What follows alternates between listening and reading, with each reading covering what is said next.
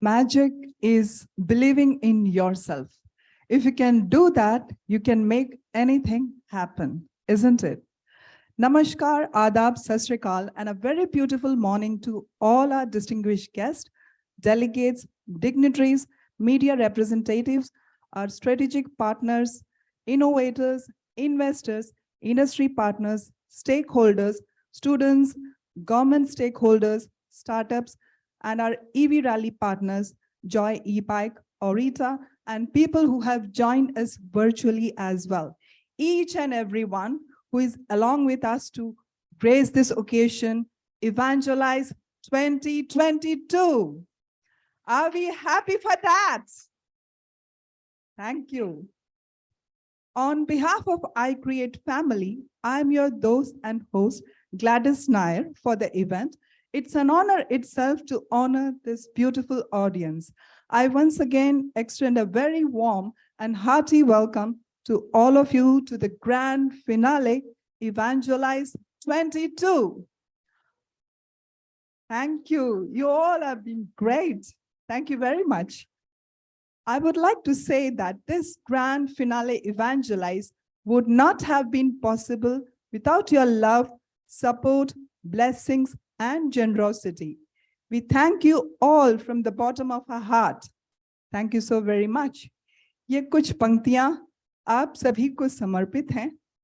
जिंदगी की असली उड़ान अभी बाकी है।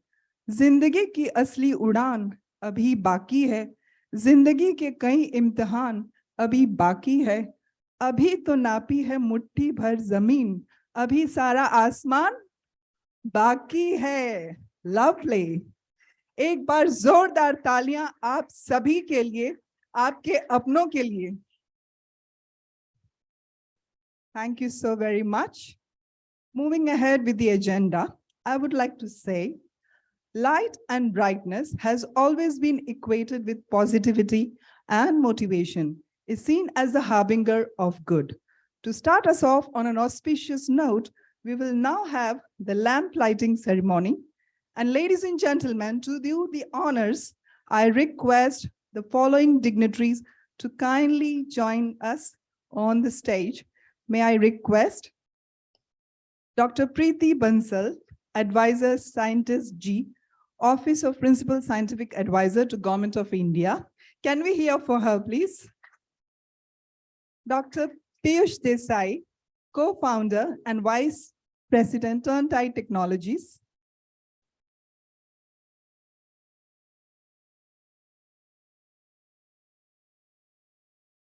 Mr. Pranav Kapuria, I believe he's not in yet. Mr. Avinash Punekar, CEO, iCreate.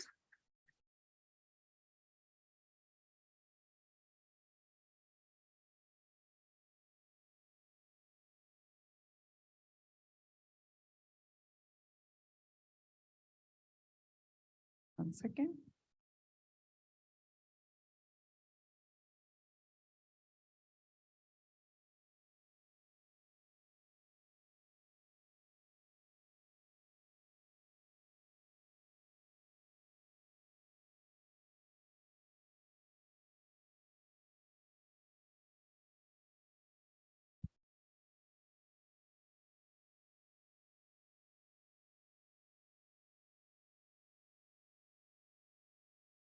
When we light a lamp for someone else, it will also brighten our path. चलना है हमें अंधकार से प्रकाश की ओर, चलना है हमें अज्ञान से ज्ञान की ओर, पृथ्वी से आकाश की ओर, पदार्थ से सूक्ष्म की ओर, प्राणी से परमात्मा की ओर। लैंप लाइटिंग के साथ एक शुभ आरंभ। दीप प्रज्वलन हमारी संस्कृति का एक बहुत ही सुंदर हिस्सा है। नमन करते हैं, परमात्मा परमेश्वर को याद करते हैं। आप सभी का दिन बहुत ही अच्छा जाए और आपका ये साल बहुत ही खुशनुमा जाए। धन्यवाद।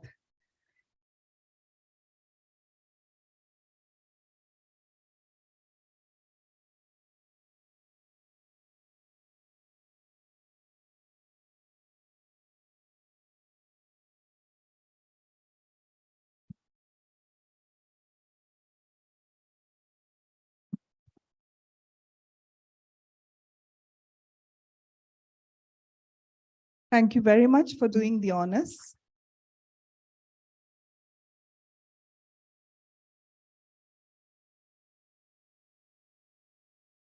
Thank you.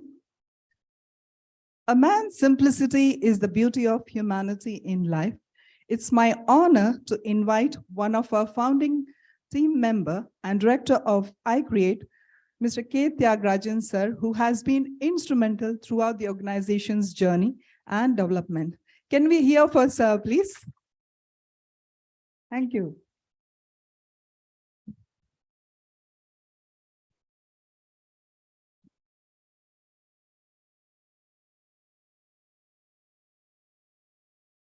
Namaskar, Adab, and good morning. I'm an agenda barger, so I was not part of the agenda. Therefore, I'm going to, as usual, barge in and speak my mind out completely unprepared. But this was necessary because the gentleman to follow next is somebody so humble that he doesn't like to introduce himself and he doesn't like to get introduced. And therefore, I had to prevail upon him. Dr. Madhukumar Mehta, who is one of the founding team members, been with the 7 of us as the original founders of iCreate, and earlier the 7 of us also had set up the first private sector incubator in India. Madhubhai, as he's more popularly known, is a very curious, childlike individual. Not many young people and children today will have the kind of curiosity that he exhibits. Been tremendous inspiration, not only for the founding team, but for a number of other young entrepreneurs, individuals, students, tinkerers. His own journey is a very interesting one. Maybe today there is not time enough to talk about his journey. But the bits and pieces are interesting though. After he did his electrical engineering in MS University in Baroda, I think soon after the Indo-Chinese War, he went over to the United States, did his master's and PhD in the mother branch being electrical engineering, although his PhD is in computer science, probably done somewhere in the early 70s. Most interestingly, some of his work is still being cited as recently as 5 years ago, which is quite incredible given that the work that he envisioned in those years is still found to be of great utility by young engineers and scientists. When he came back, it was another event in India. India was towards the last leg of its emergency years. He set up as a pioneer of computer software, digital innovation, and then subsequently did a lot of work in the first founding years of NASSCOM along with FC Kohli, Narayan Murthy. So he's been part of the entire technology entrepreneurial journey.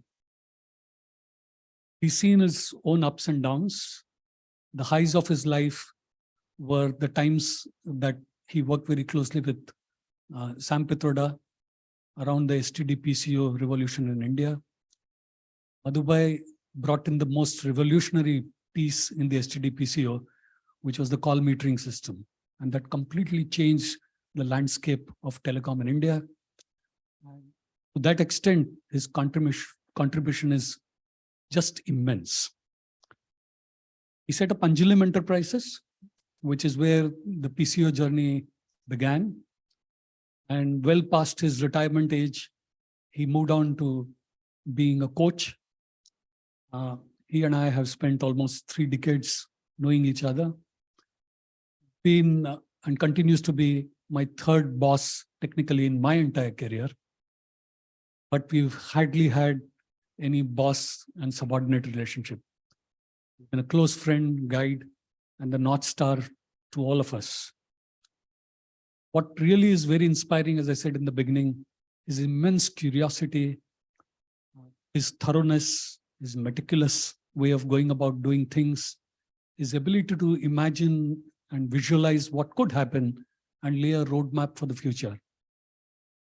We've lost two members in the journey, Professor N.V. Osani, in whose memory this hall has been named, and Dr. H. Anil Kumar, in whose name our library has been named. We are now 5 surviving founding team members. But like Mr. Modi asked for a promise from us, that we will continue to be involved up to the last individual, to the extent we can. Madhubhai no longer actively comes here, but his heart and soul is fully embedded into this place. A very, very important part of the journey, a very important individual who has made immense contribution to the landscape of iCreate and to technology entrepreneurship in this country. With this, I would like to welcome Madhu.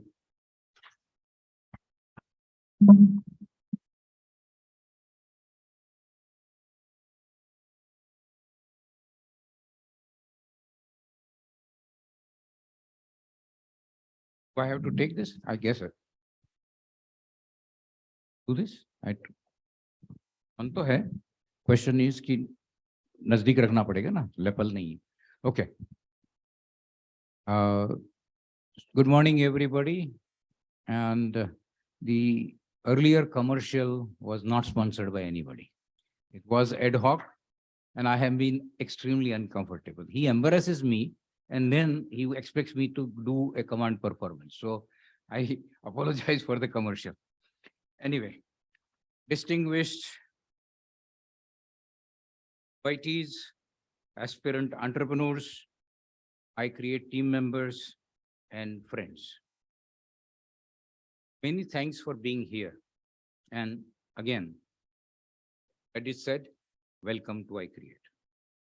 Your presence and continued interest inspire the participants, encourage those working tirelessly and encourage many working behind the scene to ensure that your stay at our campus is comfortable.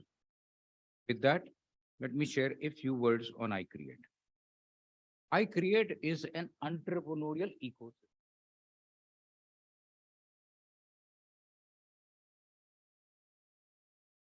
Not just an incubator, nor a training center, nor a bank, nor a funding agency.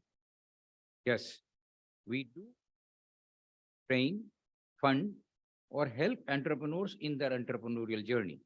But the sum total of iCreate is much, much more. iCreate is an ecosystem and is a community of individuals and entities interested in contributing to entrepreneurs who are working to fructify technology innovations into successful startups. Started in 2012 with blessings from the then CM and now our PM Shri Narendra Bhai Modi, and the first chairperson of iCreate's advisory board, Shri Narayana Murthy. iCreate's vision is to encourage to become an ecosystem dedicated to promote growth of entrepreneurial capital, leveraging innovations and technology. In a nutshell, we seek out aspirant entrepreneurs and help them with all missing elements. Access to technology, facilities, knowledge, access, money, markets, or industry connect in India or even globally. We believe that iCreate ecosystem will help all selected aspirants to reach farther and get there faster. It is now known that entrepreneurial capital is the quality and the quantity of entrepreneurs of a nation has become a national resource in the emerging knowledge economy. This helps in increasing GDP, national growth, and well-being of its citizens.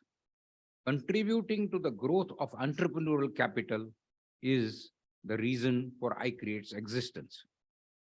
Accordingly, the mission of iCreate is to be one of the most coveted places to be in the world, for those interested in pursuit of technology-related next-generation entrepreneurship. Therefore, our charter is to build a thriving environment for entrepreneurs, spread awareness, invoke curiosity, encourage multidiscipline co-working of people with diverse interests, support experimentation, seek and amplify worthy aspirants to promote the next generation entrepreneurship. I'll use few slides to give you an overview of iCreate. Currently, iCreate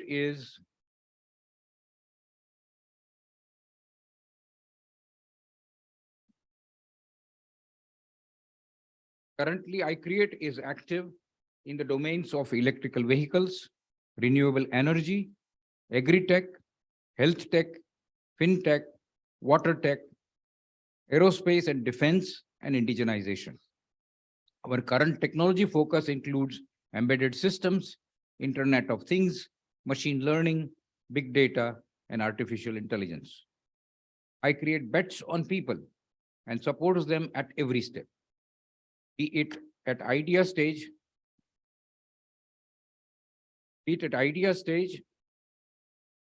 of concept stage,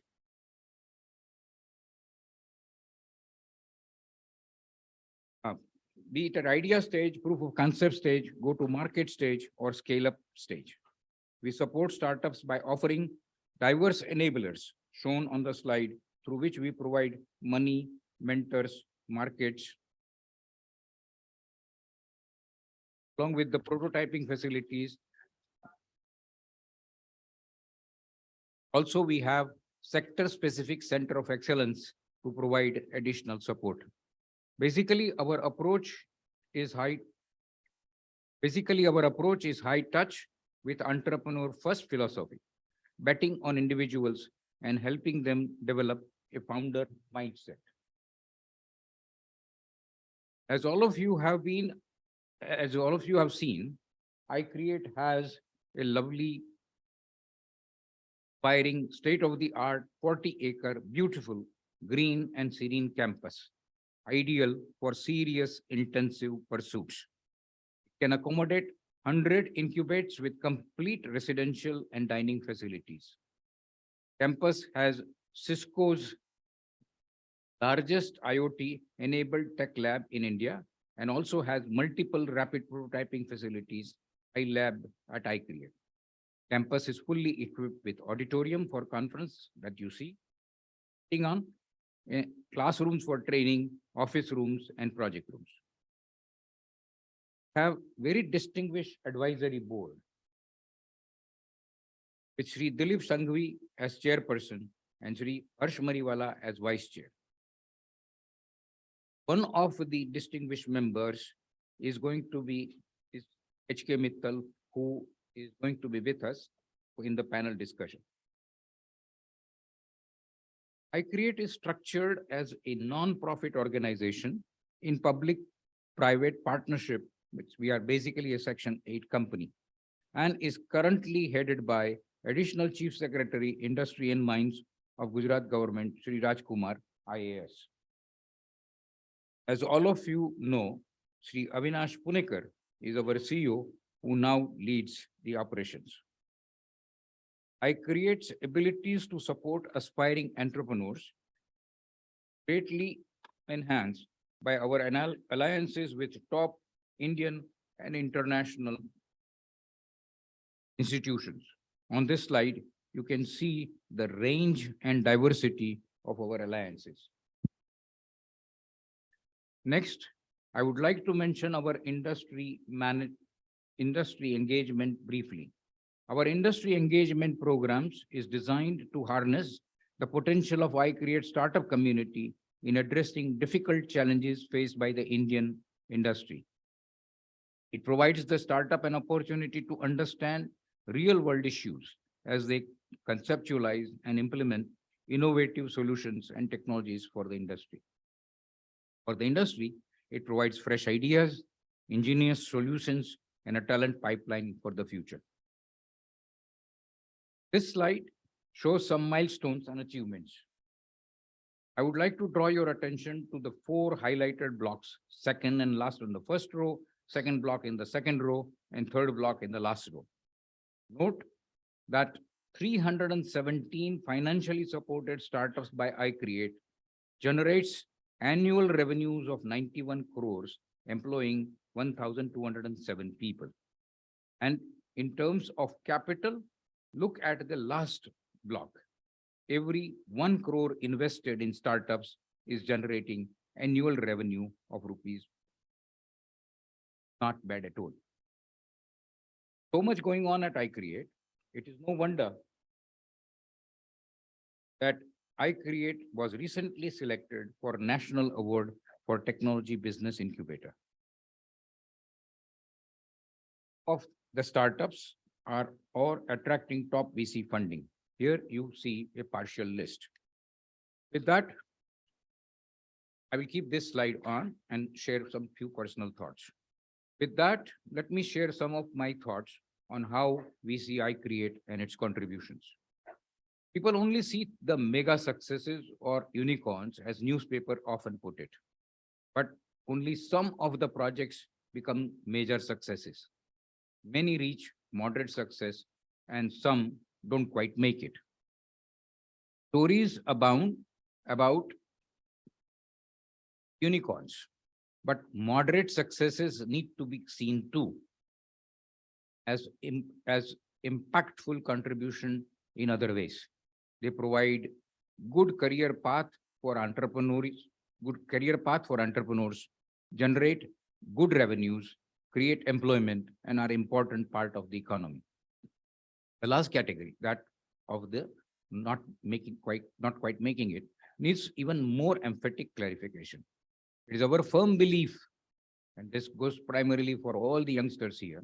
It is our firm belief that people we bet on after their journey at iCreate will hardly ever be a failure. It could be a major success, a moderate success, or a stepping stone with individuals far better equipped for their career, be it entrepreneurial or otherwise. So, did not quite make it, stories need to be looked at through their life journey. All VCs know that some make it and many do not. But if we look at the nation, the entrepreneurial capital built through all of them, be it mega success, moderate success, or not quite making, is nation's wealth and strength. To illustrate, let me narrate 3 stories from iCreate companies. One that did not quite make it, Heaven Solar. One that had moderate success, Limelight IT. And one that was a major success, Hubilo. First, let us look at the Heaven Solar Energy.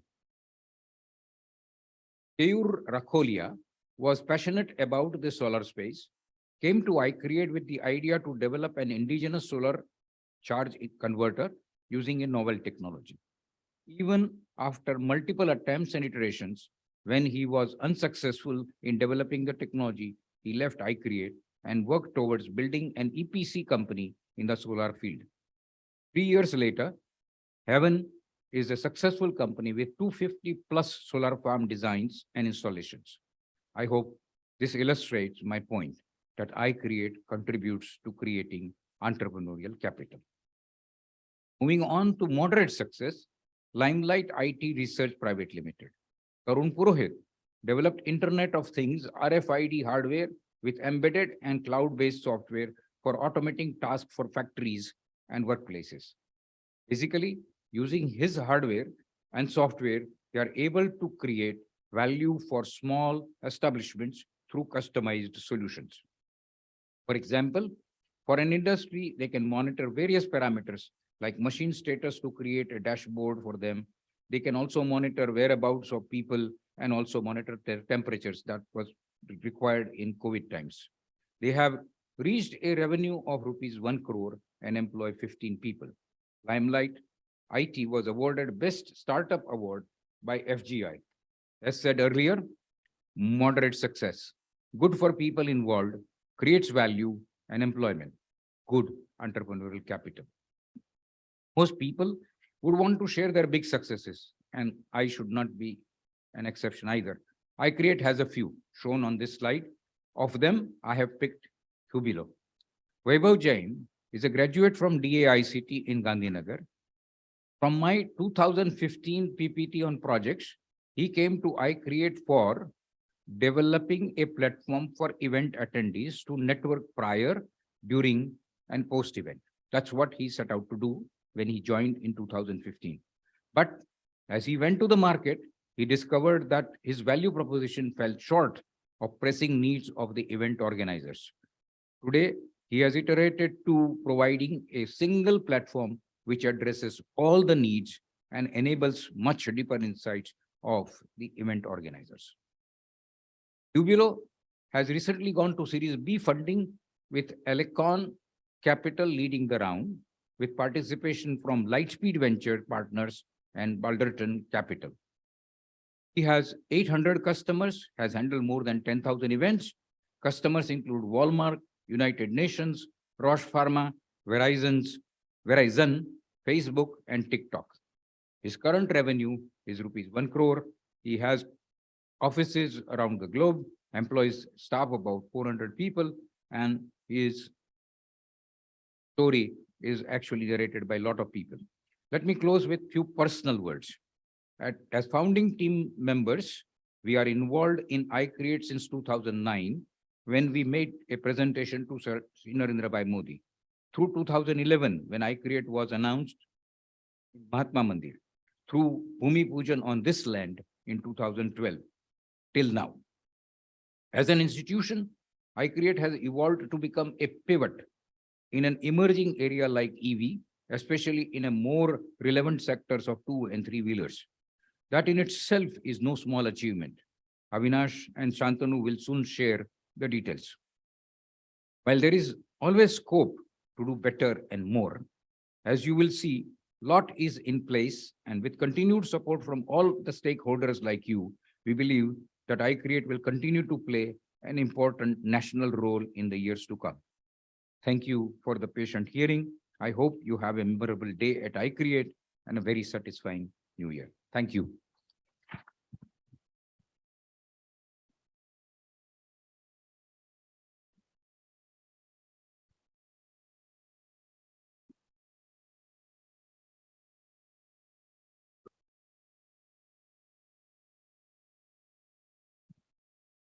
Thank you very much, sir.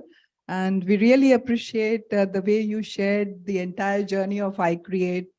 And you're really a motivation and inspiration for all of us. Can we hear once again for sir, please? Thank you very much. Now I would request a true leader, Mr. Avinash Punekar, CEO of iCreate, committed to the world of entrepreneurship and an entrepreneur himself. As a technology specialist, Avinash sir has worked hands-on with some of the most prominent firms, helping them build teams and expand businesses. So here he comes. Thank you. I'll not take much of your time, sir.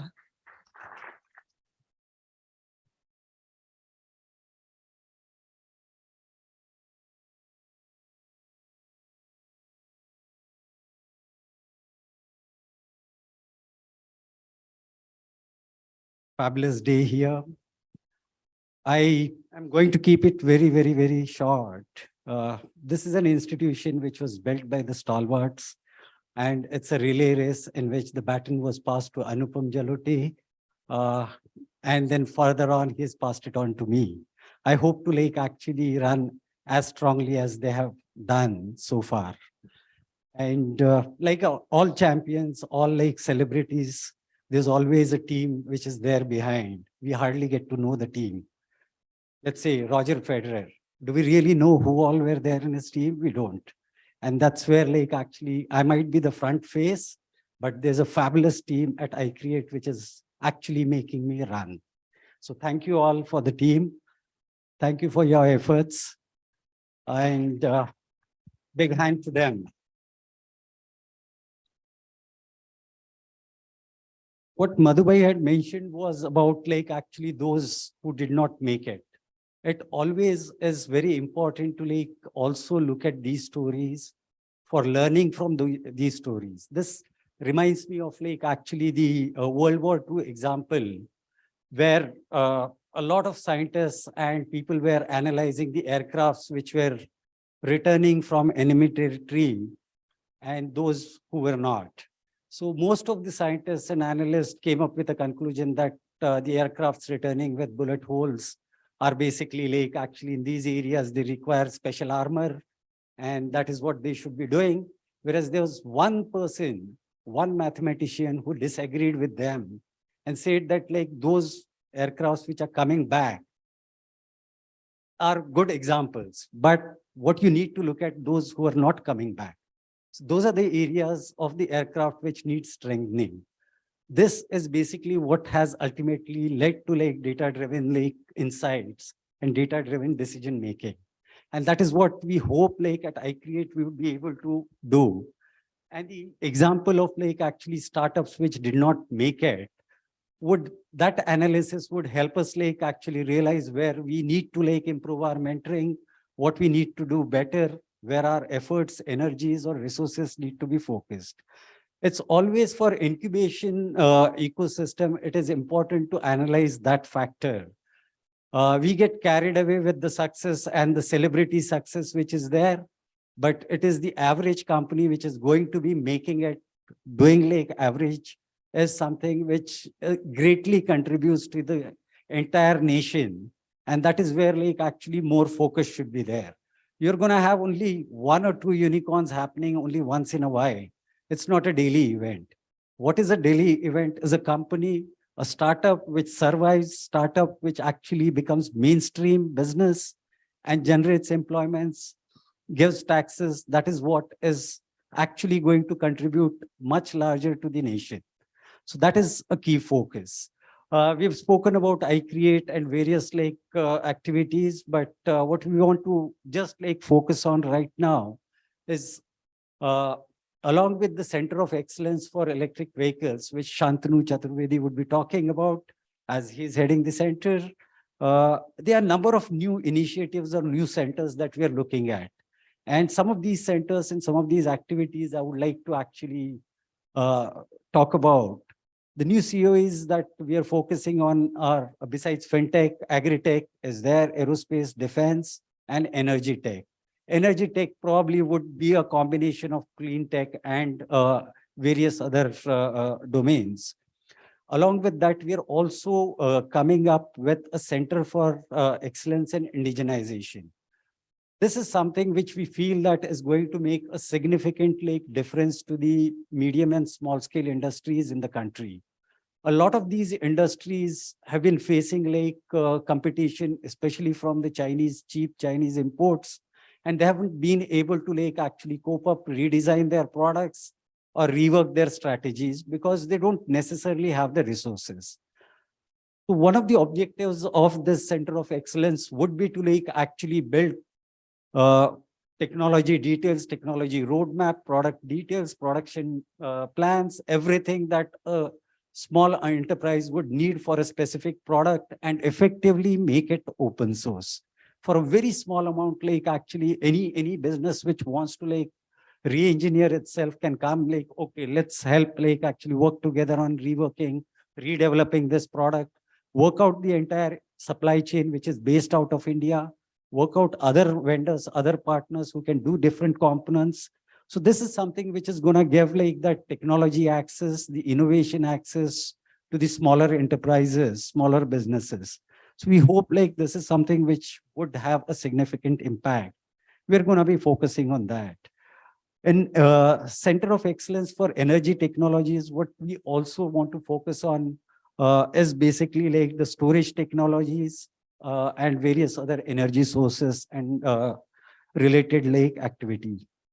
We've recently signed an MOU with CSIR to take all its like research output into the commercial arena. So that is something which would help us like take even technologies like lithium ion technology or sodium ion battery technologies, which are being like worked upon. So we hope to take some of these technologies out in the market. Now, just as a closure, like who all can come to iCreate? So normally everyone seems to be feeling that like it's the startups and the entrepreneurs who can come to iCreate. But besides them, there are a whole lot of other people who have like actually agencies which can come in there. We're open to like having mentors from business side, from technology side, from manufacturing side who can come over, help out our startups. So any one of you who wants to contribute to iCreate and the efforts that we are making, you're most welcome. Investors, obviously, like all startups are going to look out for investments. You're most welcome. Last category of people that I would want to probably talk about is the most important, which is basically like the incubation professionals themselves. Incubation activities are fairly nascent in the country. There aren't professionals who are really trained for this. And this is one activity where, as I think Tyagiji had mentioned yesterday, you need to really like take joy in success of others, success of other entrepreneurs, other businesses. And these kind of people would be like heartily welcoming. We are looking for a lot of people to join our team, work in various roles, whether it's business analysis, technology analysis, or just the routine activities. So I would like to like actually have all of you like spreading the word and like reaching out to us. Thank you for that. I hope you're going to have a nice day. And I would like to welcome, I think, Shantanu, right? Okay.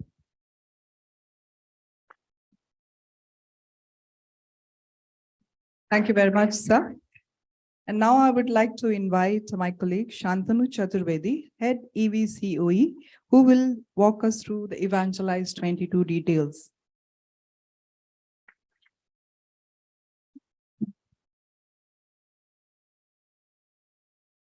Good morning, everyone. I'm Shantanu. I take care of the overall technology piece and the EV Center of Excellence here at iCreate.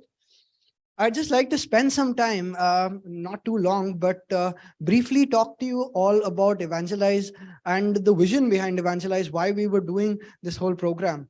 So we've been in the EV space for close to 4 years now. And about 2 years ago, we envisioned a program where the EV subcomponents needed to be supported. So everything from motors, controllers, battery management systems, chargers, if the EV adoption in India needed to be bolstered, if EV adoption needed to be accelerated, we needed local manufacturing.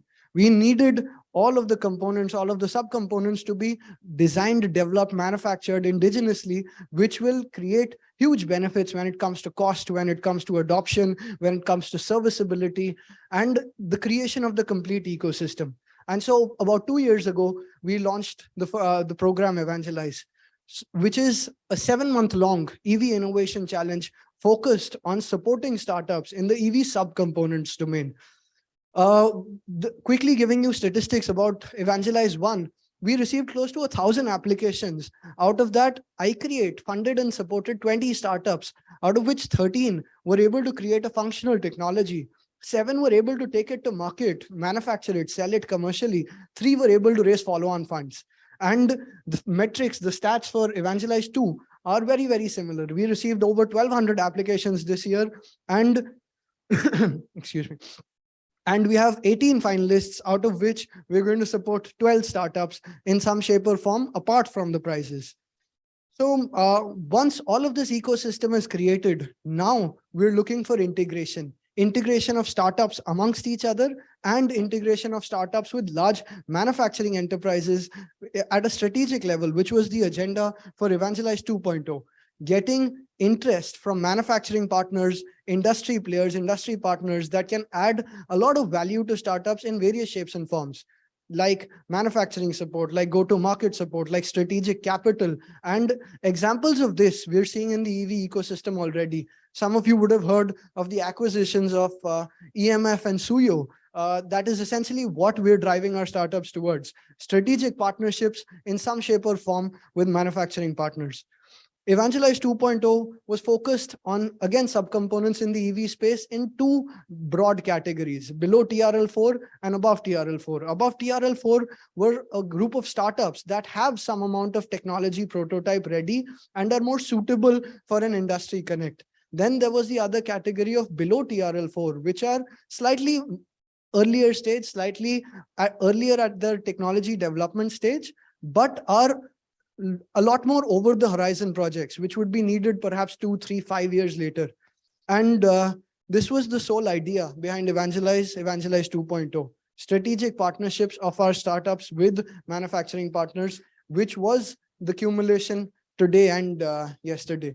We received a lot of support, a lot of interest from industry. We even held an industry day boot camp where we enabled our startups to pitch in front of manufacturing industry and have various rounds of one-to-one discussions. We received a lot of interest for our startups from various large organizations like Sona Comstar, like Aditya Autocomp, like BPCL, and like Joy e-bike. And we're rapidly expanding our interest of our startups in Indian industry. The next steps for EVangelise 2, perhaps in EVangelise 3, would be focusing on layers deeper than the subcomponent level. So that would be like Avinash sir earlier mentioned, and technologies in energy storage, chip level design and fabrication, power level, power semiconductor design and fabrication, and again, backward integration of all of these technologies into the current ecosystem. So that is essentially all that I would like to share with you all today regarding EVangelise 2.0 and EVangelise. We're all so glad to have all of the support that we've received from Indian industry and various other incubation and investing partners. Thank you so much.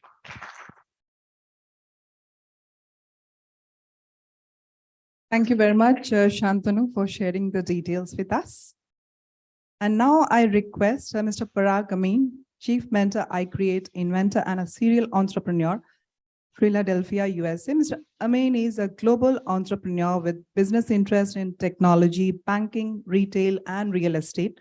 Mr. Amin is the president and principal of 2 technology companies, Radical and Horsham in US, a software company and a service company specializing in gaming and digital television, and Surya Infotech Private Limited in Baroda, India, a state of art. Thank you. So it's over to you, Parag, sir. So good afternoon, everybody. My name is Parag. I'm one of the founders of iCreate and the chief mentor. You got a good overview of iCreate from the iCreate team already. I think all of us here know the potential of why the world wants to move towards alternate energy and electrical vehicles, right? It's obviously global warming, cost of energy, unionization of how oil is sourced and sold. These are not actually elements that are conducive to a free society. So it is in the best interest of the world to kind of find an alternate, and I think EV is that alternate, because it's tremendously going to help with global warming. It's going to help reducing pollution, and it's going to help with the global energy crisis.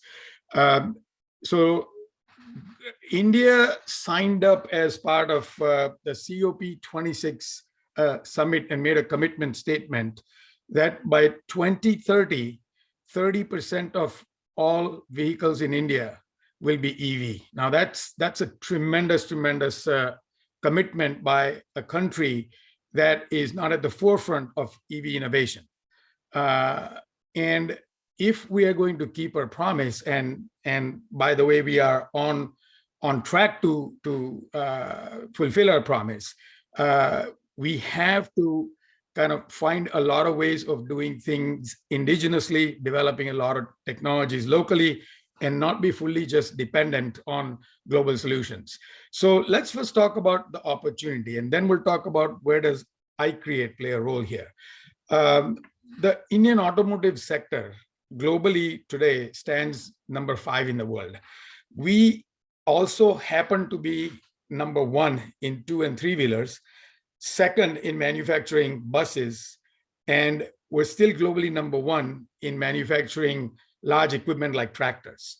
Obviously, our population, our demand, our needs has a lot to do with it. India is also slated to be the number 3 producer of automobiles and consumer of automobiles by 2030. So as we progress, as our economy changes, as we prosper, the need for vehicles is only going to increase and not decrease. So that's what's at hand. A lot of these numbers have been put out by Invest India, so that's where I'm sourcing them from.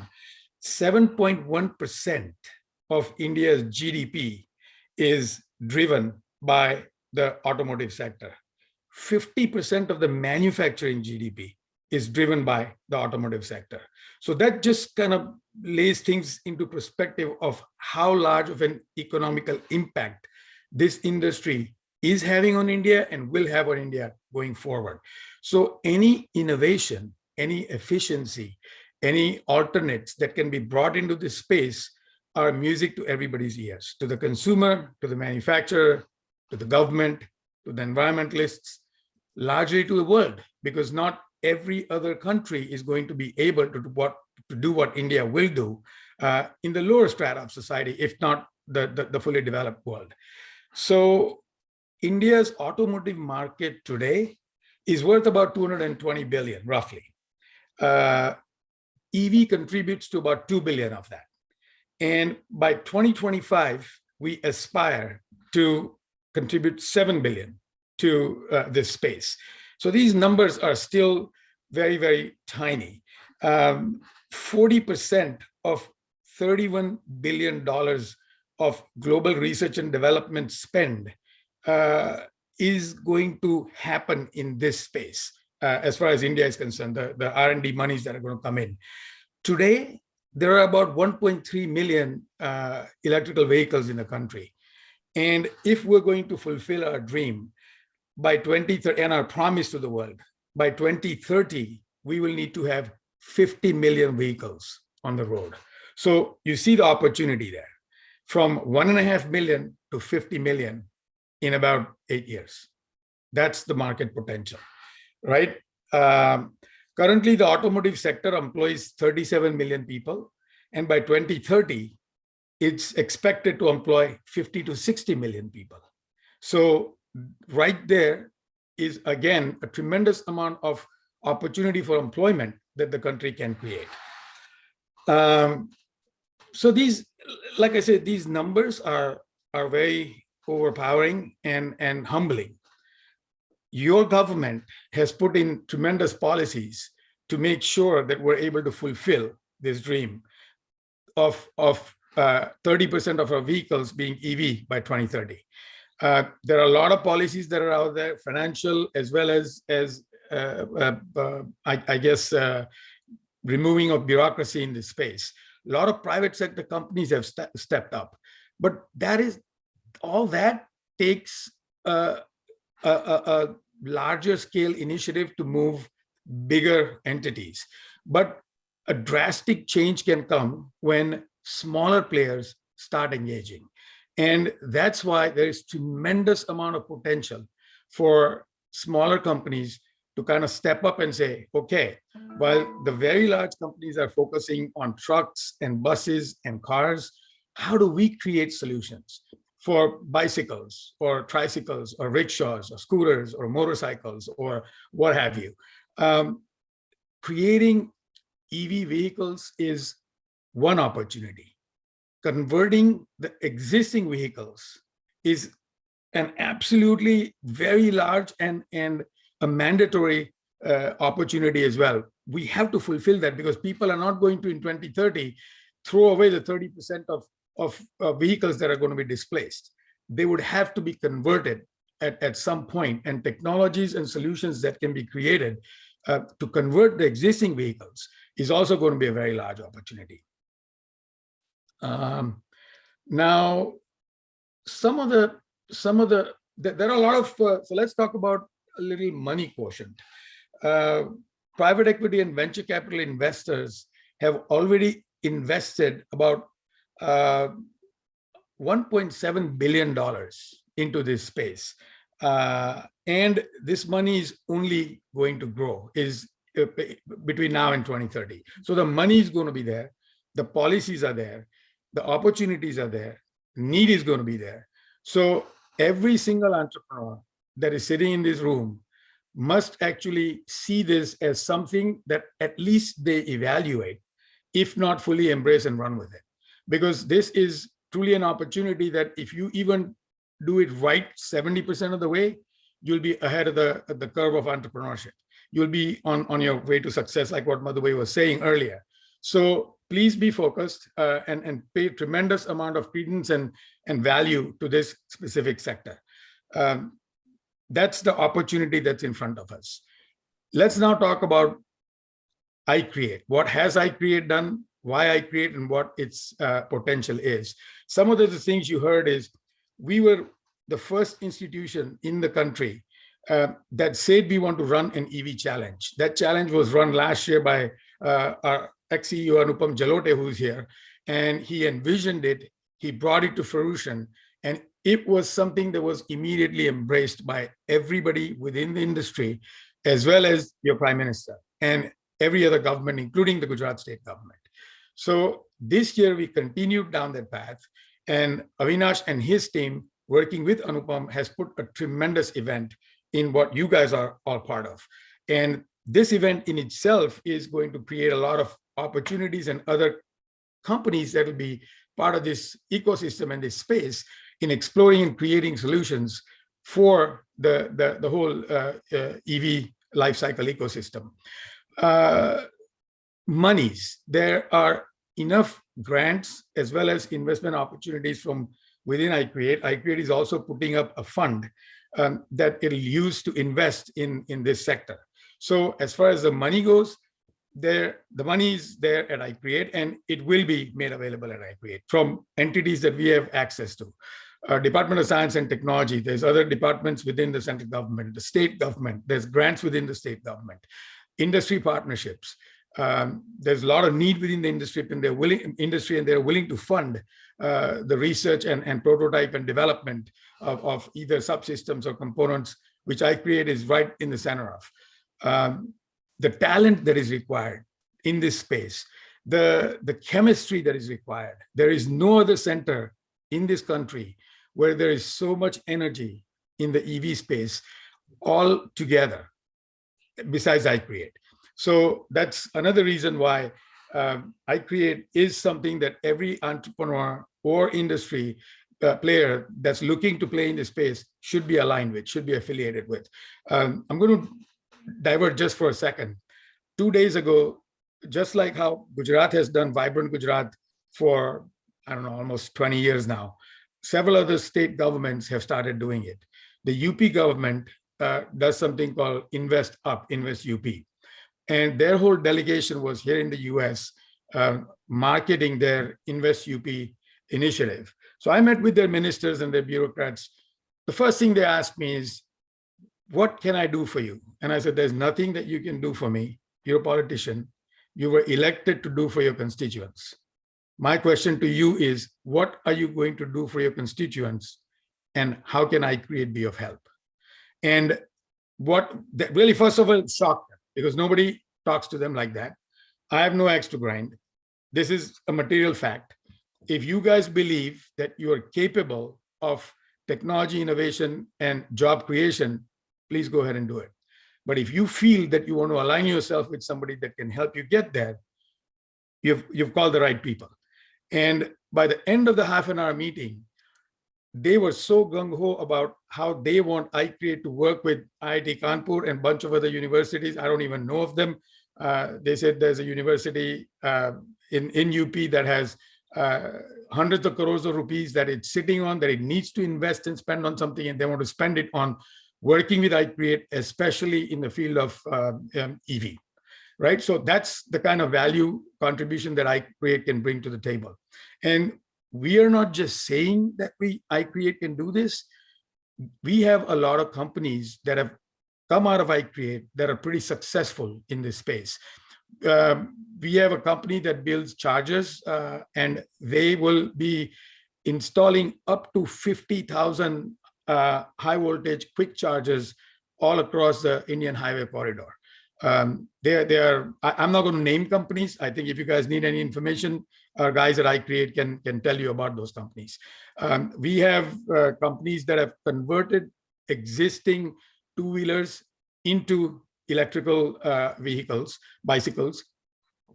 We have companies today, right now on our campus, that are working on creating 2- and 3-wheeler vehicles that are completely electric, indigenously created. we have facilitated.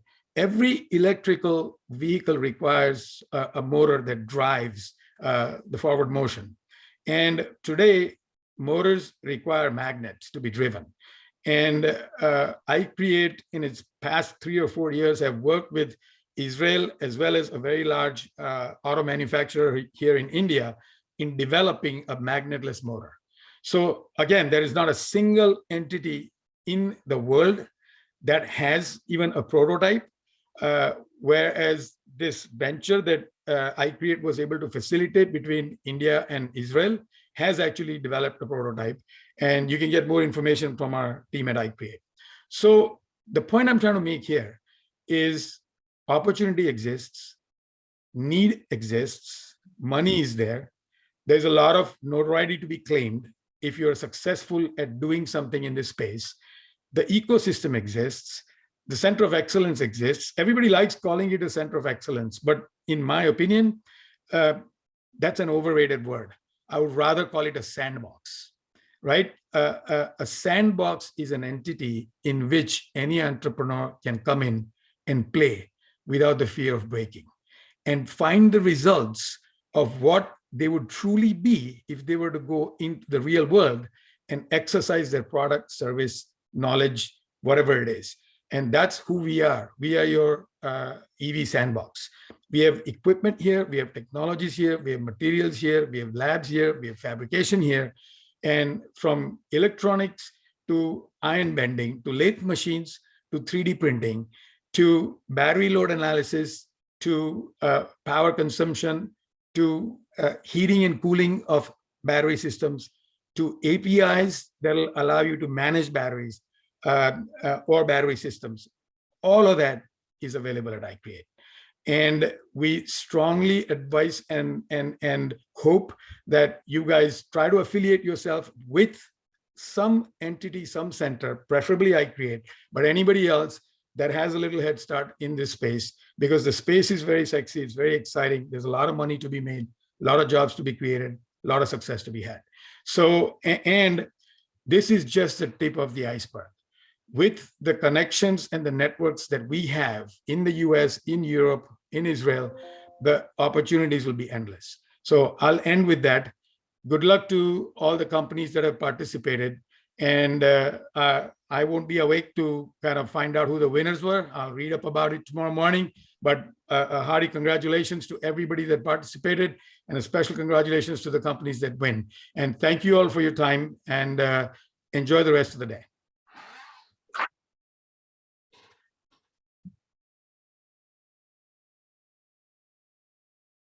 Thank you very much, Pranav sir. And sincere apologies for your issues. If anyone has any questions for Parag sir. I'm still here. I'll stay up for 5 more minutes. It's 12:50 at night, so Yes, you got 5 minutes. If you Shoot. want to ask a question, I can be there. 1 second. please. Oh my God.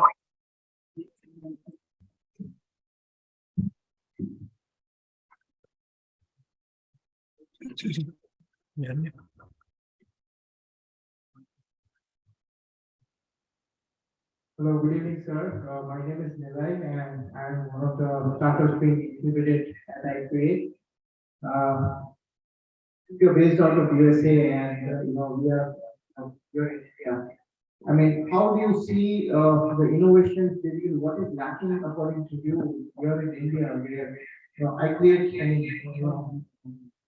helping drive innovation? But we see Israel, we see United States, where more innovations are coming up. And stuff.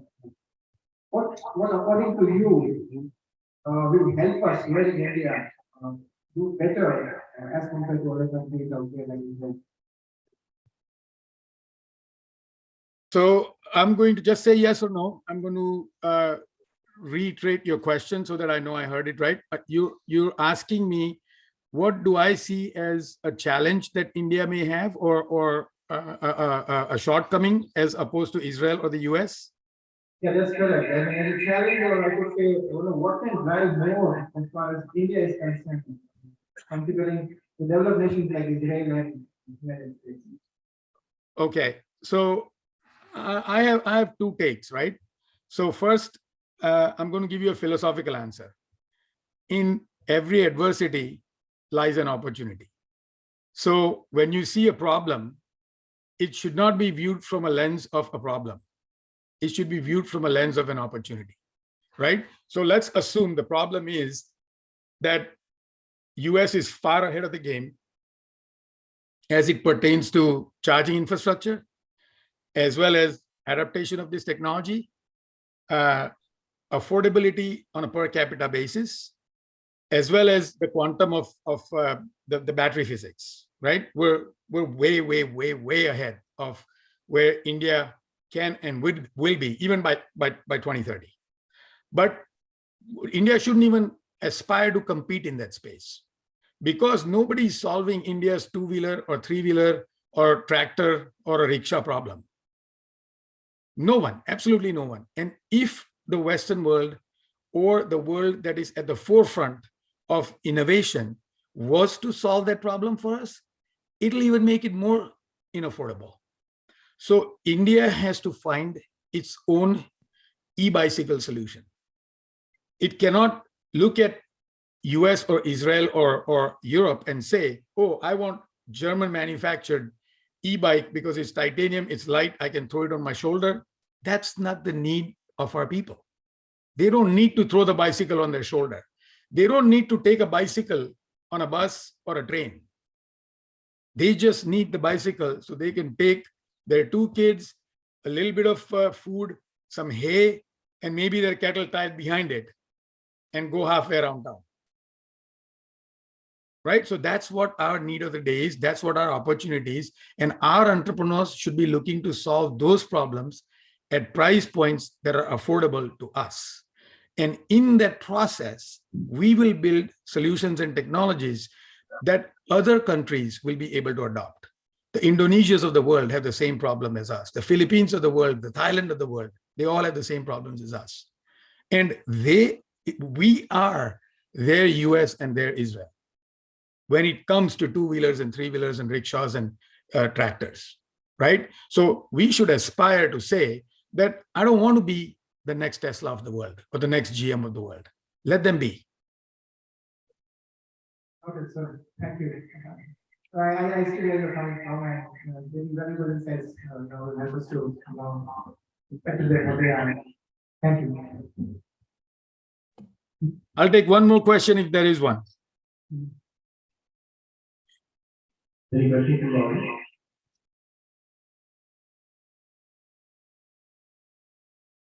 There are no questions that we can do. I could not hear anything. There was a lot of feedback. Is there a question, or am I letting you guys go? There are no questions. I will also show that we can proceed to the next part of the session. Okay. Thank you all. Good night from me. Have a good day. Thank you so very much for asking. We really appreciate your patience and the way you have taken care of all the questions and helped us with the deep insight. Thank you so very much for joining us as well. Our guest speaker is inspired by our father of nation, Mahatma Gandhi ji, and believes in simple living and high thinking. It gives me immense pleasure to invite Dr. Preeti Bansal, Advisor Scientist G in the Office of Principal Scientific Advisor to Government of India. She earlier served as Director, Future Networks in Telecommunication Engineering Center, TEC, and Technical Research and Standardization Arm of Department of Telecommunication under the Ministry of India. She holds a PhD degree in Disaster Communication and Early Warning System. She has about 27 plus years of experience working in telecommunication, policy making, standardization, emergency communication, telecom project management. So let's welcome her with a big round of applause, please.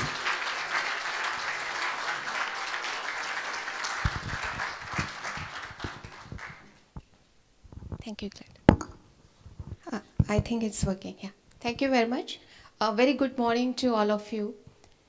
I would speak briefly about Office of PSA, Principal Scientific Advisor to the Government of India, where I'm presently working. So, current PSA, Professor Ajay Kumar Sood. So he is a scientific advisor, science and technology advisor to Government of India and to Honorable PM. Mostly people ask us, are you going to write a policy for electric vehicle or anything? So let me clarify. I will talk briefly about our roles, how do the office function. The main, the mandate of the office is to provide special advices to government, to decide on the future technology roadmaps, the R&D policy framework, so on and so forth. And we work through two important levers. That is, one is the Prime Minister Science, Technology, Innovation Advisory Council, PM STIAC.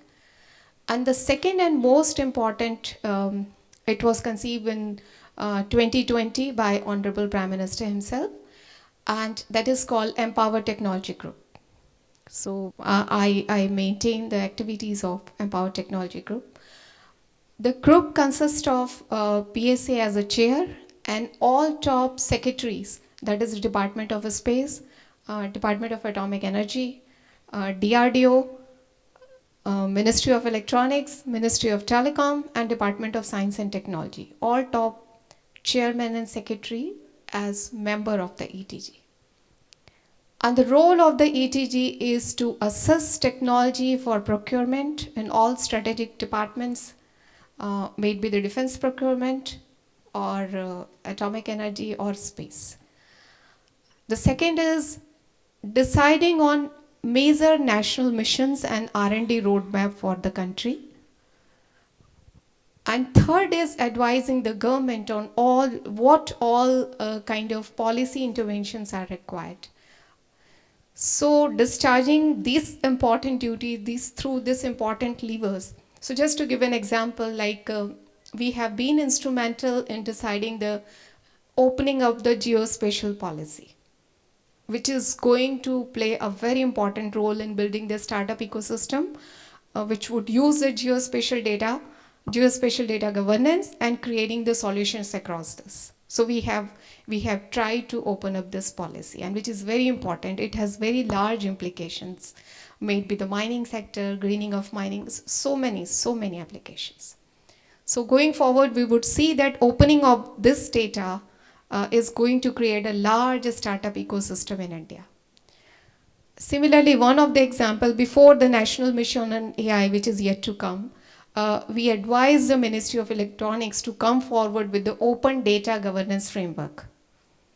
So the government data, we are sitting over a huge pile of data which could not be used for creating the solutions across those data. So we have advised the MIT to come out with those kind of. Similarly, we advise the Department of Telecom to come forward for indigenous 4G. Because mostly the telecom technologies, we are the buyer and the importer of the telecom technologies. Whereas we have a CDOT who has the capability to create the 4G core network. So we emphasize to move forward for the 4G, indigenous 4G. And this year on India Mobile Congress, Honorable Minister announced that India is going to deploy our own indigenous 5G as well. So the basic advantage of new technologies is like this. Say for telecom technologies, earlier it used to be mostly based on the hard work. The intelligence, the cross connect, the switches, they were all mostly hard work, slightly governed with the software. Now the going forward, everything is data. There's nothing like voice. Everything is data. So converting this softwareization of telecom technologies has given us the advantage to move towards the indigenous technology development. We know about our software prowess. So these kind of important advisory is given by my office, and we are looking forward to, similarly the open space. The space is now open. Space is now open for LEO private low Earth orbit satellites. So this is now open. So with guidance and national vision of Honorable PM, we are trying to make more and more sectors open for the private entities to participate. And we are looking forward to all young minds who are here to contribute in a significant manner to the economic growth of India driven through this technology empowerment. Now coming to the electric vehicles. The PM's TIAC in 2018 decided to come out with electric vehicle mission. Now the Office of PSA, we do not form the policy. We rather advise to the concerned ministries and the departments to come out with these kind of enabling policies. So with the electric vehicle mission of PM's TIAC, we coordinated with DHI, heavy industries, with the Ministry of Road and Surface Transportation and all, to come out with enabling policies, and we closely work with the NITI Aayog also. So if you look at, say, advanced chemistry cell batteries, PLI scheme, that was closely discussed with my office when it actually came into the, it was approved. So similar kind of more and more enabling policies are going to come. This is how we envision. How to use those enabling mechanisms and use your innovative prowess, your capabilities, and capitalize on those policies is what we are looking up to. The next thing which we are working on is, so under the electric vehicle mission, we formed a consultative group on future transportation. And way back in 2019 or so, the group decided on multiple things, and one of the important point was to come out with standards for two-wheeler and three-wheeler charging infrastructure. Because it was thought of going forward, two-wheeler and three-wheeler is going to be a big market for the electric mobility in India. And we decided to come out with charging infrastructure and the enabling policies in place. Some of the policies have already come. Some are about to come on viability gap funding and all. Going forward to create enabling R&D ecosystem in India across all S&T sector, much sooner than later, we are going to see a national NRF, we call it, research framework. So similar to the NSF in USA, and government is willing to fund important R&D to fund important R&D innovations. And once this is finalized, we are going to see a very good enabling mechanism in place in India in the form of NRF. For electric vehicle, presently the office is working for zero emission trucking technology roadmap. We are seeing that two-wheeler and three-wheeler and some part of four-wheeler also, we are seeing that the market forces are going to drive the innovation system, and techno-economics and the market forces are certainly going to take care for this budding ecosystem. But if we see towards trucking of India, about 30% of the emission, the tailpipe emission, is through trucking. And if we really want to attain 2070 net zero emission target of India, we need to work through the trucks. So we have seen that recently NITI Aayog has come out with a very good policy document on ZET. My office is now working on technical roadmap for deployment of ZET. So we have identified 14 important areas, which also include some part of hydrogen FC systems, but mostly the battery electric trucks, BETs. Coming to the hydrogen, we are advising to the MNRE on National Hydrogen Mission R&D roadmap, and we are seeing this to come. But the current data suggests that battery electric trucks, BETs, are going to attain TCO parity in 2-3 years time down the line. To attain that TCO parity, to understand the behavior of truck drivers, to understand to see how the aggregators are going to respond to this battery electric trucks, to create that kind of ecosystem infrastructure, charging infrastructure, to ensure that all those kind of standards and regulations are in place for high powered charging infrastructure for buses as well as for trucks. So these are some important 14 areas which we have decided to work upon. So this is the next thing to come in. By the way, in addition to the two-wheeler charging infrastructure, which we gave to the BIS and which has been notified, the office has also underwent through the dual gun charging standards. I think Ahmedabad is the place where the pilot was run, and it is very successful. So very soon the BIS is going to notify the dual gun DC charging standards, which is used for the e-buses.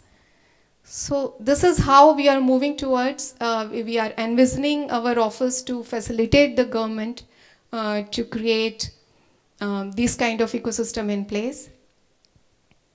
And I extend my best wishes and sincere gratitude to iCreate for putting together this kind of EVangelise 2.0 kind of enabling tool in place where all the players are at one forum, and I can see the young mind who have come up with so much enthusiasm and the vigor, and with their innovative solutions and idea. I wish you all the best of luck, and I can see all of you are becoming successful in your own ways. And as Madhu Bhai has spoken about, that it's not about attaining kind of money for your endeavor, but also about learning important lessons for life and going forward, adding to the national knowledge capital of India. Thank you very much. I stop here.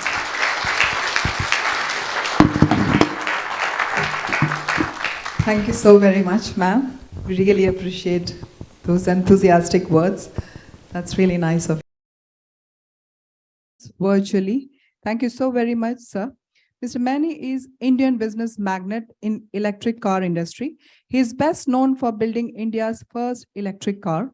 Mr. Mani is also an investor and mentor for several clean tech startups and a recipient of numerous honor and awards, including the Man of the Year awarded by BBC Top Gear and the Innovation Award in Energy and Environment, The Economist, London. According to the Business Week magazine, Mr. Chetan Mani is one of the India's top 50 most influential people to bring about the change. Can we have a big round of applause, please? Thank you. So over to you, sir. I'm sorry for the inconvenience. Hi, everyone. I hope I'm clear, and it was a pleasure to be here, and I was hoping to be there in person and see.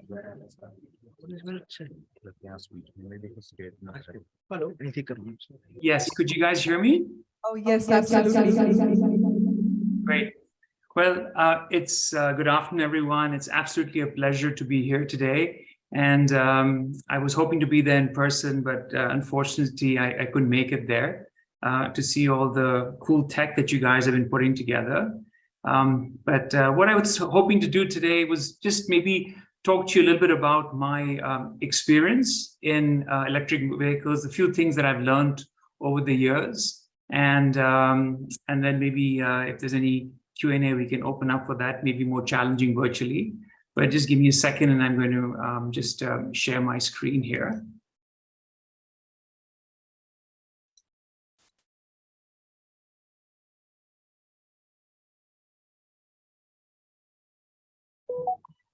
Great. I hope you can see my screen.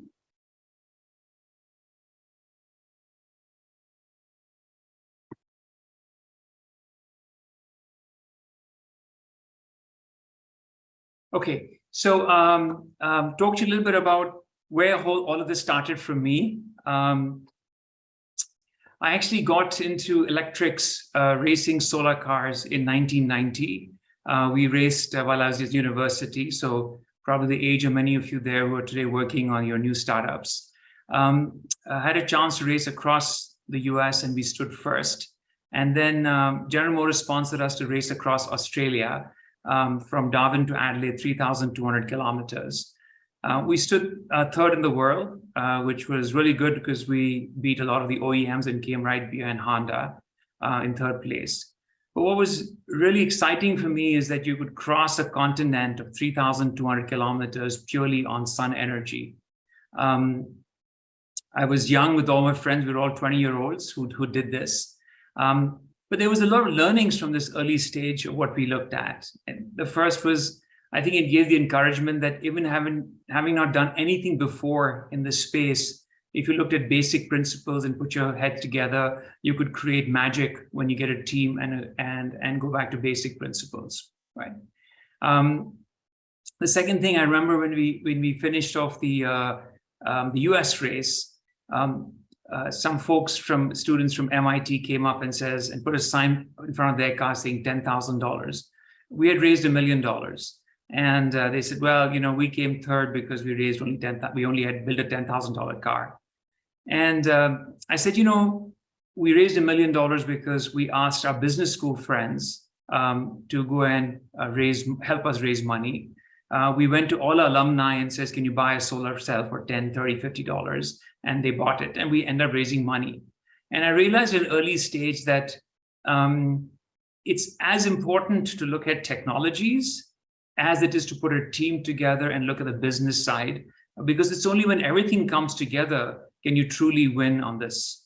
So we were very fortunate at a very early age to get such experiences, both at the technology and business side. Me and several of my friends, when we were graduating, said, hey, let's work on electric cars. We ended up working for a startup in the early 90s in California, doing electric cars. This is way before, climate change was cool or energy security was a challenge. You gotta realize that oil was $20 a barrel in those days, right? But I really felt that deep down that this is going to be the future. And it was something that I would like to work towards to make that happen, right? A few years later, I started the Reva in the mid-90s. And the whole idea was to really, create affordable transportation. There were a lot of challenges during that time. There was no money really available. People weren't aware of technologies. Supply chain was a huge challenge for suppliers, financing of vehicles. There wasn't even a regulation to how you could certify a vehicle in India or test it. So the late 90s was a very challenging time for electric mobility.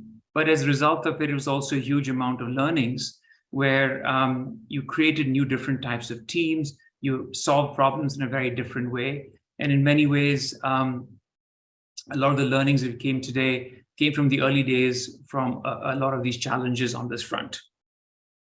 One of the things I really learned early enough was how do you, look at challenges into opportunities. So a month before we were launching the Reva in 2001, the government removed its subsidies for electric cars, doubled the taxes for electric cars, and reduced taxes for internal combustion engine vehicles. If you look at the ecosystem today, how positive it is for FAME subsidies that we have and all the tax benefits, it's fabulous, right? But that wasn't the case, over 20 years ago. And it was a huge challenge as a small startup to see how do you survive when all your business case went away completely as you think of the concessions and supports you had. In many ways, this was actually an opportunity. I had a few people who had come down from UK, they really liked the product, and they said, let's put up a company in the UK to sell it. And in 6 months, we upgraded the product and we went to the UK market in early, we test marketed in 2002, and we went to these markets in 2003. So in many ways, this was a blessing. I don't think we would have gone global if we hadn't had a chance to have a challenge here. We had to survive. Products in Europe were selling for a much higher margin, and it enabled us to take the company to the next level. And it was an important part. So in many ways, while there were these hurdles, it was also an opportunity. So looking at opportunities in every challenge enabled us to innovate or look at things differently. And something that I've learned over the years is how do you look at an opportunity whenever you have a challenge in front of you. Going global allowed us to look at things from a clean slate, right? We launched the day there was a congestion charge in London, which meant you had to pay £5 to enter London, while for any car except was electric on this. It also allowed us to look at the business case extremely differently. And that's another learning, is that when you go to different markets and you don't have baggage, can you think of different models to enable you to look at it? So what we did is we didn't have any showrooms. We didn't have any advertisement on this front. We actually looked at a lot of PR that generated public. We used over 20 charging stations that were at different locations to have cars parked there, and use environmental science students who would go and test drive it, and everything was booked online. You made all your transactions online. You, in fact, financed it online, and your home car was delivered at home or work, and you didn't need a lot of the infrastructure that you had. I know things like this are done today, but this was in 2004, way before the internet had become very popular for buying vehicles and managing the whole process, but allowed you to look at things very differently. It also allowed you to look at the brand that you created very differently, where in a lot of these markets, green was cool. In India, it was all about affordability, but in these markets, it was about a different perspective. And so you had a chance to relook at brands, which is another learning that it was more than the technology side, is how do you start to think of brands and markets which are very different, and how do you look at these from day one? It was also, of course, a lot of fun of how people looked at the car and looked at solutions they were doing. But thinking global from early days helped the company a lot, helped one perspective, and this enabled us to go to over 24 countries in the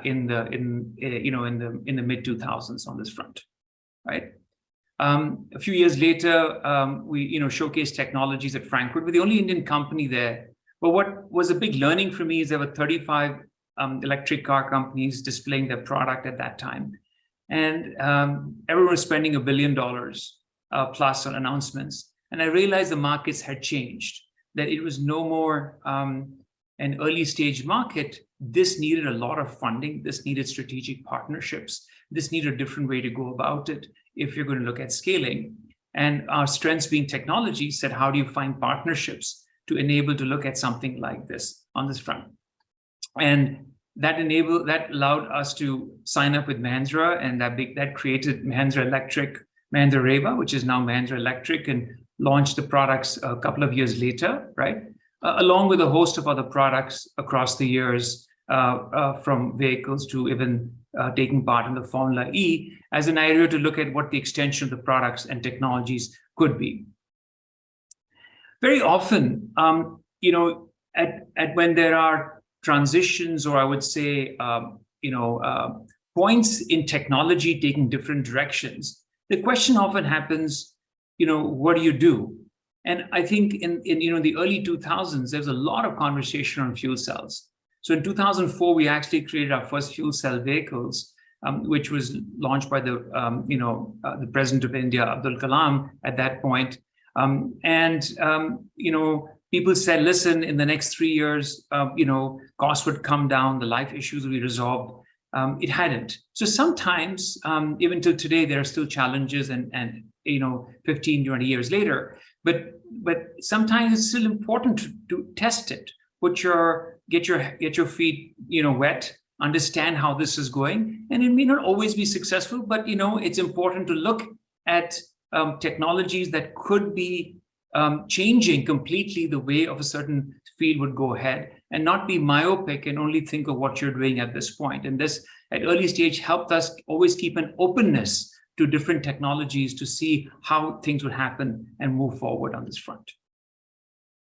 Another big learning for me was around collaborative innovation. The vehicle you see here, was done a long time ago in 2005. I worked with DC Design and a company in Bangalore that had done the first computer. So this was, pre-Android. It was a Linux-based touchscreen which had telematics, infotainment, all of the works put together, all developed in India. We put this whole thing together in less than 4 months and showcased at the Monaco EV show. And it won the best prize for even compared to Mercedes and others. And why am I bringing this out? I still remember the night before we shipped the product to Monaco. I came in at 5 in the morning just to check how things were. And, there was probably 30, 40 people still working, getting it done together. And there were some folks from the company that had done the telematics and all the electronic integration. And, we all did it pro bono, right? Nobody paid for this. We all came together. And I said, listen, how often have you pulled an all-nighter for your own company? He said, I've never pulled an all-nighter. But when we were doing something that was for India, something that was bigger than all of us, the kind of innovation that came together was fabulous. And I think it's going to be the future where how do we think of collaborative innovation amongst all of us? It's not about our silos anymore. It's how we work together as teams. And the capability we have in India is fabulous. It's about putting all of this together as we think of bigger pictures and take this forward. And this was a great learning for me in my early days in looking at how we could work on collaborative innovation. I also found innovation had an external pull. In 2008, I had a few girls who had graduated from a university in the US came and said, we want to do a climate solutions road trip across the country, but we can't do it without, we don't want to do it in regular cars, we want to do electric cars. So we challenged our team and said, listen, how do we get the range up? How do we look at it? We were still lead acid at that time. So this is our first foray into lithium ion, and these vehicles were with lithium ion batteries that gave you over 200 kilometers range, and they had solar panels.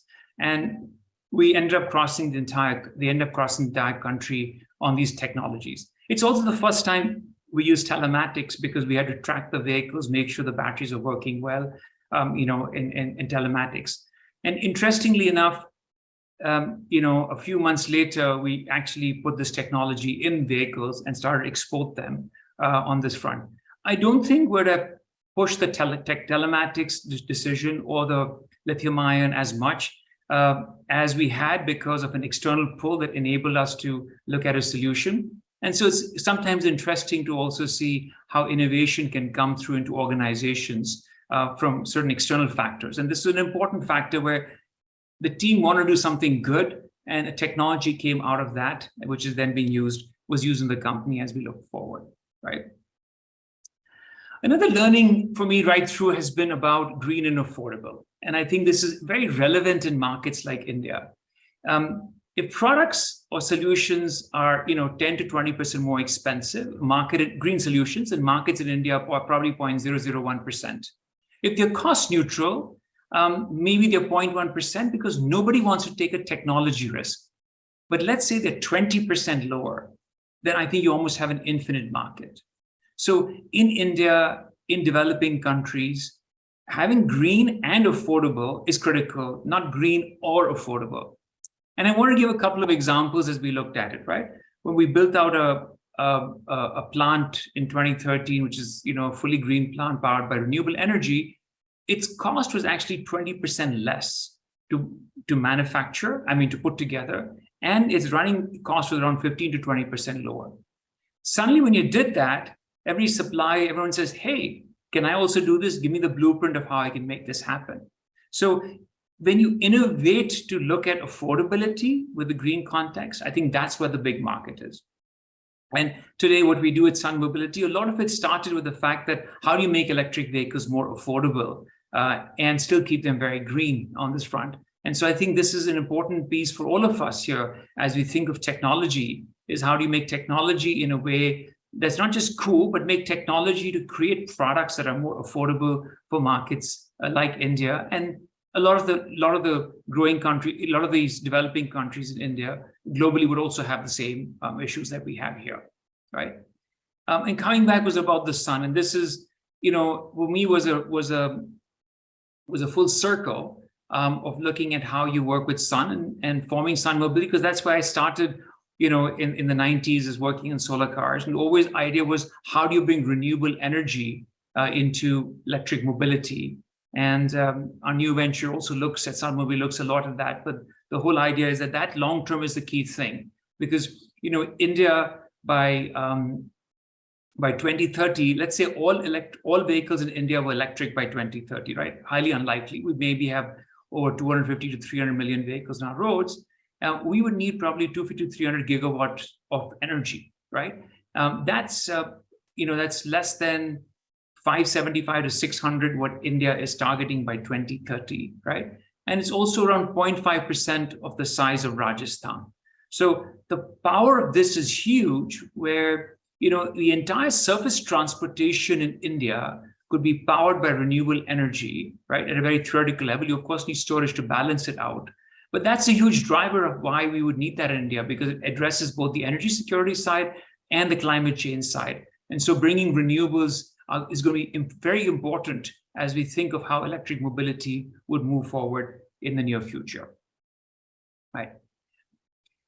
A few other learnings for me is often understanding customers much better. And I'll give you a couple of examples of this front. In early days, there was someone in the showroom who had come in to buy an electric vehicle. And I remember my head of marketing was out there, and he said, what if I run out of charge? And this range anxiety has always been a big challenge for electric vehicles. And we said, well, the sales guy normally says, you have a gauge. If the gauge goes low, you have a light that comes on. If it goes low, it flashes. Then you have a limp home mode. You'll have all of these indicators. Well, we didn't get the point of, he says, listen, I'm using I'm buying this electric car for my wife, who's going to take my 3-year-old to kindergarten. And what if she runs out of charge, right? And my daughter's in the car. So that was the crux of this range anxiety, right? And the question was, hey, can you just, my marketing person said, hey, can you just beam some energy to them? We were laughing about it, but in reality, over time, you end up giving an emergency amount of range where if you pressed a button, you got around 7 to 10 kilometers and you can get back to a station. But with that, suddenly people's perception changes. Oh, if I fall short, I can press a button and I can get extra and I can go home, or I can go to a charging station, right? So the psychological and the emotional part is very important. And that was the same thing when we looked at Sun Mobility, is in addition to having the swap station to strategic points, we also provided these easy swap, which is the vehicle you see on the right side, where if someone says, hey, if I couldn't come to a station to swap a battery and I'm stuck somewhere, what do I do? Well, you get an easy swap vehicle in 15 minutes and you can swap your battery and move on. So for consumers, it's very important to consider what emotion they're going through. And how do you take that emotional issue and convert it to a technology or a solution, thereby addressing that for customers on this front. And this is going to be more and more important as newer technologies come in, as you were to look at this. The other point is about trust and transparency through technology, right? So if you get into a rickshaw today, you're always looking at the meter being zeroed, right? Or if you get to a gas pump, you're always saying, is it being zeroed? There's a lack of trust. But if you take an Ola or Uber, you don't think twice, because you get at the end of your ride how many kilometers you've done, how things have happened, and how you've been billed. Maybe you don't like certain extra fees, but at least there's a transparency in transaction, right? So when new technologies are being introduced, it's really important to create trust and transparency, right? So for example, when we have swapping today, what reads on their gauge is what they read in the station. They tell you exactly how much capacity, how much energy we use to a second digit, and you're charged very accurately only to the energy you use, and that's sent as a message to you. So transparency in technology, with technology, you can make transparency much easier. And this is very important as you introduce new technologies to say, how do you bring this into the transactions so consumers feel they understand this better? It's a completely new system. And therefore, trust and transparency is important to build through technology. Right. Our other learning was around changes in customer behavior, right? When we started Sun Mobility, challenges were, of course, affordability, which we talked about, that consumers didn't want to buy something that is more expensive. Challenges were on range anxiety. Challenges were around long refueling time. And the challenges was around availability of infrastructure. And we felt that if you change the habit minimum through technology and solutions, they're more likely to have consumer adoption. So for example, when you separate the batteries from vehicles, you can now get electric vehicles to be similar or lower price than gasoline equivalents, right? You address the infrastructure where actually we put up swap stations in the same place as the gas pump. So someone who was coming there and refueling on CNG or LPG took them 5 to 6 minutes. Takes them 2 minutes to refuel using swapping on this front, right? So the infrastructure piece, the range anxiety, the refueling time, right? You haven't changed much of it. In fact, you bettered it a little bit compared to that. This allows a customer who is already used to a certain habit to probably adopt to technologies much faster. So wherever you're thinking of new technologies, think of that customer behavior and how minimum changes can be made so that it's easier for them to adopt as they look at this front. And all about, today the world is around data, right? And I still remember, back in 2008, we got data from each of the vehicles and we supported those vehicles remotely. But data is not sufficient till you get consumer insights, right? And what the customer is telling you on the ground to what you're connecting through data, that creates an insight, and that is extremely valuable, right? So we know where all the this is a map of Delhi. We know where all the IOC or petrol stations are, one of our partners. We know where our stations are. We're looking at consumer data. We're talking to them, but we're also seeing their driving habits and then collecting all of this to integrate to see where next stations come across. So today, both pieces are important. Consumers talking to them and the data, validating the two, and then moving forward. And I think in a dynamic space that you all are in, connecting consumers with data is going to be very important. It's not just say we collect data, but it's actually getting insights from this data that would enable creating newer businesses and being more efficient in optimizing your solution on this front. So with a lot of you young entrepreneurs there, and I'm sure that there's been very exciting projects that you're working on. What does this mean? Well, this future of mobility, is going to be electric, it's shared, it's autonomous, connected, and powered by renewable energy. And I think 4 of these 5 things are very relevant already in India, and autonomous probably in the years to come will happen. So these are the spaces that are going to completely transform as you move forward in this. And what does this mean in terms of opportunities? Well, the auto industry is 7% of our GDP, right? It'll be $350 billion by 2030, which means new products on 2-wheelers, 3-wheelers, new specialized vehicles for first mile, last mile that don't even exist today, right? Shared mobility products that are India-centric will have a large opportunity in addition to the traditional formats of vehicles that you have on this front, right? 50% of the bill of material of electric vehicle is different, which means a new supply chain of over 75 billion is going to come across, right? It's going to be about new powertrains, motors, controllers, transmissions, chargers, DC-DC converter, batteries, BMS, air conditioning, autonomous technology, a lot of the things that you're already working on today. And that's going to be the huge areas of opportunity at the component level. There are also going to be new mobility solutions that will probably create another 15% of value-added business, right? From shared mobility solutions to charging infrastructure to energy integration and software integration technology that will enable all of this to come. And over a period of time, energy will be replaced by batteries, solar, charging, and swapping stations, right? And this means that the energy business by 2030 will be $200 billion, right? Assuming you're looking at a huge conversion within electric mobility by then. And what does this mean? There'll be new ecosystem technologies on charging and swapping and V2G and connected cars and all of big data analytics. So there is a very large opportunity ahead in all of these spaces as you look at new exciting things to work on here. Efficiency is going to be extremely important here. And so when you think of those within your powertrains or battery systems or charging systems, right? These are huge impacts. So when you think of a country using in the future 200, 300 gigawatts, and you say we could make powertrains 5% more efficient, right? Suddenly you think of that being 10 gigawatts, right? It's huge, right? So it's of course helping you at the vehicle level, but it's also helping you the entire energy equation at a national level that you think about it.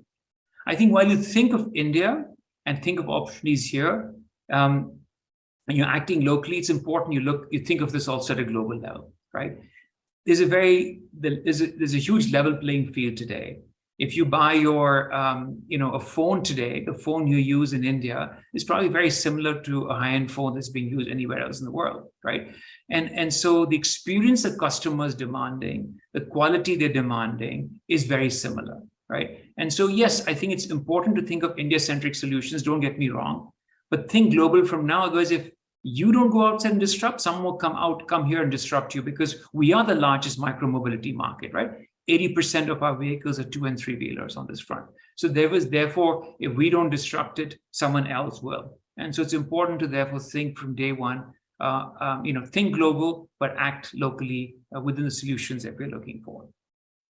And what does this mean for all of us? Well, I think, as engineers, you'll need to look at mechanical, electric, electronics, all coming together, right? It's about a system knowledge to solve problems on electric mobility systems. You've got to change those boundaries of engineering that were there. They're just mechanisms and ways to find you a solution, right?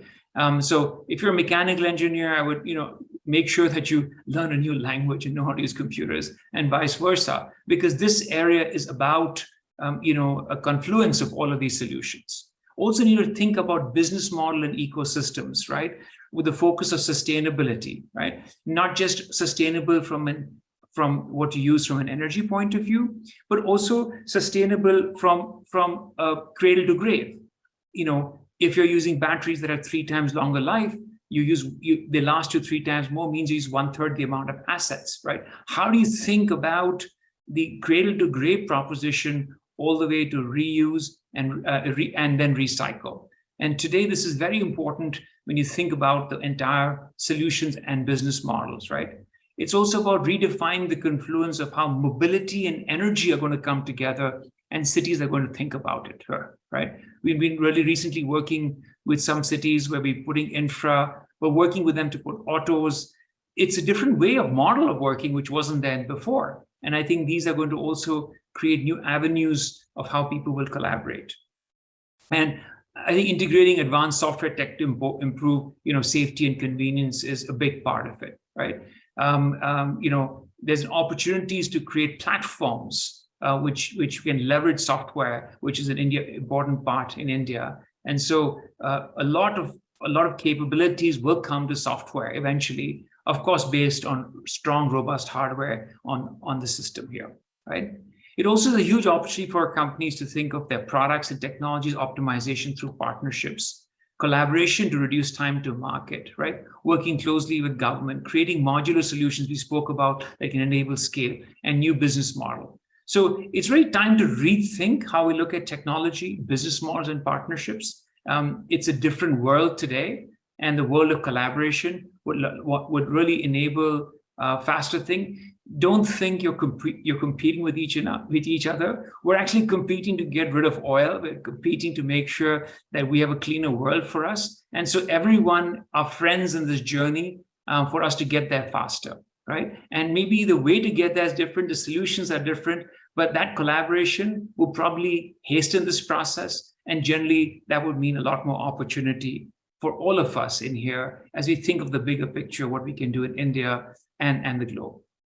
I want to end with this slide, which I'm sure a lot of you have already seen, but it's very relevant, right? Where in 1900, you had only one vehicle, and it was electric at that point, and all the rest were, horse carriages. And in 1913 in New York, the same picture was all vehicles and not a single horse carriage. Why am I bringing this here? This is around 13 years, where typically takes around 10 years for a technology to completely disrupt. Think of what happened to digital photography and a host of things that has happened in the last 20 to 30 years. It's around a 10-year cycle to disrupt. You're already around 3 to 4 years into this cycle where technologies have been proven, they're coming out and stuff. So the next 7 years, or by 2030, there is just going to be one of the largest disruptions the industry has seen, in a long time, right, in the auto industry. And you guys are at the center of it. These don't happen very often. In the 1990s, we went through software, and all the new companies came up on software technologies in India, because that was a time when it was driven, a lot of these new things started.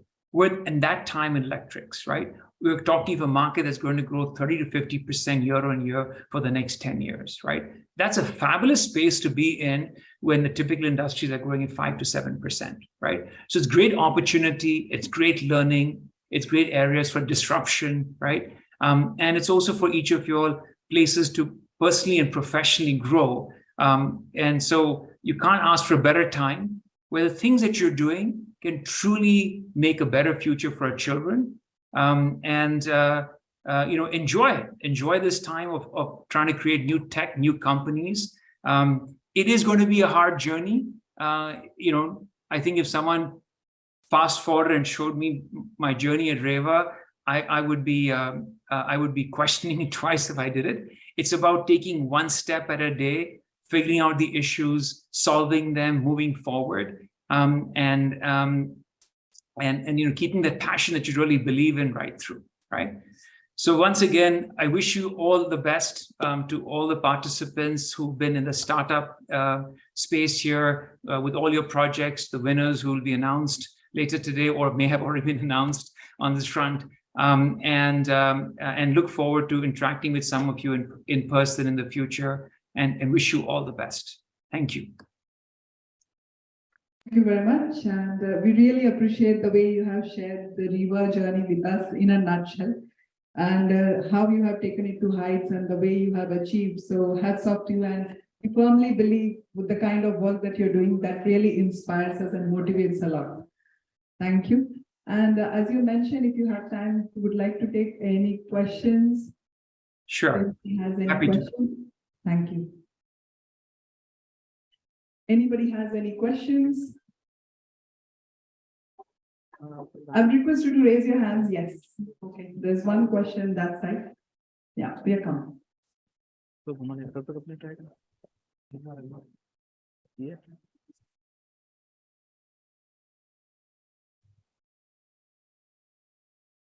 I am Raghuveer, and we're building some vehicles, mostly in 2-wheel, 3-wheel form factors. But I just wanted to learn few understandings from your journey.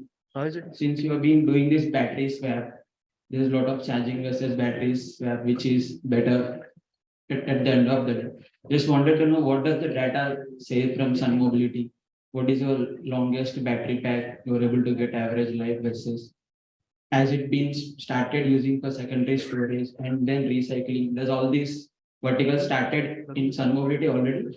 And how do you see randomly changing battery chemistries coming with advanced technologies? Does you're looking at batteries cheaper in terms of you want less life but more juice out of it? Economics played around it because technology is coming faster, or you want batteries with long life? It's standard technology. And too many questions, maybe you can start answering. Well, thank you, Raghuveer. Very, very important points. So first of all technologies will coexist, right? There's not a silver bullet here. You will have regular charging, you will have fast charging, and you will have battery swapping. All of three have a place today in society, right? If you're in personal mobility, you have a place at home to charge, you're probably likely to just use standard charging at home. You do 20, 30 kilometers a day. If you're shared mobility, you're doing 50, 100, 150 kilometers a day like people in 2- and 3-wheelers do for deliveries. The battery swapping makes a lot more sense. The economics are more viable on this front. And you don't have this range anxiety or refueling time, right? So the same product for different users would have different applications on that. In terms of us, we have looked at very long life batteries. So we have over 3,000 cycles compared to typically 1,000 cycles. And that's because if batteries are cycled, a couple of times a day, then they should at least last you 5 years. And after that, you can reflash the batteries and use them for another 4 to 5 years, a second life, and then you can recycle them. Since the cycle life is almost 5 years for us, and we're only 3 years into 3.5 years, we haven't seen batteries really come back for second life application, but we're likely to see them in a year's time. But we have done some trials of repositioning the batteries and looking at it. In terms of technologies, you're very right. We have to be, you have to be technology agnostic, right? Because recently the prices of certain raw materials have really gone up tremendously, right? And so even in the NMC framework, they're talking of different chemistries coming in. Similarly, LFP is now becoming more relevant, and there's crossovers where the LFP is also getting some manganese and things like this in it, right? And other new technologies are coming in solid state in a few years. So from our point of view, we give a black box. What goes in that black box to a customer doesn't make a difference as long as the insights keep changing, but the customer experience remains the same, right? And your battery management system and solutions and thermal management systems need to be open architecture to enable the use of new technologies, which can be backward and forwardly compatible. So I think these are the areas where software, electronics, and system level work can enable you to create that compatibility. And that's important because there will be slight changes in chemistry and you can't always match voltages and performances. And it's not an easy answer, but you have to think about this, of how you'd address this in the future.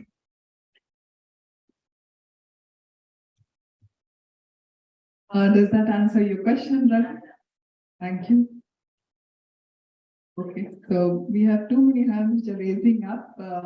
We have time constraints, so we can take one last question, please. Yeah. First of all, thank you, sir, for sharing your journey with Reva to explain Sun Mobility. I see a lot of overlap as far as the success to be replicated for the two-wheelers and three-wheelers here in India. And I wanted to see if there is any white paper available for the do's and don'ts as far as the technology of all the aspiring startups, so that we just try to avoid areas or the challenges that you already faced out there way back in early 2000, right? So that would be a great help. I don't think there is one single white paper, but I think it's a great idea where for something like iCreate to work with a few of the people to put it together. You don't want to put every challenge because you want to make it too easy, because I think the maximum learning comes also when you overcome a challenge. If everything is spoon-fed, you don't get it. So you need to see, of course, some of the big mistakes that you can make. But in general, it's also, if you tell everyone what can go wrong, your mind changes. Sometimes it's good to keep a little openness too, right? And fail a bit and learn. So I think it's a double-edged sword, but happy in any ways if I personally can help and contribute to certain things. I'm happy from my side to put something together. Thank you very much, sir. Thank you. Thank you so very much. And we really appreciate, sir. Thank you very much for joining and helping us and with all those questions and talking about the entire journey. We really appreciate that. Great. Thanks, everyone. Have a wonderful rest of the day. And my apologies again for not being there in person. Wish you all the best. Okay. So we are yet to announce the winners as we were talking about that. So that will be done by the end of the day. All right. So abhi picture baki hai. Well, wish you all the best, and to everyone. Everyone's a winner when they've reached so far. So wish you all the best to all the teams. Thank you very much, sir. You too have a lovely day ahead. Thank you.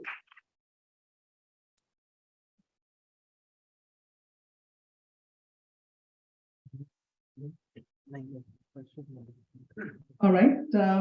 So moving ahead with the next speaker in line, he needs no introduction. Dr. Piyush Desai is the co-founder of Turntide Technologies.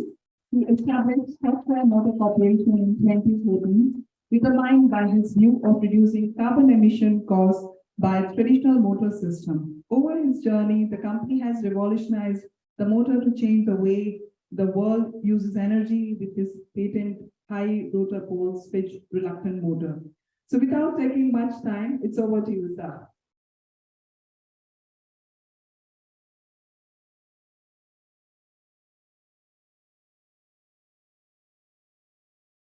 Good afternoon, everyone. For 2 days, I have been here. This morning, we heard from Madhubhai, Parag, Chetan Bhai. So it got me thinking, asking one question: how is the Josh? It's a very serene, very energy-filled environment. So I'm really lost for words because we have heard from all these other speakers and they have almost covered and said everything that needs to be said, lessons learned, and the inspiration that they can provide you. So here is my part. I'll share some of the thinking that I have and what excites me, what lessons I had, how I got here, and then whatever is applied, what is applicable to you. I hope that it helps in some form and fashion. So when I was thinking about what is the topic that I would come and talk here, and then I said, well, look at two-wheelers and three-wheelers and what it means for India and what it means for the world. So I say the opportunity for India is to transform the life of 6.7 billion people. That's not the Indian population, right? So it will be clear what I mean by 6.7 billion people. So I'll go through a little bit of introduction about Turntide. I'll also go into my way of looking at 3 important topics that why business as usual won't solve our problems. The perils of being left out of technological developments. It's very important. Somebody asked the question that why is it that we don't have things like Israel and USA? And I think I want to touch upon that from my own way. Parag answered it brilliantly. And then what I think about 2- and 3-wheelers, why I think them as a perfect entry point. I'll also talk about, of course, switch reluctance motor, Turntide, and how we got what we did, what were the things that helped at Turntide, lessons learned, and some closing remarks. So Turntide was founded in 2013 by acquiring an IP that I developed at Illinois Institute of Technology as my PhD research. We have 5 locations in USA. We acquired 3 companies in UK. We have one office in Bangalore here. We have an office in Canada. We have 500 plus employees, 200 plus patents, 50 trademarks, raised 485 million US dollars, which is close to 3,500 crore, 3,500 crore Indian rupees. So big amount of money. You may ask, why such a big investment? It's because hardware development is hard. It takes time and takes money. Our early investors are JLL, which is one of the largest real estate owner-operator in USA. BMW iVenture has been an investor for us. Footprint Coalition, which is a Robert Downey Jr., the Iron Man investing group. We are supported by Amazon's Climate Pledge Fund, Bill Gates' Breakthrough Energy Venture. And all this investment comes from a point of view that climate change is important. There is no planet B, and solving big challenges require big resources. Madhubhai said something about unicorns, and not to think too much about unicorns. We have been an unicorn a couple of months ago. There has been a motivation that what you are working on, you get a validation from investment community, and that helps you stay motivated and remain committed solving hard problems. Our verticals are in automotive, transport, in buildings, in agriculture. We have different components to serve these business segments. We have ruggedized power electronic solutions for automotive applications, fans, pumps, electric motors, and full stack IoT connected solution. And these are some of our customers. We serve buildings, we serve agriculture, and we serve transport segment. So we are not pre-revenue anymore. We do earn revenue and we do invest in growth. So it's a mix of a startup trying to graduate towards self-sustained operations. So this is an interesting topic, that why India needs to be a global leader in 2- and 3-wheel electric vehicles. So let's go through the hypothesis of why business as usual will not solve the major issues. Look at where we are today. We live in a very precarious time. 85% of the global population, which is 6.7 billion people, they live below average standard of conditions. On the other hand, the man-made climate change and the sustainability issues, we have $29 billion plus disasters in 2022. So the total losses from these climate-induced problems were $118 billion and 4,500 lives lost. So the climate change is real. It is causing a lot of problem, and the business as usual wouldn't work. Because the business as usual, when you look at it, per capita electric consumptions, look at where India is. You look at the total cumulative emissions, India is not even there. Look at the plastic waste, fossil fuel consumption. So here we are, that we are at a place that this is the present situation. And we still have 85% of people living below standard average conditions. So the current model of development, if we scale to these 6.7 billion people, where would all these charts go? So that's why I say that business as usual is not going to solve our problems. Let's look at the perils of being left out of the industrial and technological development. So I'll very quickly go through a 200-300 years history. We cannot change the past. Bhutkal hai, wo ho gaya, but we need to understand that to realize where we are and come up with smarter and better solutions for future. So first industrial revolution, early 19th century, powered by the power of steam and wind and water, it transformed the production methods. And basically that is what propelled the rise of Britain and America. Go 100 years forward was the second technological revolution, late 19th to early 20th century, driven by the power of harnessing the energy of transportation, moving people, moving goods, moving messages, radio, telegram, telephone, and that transformed all the industries with productivity, standardization, scale, and globalization. Now progress reached to the masses in Europe and America. Third revolution, that was the digital revolution, started in late 20th and early 21st century, driven by the power of digital electronics, communication, computer, and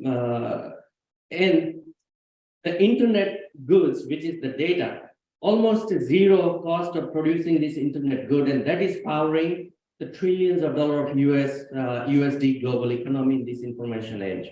And it transformed the life, everybody's life with computers, internet, smartphones.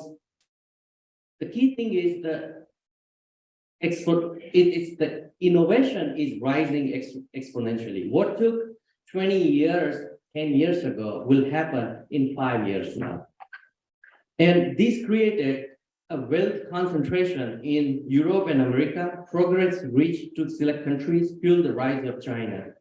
Now we are seeing a fourth industrial revolution.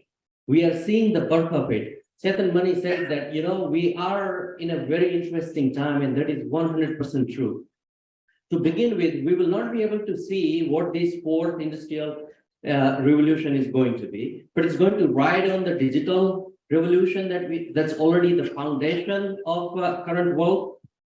Will happen fast. It's because of the rising innovation. Look at the rate of learning. It's just phenomenal. Steam, electricity, internet, now is the data. Data is the new oil. Data-driven insight, data-driven decision-making, that's the new oil. And we are already seeing the frontiers of new technology. Artificial intelligence, machine learning, blockchain, autonomous vehicles, electrification, that's where electric vehicles are. Electrification is a broader term. Basically, you convert a fossil fuel-based application into an electric application. Space outreach, nanotechnology, fusion of physical and digital world, they call digital twin. So this is happening. See, ऐसा बोलते हैं दुर्लभम भारत जन्म मानुष्यम तत्र दुर्लभ. मतलब मनुष्य के लिए भारत में मनुष्य के रूप में जन्म लेना अति दुर्लभ है. तो वो इतना बड़ा अचीवमेंट तो हम सब लोगों ने कर लिया. We are all born here. फिर काय को ये सब headache? Why do you go through all these things, right? It's because if we solve for India, we solve for 6.7 billion people. India has always been a net positive force for the world. अब UN peacekeeping missions देख लो, Open South satellite देख लो आप, vaccine में हमने पूरे world में जो support किया है वो देख लो. आप हिस्टोरिकली भी देख लो, जहां से जीरो आया, योग आया, India has always been a net positive contributor to the world. We can develop a technology that can help these 6.7 billion people. Second, we have the responsibility and obligations for all these 6.7 billion people. How would you move this big mountain? You need a large lever.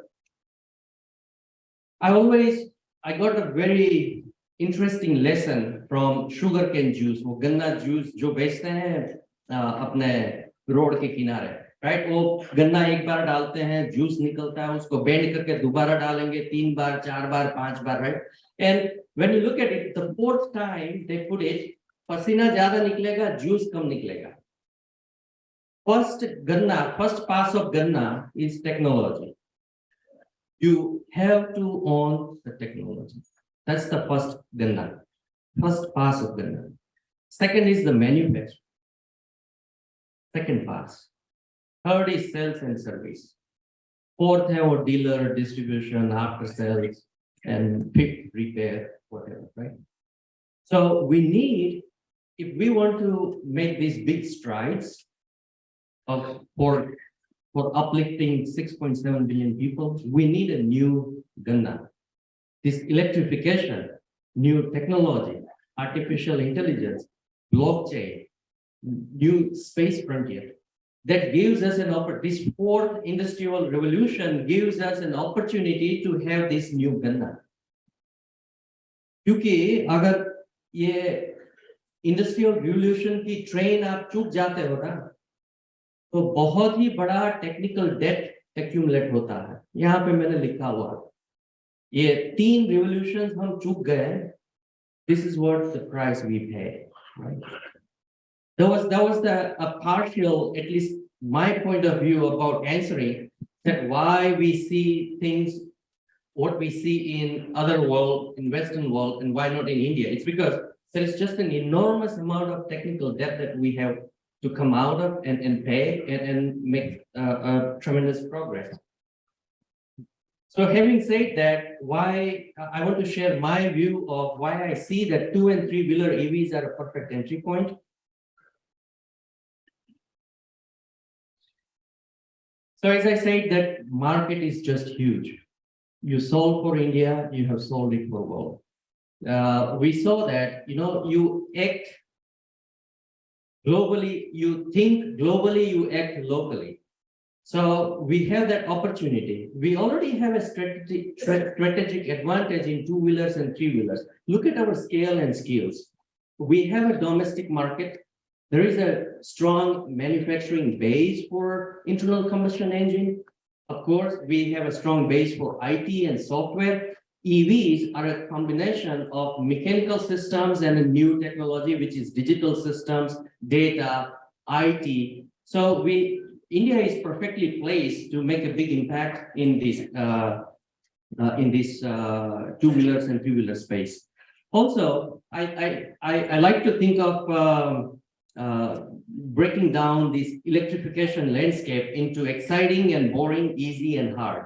And if you look at it, the lower left corner is pretty interesting corner, right? On the exciting space, you have cars, e-planes, but those are really very hard. There's a high competition. There's a barrier to entry is high, certification, regulation. The infrastructure that you need to work on an e-plane, that's at a different scale versus a 2-wheeler and 3-wheeler.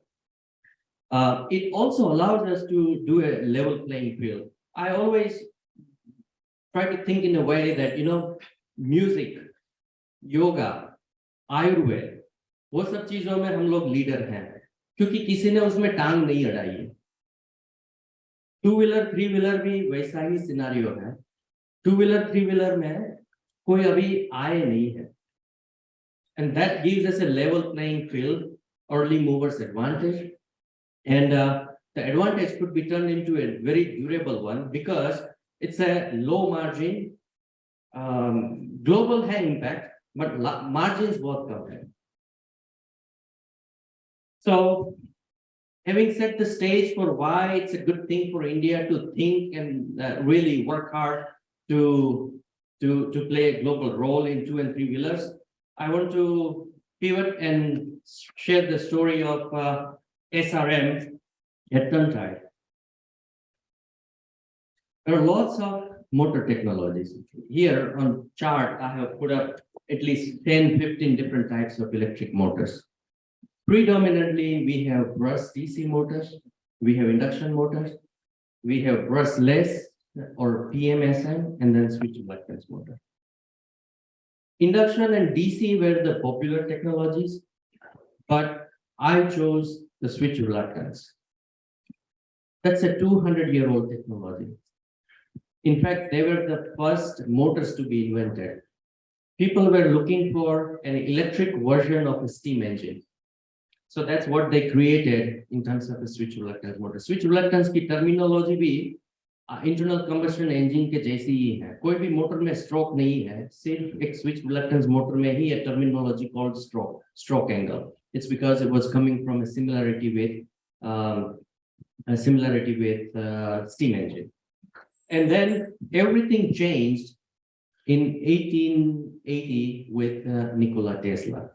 For 200, so this is a very old technology. It's a 200-year-old technology.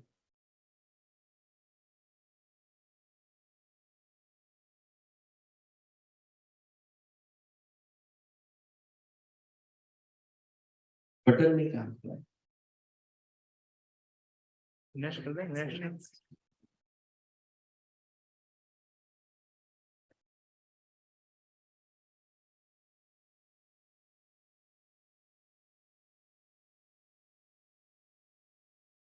So for 200 years, this technology stayed on a fence.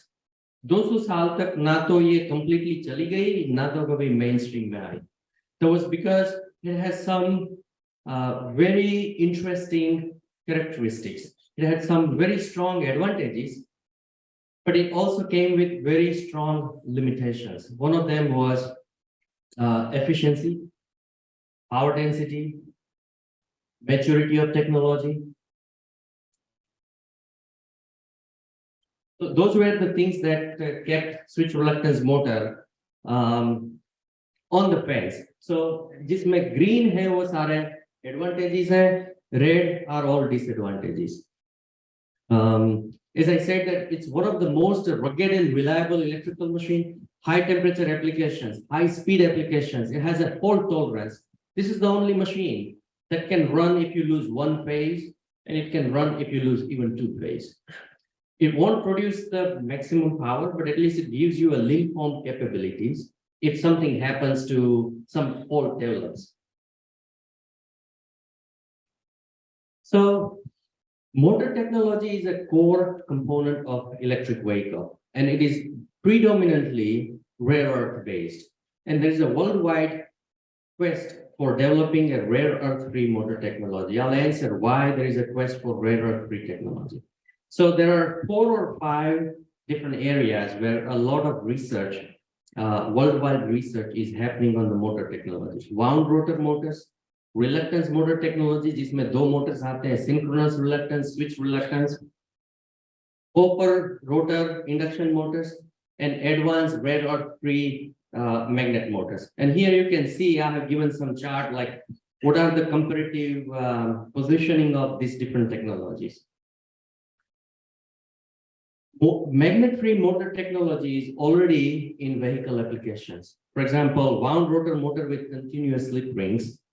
BMW 5th generation electric motor is a wound rotor continuous slip ring motor. That's also another almost like 100-year-old technology. Though Fluence, Kangoo from Renault are using this technology, and there is no concerns about reliability and life when you use continuous slip rings. There are off-road construction and mining equipment where reluctance technology is currently used. There's a company in UK that makes high-density HDSRM for trucks and passenger cars, superchargers, starter generator. So those are the applications for magnet-free motors currently in use. So there is already a move and shift towards rare earth magnet-free technology. Why do I think SRMs will grow in vehicle applications? And we will not have time to go through all of them, but I'll touch on the issues with the rare earth metals. SRM advantages are too compelling. It is improving much faster than many other technologies. And in lab, so there is a professor in Japan, Tokyo Institute of Technology. I did a research project with him. He has been working on developing a switch reluctance motor that is comparable or better than an IPM, interior permanent magnet motors, in Toyota Prius. And in his lab, he developed and he showed that SRM can give you the performance, equivalent performance of an IPM. PM motors depend on rare earth metals. 90% comes from China. The cost of magnet is high. There is a high supply chain sensitivity. There's a geopolitical risk.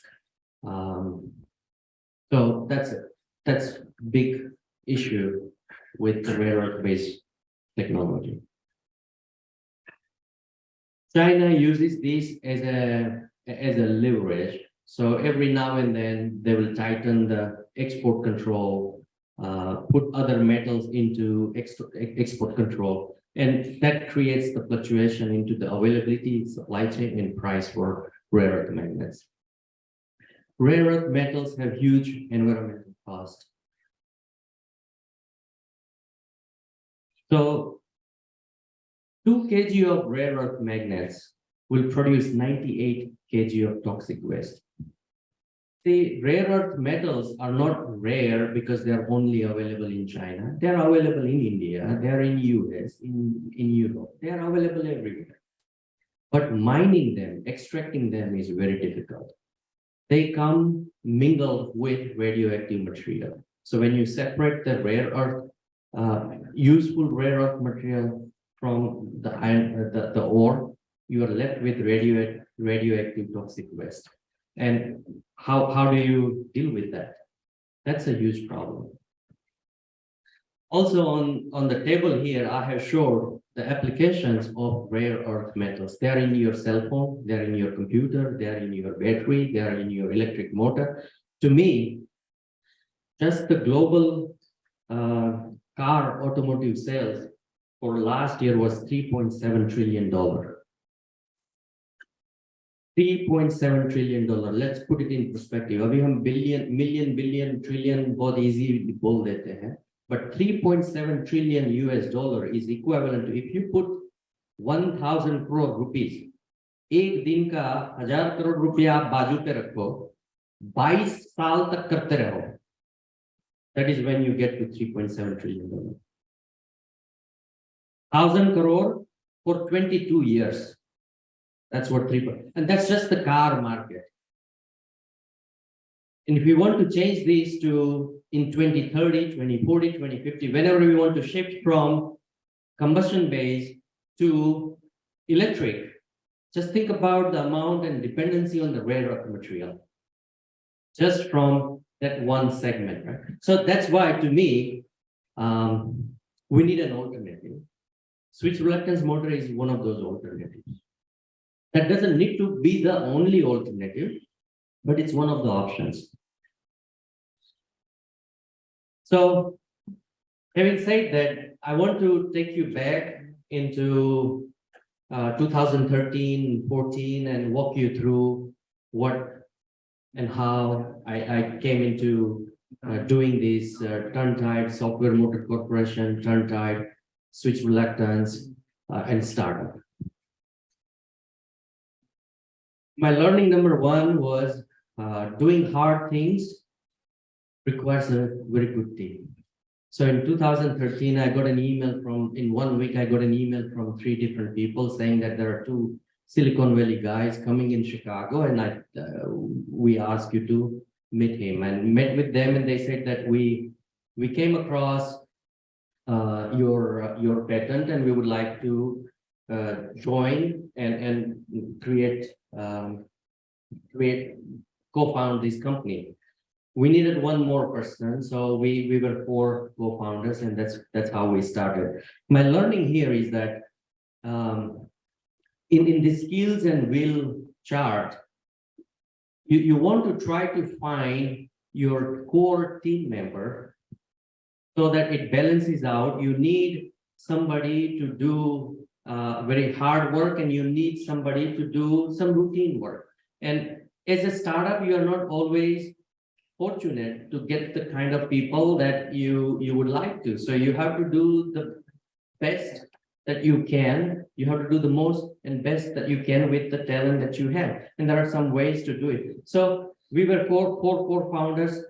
Each one took care of a specific area: sales, business, fundraise, where other 2 co-founders. I took care of electric motors, and power electronics and controls was done by another co-founder. So solving hard problem is hard, and you need to build a team, and you need to empower them. You need to trust them. Trusting your team is the best thing. It's very hard to do and very hard to get those kind of people, but I cannot stress enough that if you were to do this, if I were to do this again, this will be my number 1, that build the right team so that you are able to move the mountains. My learning number 2 is embrace uncertainty and ambiguity. It may look all pretty good over here after these 6, 7, 8 years, 9 years by doing this, that we are successful, we have raised money, we have a value proposition, product market fit, and all of these things. I have kind of put down 2 sentences there that our initial thought process was sell high efficiency IoT connected motor system to a person who is responsible for paying their electric bills on an HVAC, heating, ventilation, air conditioning rooftop system on a commercial buildings with a very attractive ROI. It's a very, very refined value proposition sentence, but this didn't come very easily. We had several false starts. What products to develop, which ratings, which features, what applications to go after. So there is always going to be some uncertainty and you need to learn to live with it. And my example is, don't try to look for 3, 4, 5, 10 years out. हाथ में flashlight लेके जाते हैं 2, 3, 4 कदम तक का दिखता है. You take 3, 4, 5 steps and you see further lay of the land. I wasn't one of those brilliant and fortunate person who would say that from day one मुझे पता था कि मुझे क्या करना था. नहीं, ऐसा नहीं था. It was all a journey of discovery and some false starts and learning from your own mistakes and having the tenacity and patience and passion to make it happen. Be focused on right problems. See, what is a focus? Focus is you take what is available, you collect it and direct it in a intentional way with a very high intensity. So अगर आपको ये बड़ा लकड़ा जलाना है, आप वहां पे वो मैग्नीफाइंग ग्लास रख के पूरा दिन बैठे रहो, नहीं होगा. So you need to find out, you have to be focused, but on the right problem. पहले ये छोटा सा starter fire करो, फिर उससे ये करो. In the beginning, we were clear that our 2 pillars are going to be efficiency and then IoT connected. We only focused on those 2 aspects. We said no to aerospace applications. We said no to automotive applications, white good applications, health. We wouldn't entertain them. We said no to many customers, potential customers' requirements. So being focused, we have finite resources, infinite problem. Who has time and resources to do everything? So choose your battle wisely, focus on it. And then once you have some initial success, then you can build on that. सबसे hard part ये है, true or not? Yes? I don't have really a lot of advice, suggestions, but the way I thought about this and the way it worked for us was become and remain investable. In case of Turntide, there was a capitalized from the beginning, well capitalized from the get-go. The thinking was that we will take 3 to 4 years and let's have money and ways to get money for those 3 to 4 years and do 2 things, develop prototypes and then validate the proposition. And the rest we will talk about once we have done that.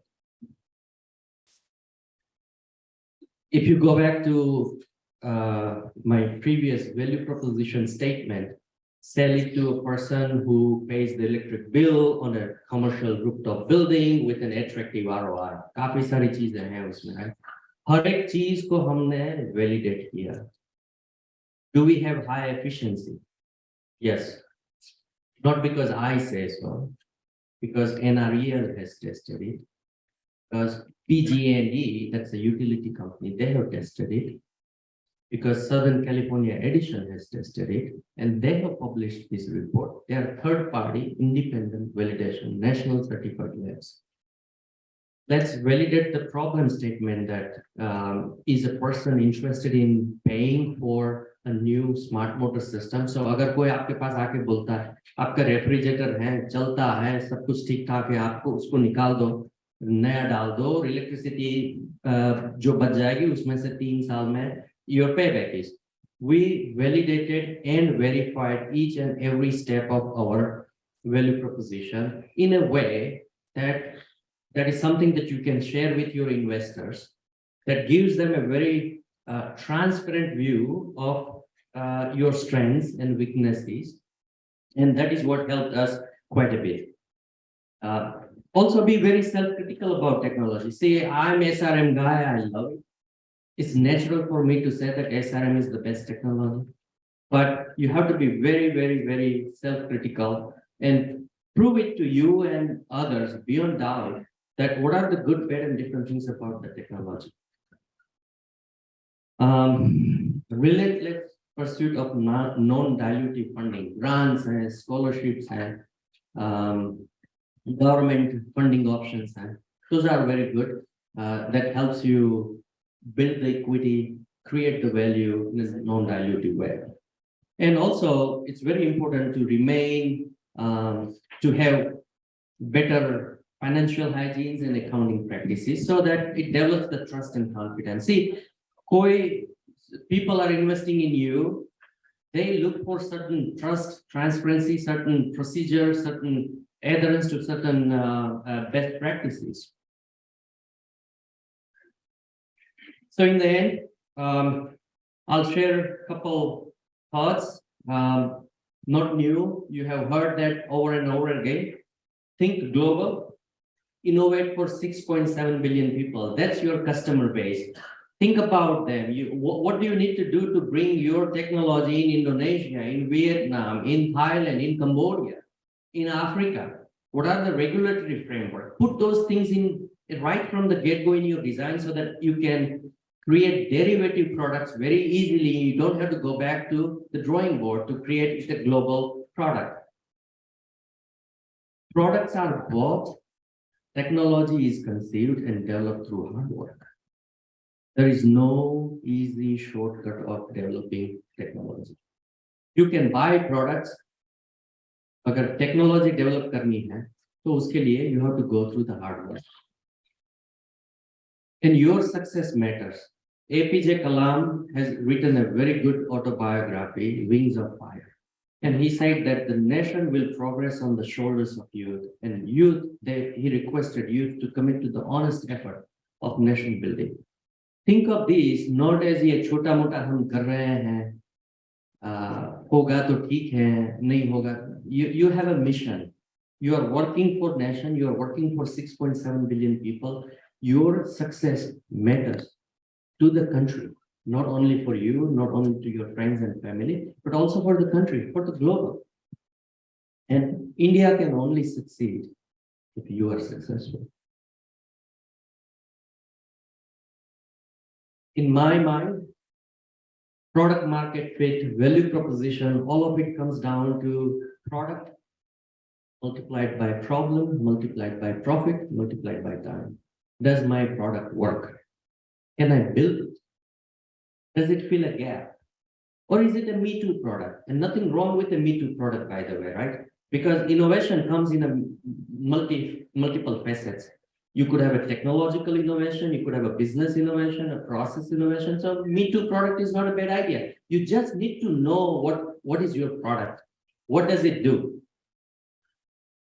Then you need to focus on the problem. Whose problem I'm solving? Will customer use it? Will they pay for it? Does it create value for my customer? Does it create value for me? Am I too early or too late? Is my company investable? So see, the nice thing about putting in this framework is that if you are only 60% successful in each one of them, your overall success is about 40%. If you're successful, 90% successful in each one of them, your success becomes 80%. You get 86,400 seconds every day. And I ask a question myself every single day that, am I spending that wisely? आप पढ़े लिखे हो, नहीं हो, कौन से background से आते हो, गांव में हो, city में हो. This is a great equalizer. Everybody has 24 hours. As a startup, as a founder, really helps if I'm orienting myself so that I'm spending 80% of my working time in solving big problems, moving big rocks, and moving the needle type of things. One thing that I found is being prudent, being discerning, and resilient is a must as a startup founder. I got input and advice from a lot of people, from very smart people, knowledgeable people, people having the visibility. It's good to have all the input, but then it's on you to figure out what is right and what's wrong and what I need to do now and what I can wait for tomorrow. And then also, every once in a while, it may need a pivot. You may need to change. You may need to be resilient. I talked to many successful people and they would say that they happen to be at the right place at the right time. That was, I didn't really know. How can you be at the right place at the right time? It was very hard for me to understand. But then I realized that the way I look at this is be in the right place, then wait for the right time. EV is the right place. Happens that this is also the right time. Being part of a program like iCreate, that's another enabler. And I always say that a strategy to win, in my mind, at least about motor technology, यहाँ पे काफी सारे motor startups हैं. Some has switch reluctance, they have permanent magnet, hub motor, external rotor. And my simple way to look at this is that this field is so big that there is a place and space for all the technologies. All you need to do is understand that what is the good, bad, and different about your technology. My example is, घोड़े की race जीतनी है, there are two ways to do it.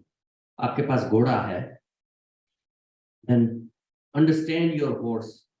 Learn about it as much as you can. See that where it can win, what kind of races it has the most potential to go and win.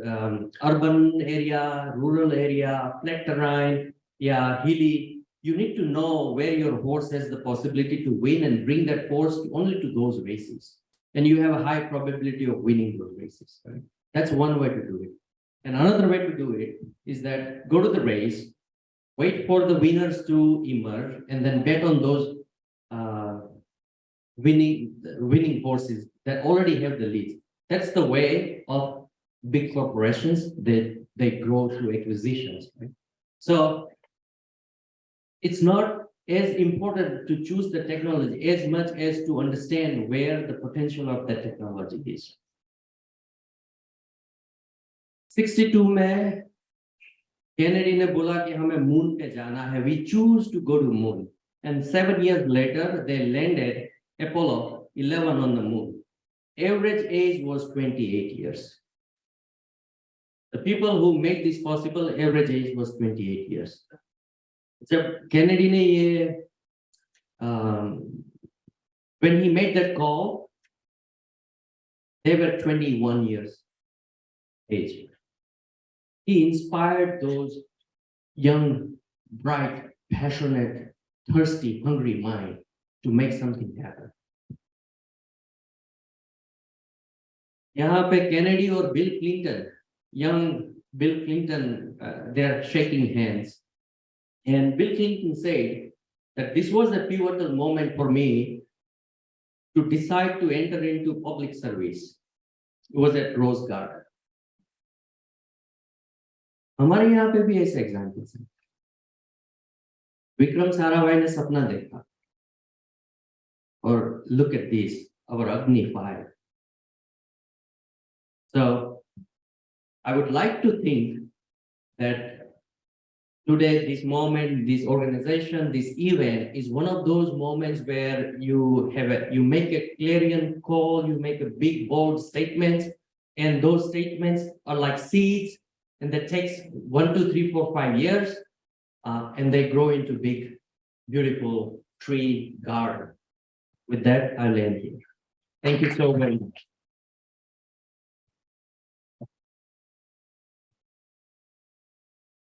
Thank you very much.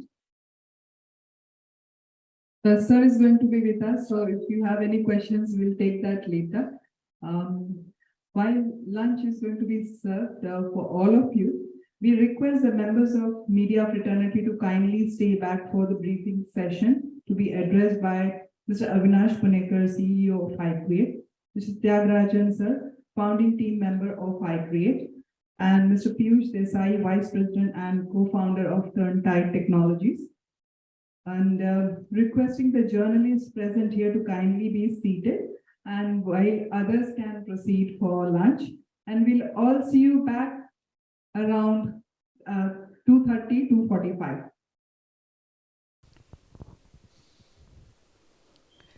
With any new system, there will always be challenges.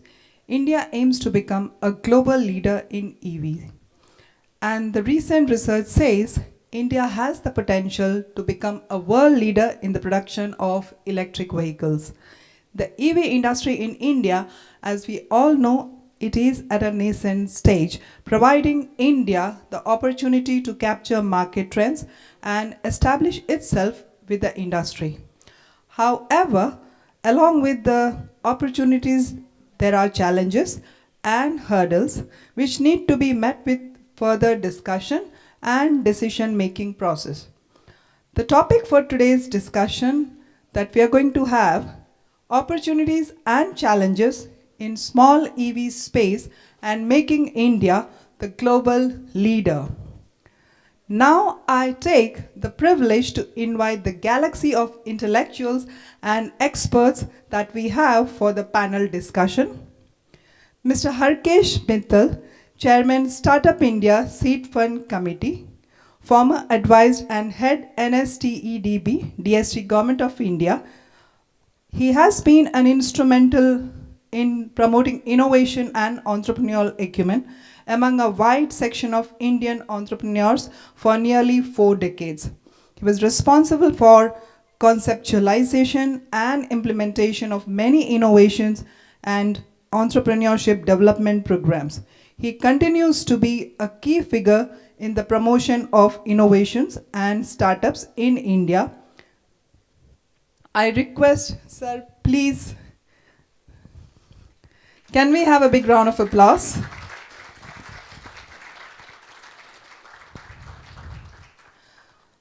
And the next we have Mr. Srinivas Ji, who is the CTO of Aditya Avtaran Technologies. He's a mechanical engineer from batch 89. He has worked with renowned corporates including Tata Motors, Bosch, and some other robotic companies. He has 25 years of experience in switched reluctance motor. Thank you, sir. Dr. A.S. Prakash, Senior Principal Scientist, CSIR, Chennai. He is the Senior Principal and he holds more than 20 years of experience in scientific research with reputed national and international organizations. His areas of expertise include material development to pilot level production of electrode materials for lithium and sodium ion batteries. Mr. P.S. Ravi, Executive Director, Retail, Bharat Petroleum Corporation Limited. In his career spanning over 4 decades in the oil industry, he has handled a variety of roles comprising materials management, maintenance of engineering, operation management, marketing management. He has held various leadership positions in sales and operations, including Central Procurement Organization and Regional Head of Retail for the Western region. Thank you, sir. Mr. Chintan Vaishnav, Mission Director, Atal Innovation Mission, Chair Startup 20 Engagement Group, a flagship initiative of the Government for India under the auspice of Niti Aayog. He is also a professor at Massachusetts Institute of Technology, MIT. As a teacher, innovator, and entrepreneur, he has split his time between teaching and researching at MIT and living and working with rural communities in India to build solutions. Thank you, sir. Dr. Piyush Desai is a co-founder and vice president of Turntide Technologies. He established Software Motor Corporation in 2014, determined by his view of reducing carbon emission caused by traditional motor systems. Over his journey, the company has revolutionized the motor to change the way the world uses energy. Thank you. And to moderate this, please extend your warm welcome to our moderator and for the insightful conversation, Mr. Avinash Punekar, CEO of iCreate, a technology specialist. Mr. Avinash Punekar has worked hands-on with some of the most prominent firms, helping them build teams and expand businesses. Having over 3 decades of experience, Mr. Punekar has provided strategic direction to startups and business across sectors. And I hand over the responsibility to the panel and the panelist and the moderator. And thank you very much. Please go ahead, sir.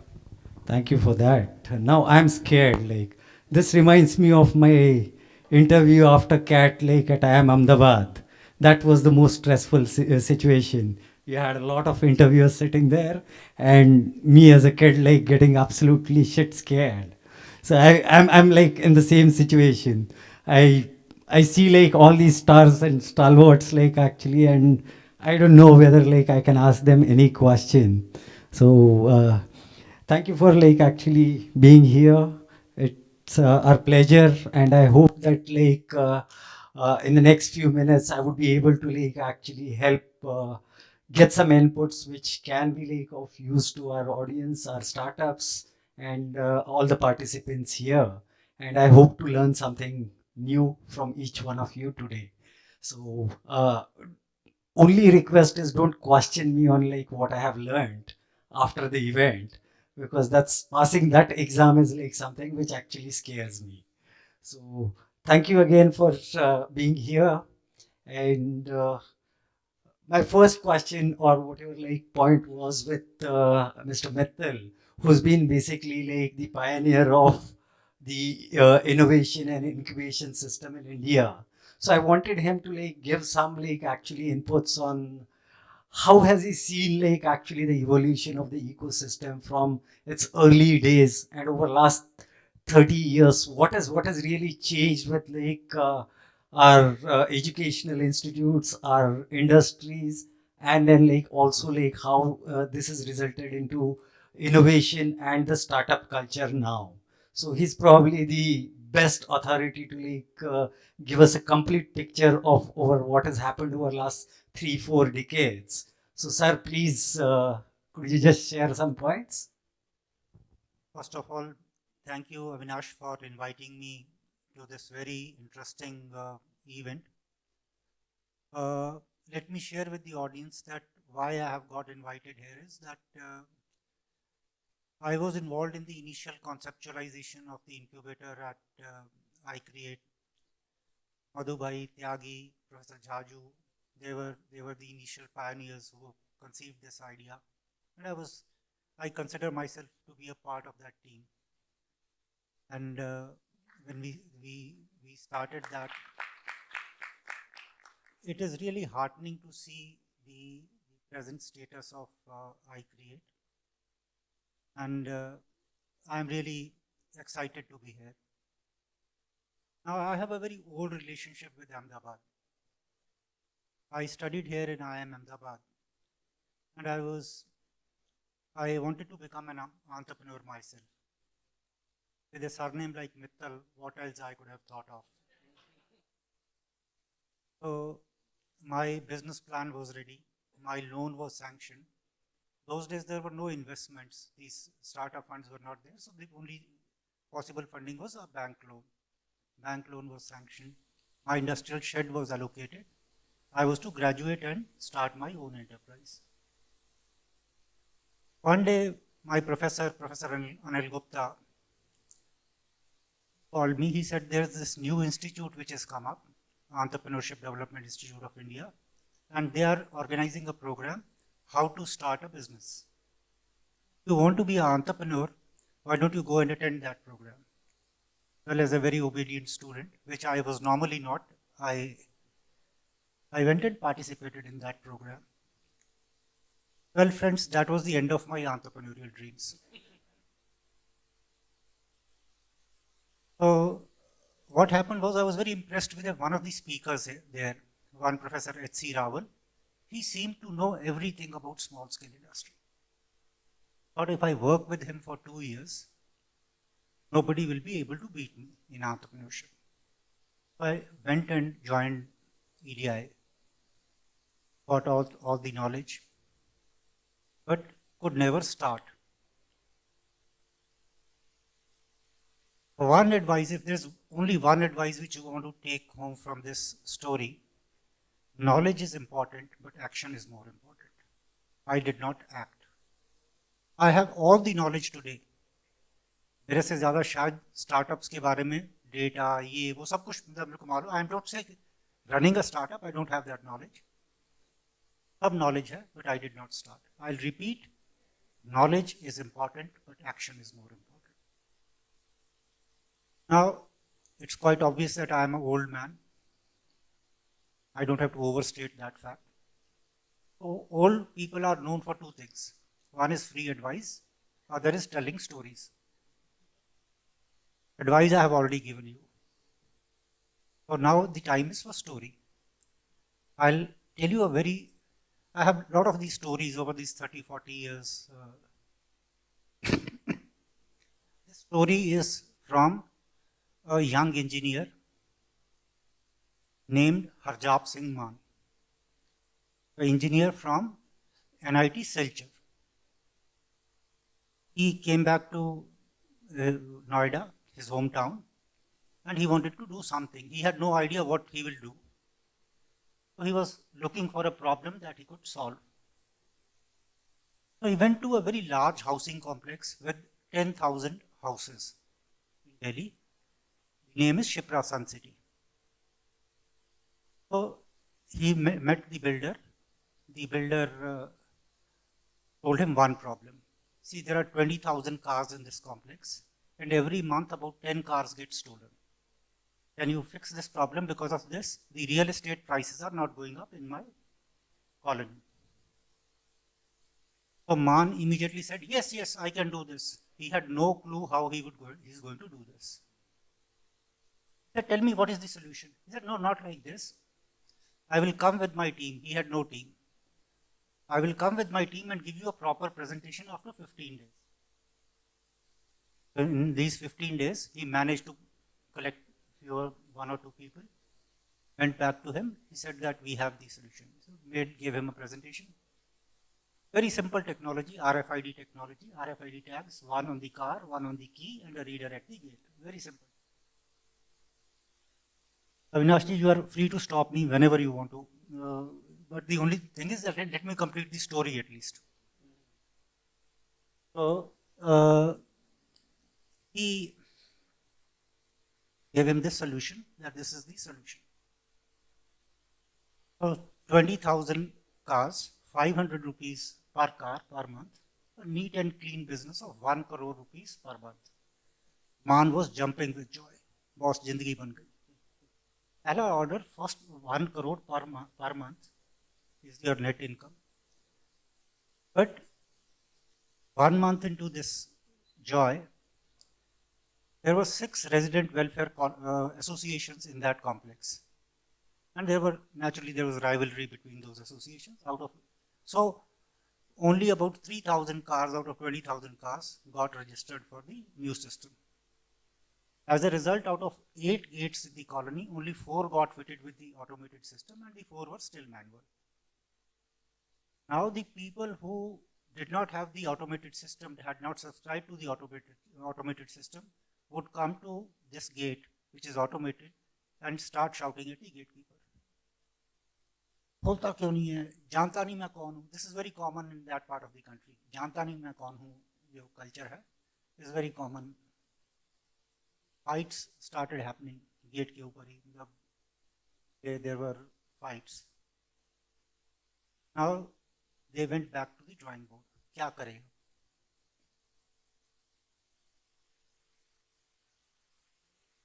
They recruited deaf and dumb people. I'm told dumb is not the word which is used now. It's called mute. Deaf and mute people as gatekeepers. So the person would still come and start shouting at the gate, this fellow. So this fellow is only doing this. He's holding his hand. Go to gate number 4. ये क्या कर रहा है? जानता नहीं मैं कौन हूँ. So then for the initial some period, he deployed some ठीक-ठाक लोग जो कि सुन बोल सकते थे. Go and knock at the window. क्यों चिल्ला रहा है? इसको बेचारे को सुनता नहीं है, बोल नहीं सकता. Internally, this fellow is hurt. But overly, कैसे लोगों को नौकरी पे रख लेते हैं. He would go. This is November of that particular year. Deepavali came. invited all these deaf and dumb employees and their families, the party for them, which the local media picked it up very well. Then he gave copies to each house. चाहे photocopy किया, चाहे copies purchase किया, he gave the copies to all these people. By December of that particular year after Diwali, 18,000 cars registered for the new system of 20,000 cars. MAN became the biggest employer of deaf and dumb people in the world. Biggest employer of deaf and dumb people in the world. He is no longer in this business. He is now moved on to, the system continues. He still gets that subscription, but he is now in the drones business. Tagline of the company is, I cannot hear, I cannot speak, but I can fly. The same employees continued there. Now, just in 30 seconds, I'll see, while there's a lot of change which has happened in the startup ecosystem. In the last 40 years, initial stages, there were no incubators, no investors, there were no seed funds which were available. Today you have available that in plenty. But there are certain things which have not changed. The effort required to make a startup successful still remains the same. Maybe the challenges are doubled because there are more number of people aspiring to become a startup. And enough has already been said about the qualities which you need, the mantras of success have already been shared with you. But please remember that it is your own vision, your own effort, your own will to succeed that is important. And there are statistics which are that it is normally the third or the fourth startup which succeeds. So that means you have to fail first to become successful. It is also said that the average size of the team which is successful is between 3 and 4. People with complementary skills.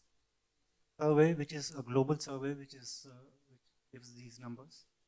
But that's what you need to be patient and at the same time at it. Thank you very much. Sorry, Avinash. Wow, what a wonderful story. You have more stories, then I can sit down and spend more time. But no, I can take you till 6 o'clock only with the stories. of which date? Okay. I'm okay with other dates also from now onwards. But in order to actually save some time and give some time to others also, I thank you for that wonderful story. I'm gonna remember that. I'm hoping to quote you on that story. Actually, it's a story which was witnessed by you. So I can actually get the actual entrepreneur to. And I would really love to, because that's an entrepreneur who created an experience for not only for his employees but also for actually the end users, customers. So that's absolutely amazing story. This is worth actually hearing it from the person who was right in the middle of it, or whatever was the originator of the idea. So it would be wonderful. One of these sessions, we would love to have him over. Thank you for that.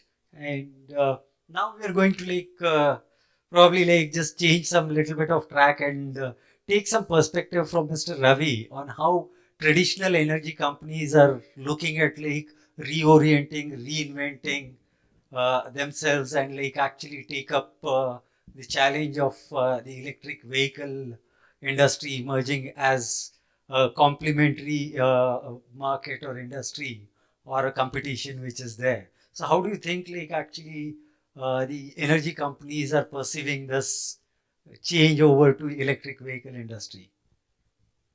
Yeah, good afternoon, everybody, and thank you, Mr. Avinash, for giving this opportunity. So from the storytelling from Mr. Mittal, so we come down to the brass tacks. Yeah, we as Bharat Petroleum are primarily a energy solutions provider for mobility, for both people who want to move from place A to B.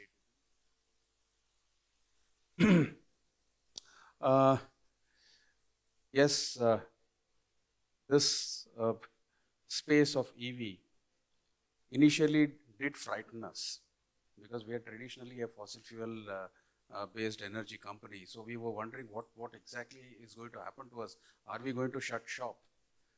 So we decided to actually use this as an opportunity to, because primarily we are in the business of providing energy solutions. So in what form of energy, it doesn't matter. Currently fossil fuels, tomorrow it will be renewable or some other form of the energy. So we have decided at Bharat Petroleum that it is important for us to contribute to the society, to decarbonize as much as possible. We all understand that the mobility is the one area where the maximum carbon emissions are currently happening. So there is an urgent need to decarbonize that. So we have set ourselves a target that by 2040 we will become a net zero emission company. In this direction, so we have started work on the space of EV as well. While delivering fossil fuel energy to the consumers, we are nearly a 100-year-old company. So we understand this more as a back of the hand kind of a thing. But in this space of delivering energy in the form of to the EV is a completely different ball game. It's not like what we do for the fossil fuels. One advantage we have is, one, we have the reach to the consumer. That's a big plus. But then how do we reach it? How do we deliver the energy is different. So we have realized that in the case of fossil fuels, generally the customer, particularly urban areas, customer likes to have a quick in and quick out. He doesn't like to spend time. That's what happens. And in that space, delivering fossil fuel, we are very good at it. But when it comes to the EV, here the energy delivery currently is not quick in and quick out. It is a quick in and a short stay. So if that is going to happen, so the consumer is not just interested only in getting the energy for his EV, he also asking us this question, what do I do during that short stay? So we have realized that it's not simply talking about EV which is going to help the consumers. The consumer is looking at a total complete solution. So it is both energy solution. Today fossil fuel, tomorrow EV, maybe day after hydrogen or CNG, whatever forms of energy. But more importantly, he's also looking for non-fuel offerings. He is telling for that 15 minutes, half an hour, what do I do? Can I have a cup of coffee? Can I have something to eat? Can I refresh myself? Do I get that kind of, can I get an ambience wherein I feel that it was worth having spent time? So we are transforming ourselves from the traditional energy company, fossil fuel energy company. We are transforming ourselves to becoming purely a solution-oriented company to the consumers who are and the consumers means both cargo as well as the person for moving from place A to place B. Thank you for that. I would probably have a follow-on question for you. So, which is more like actually in terms of how do you see like BPCL really like making charging stations and charging infrastructure available to customers? What kind of pace do you foresee that what kind of penetration would be there in both, like as some people were always talking about rural versus urban market, and do you have like any planned timeline in the organization? Very good point which you have raised. Yes, this debate is always there that whether it is the egg first or the chick first.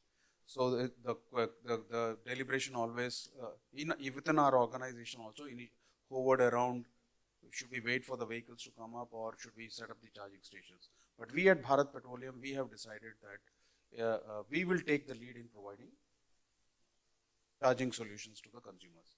And here we have decided that the critical, so there are three pieces. One, the urban market, urban consumer, then you have the highway consumer, and then you have the rural consumer.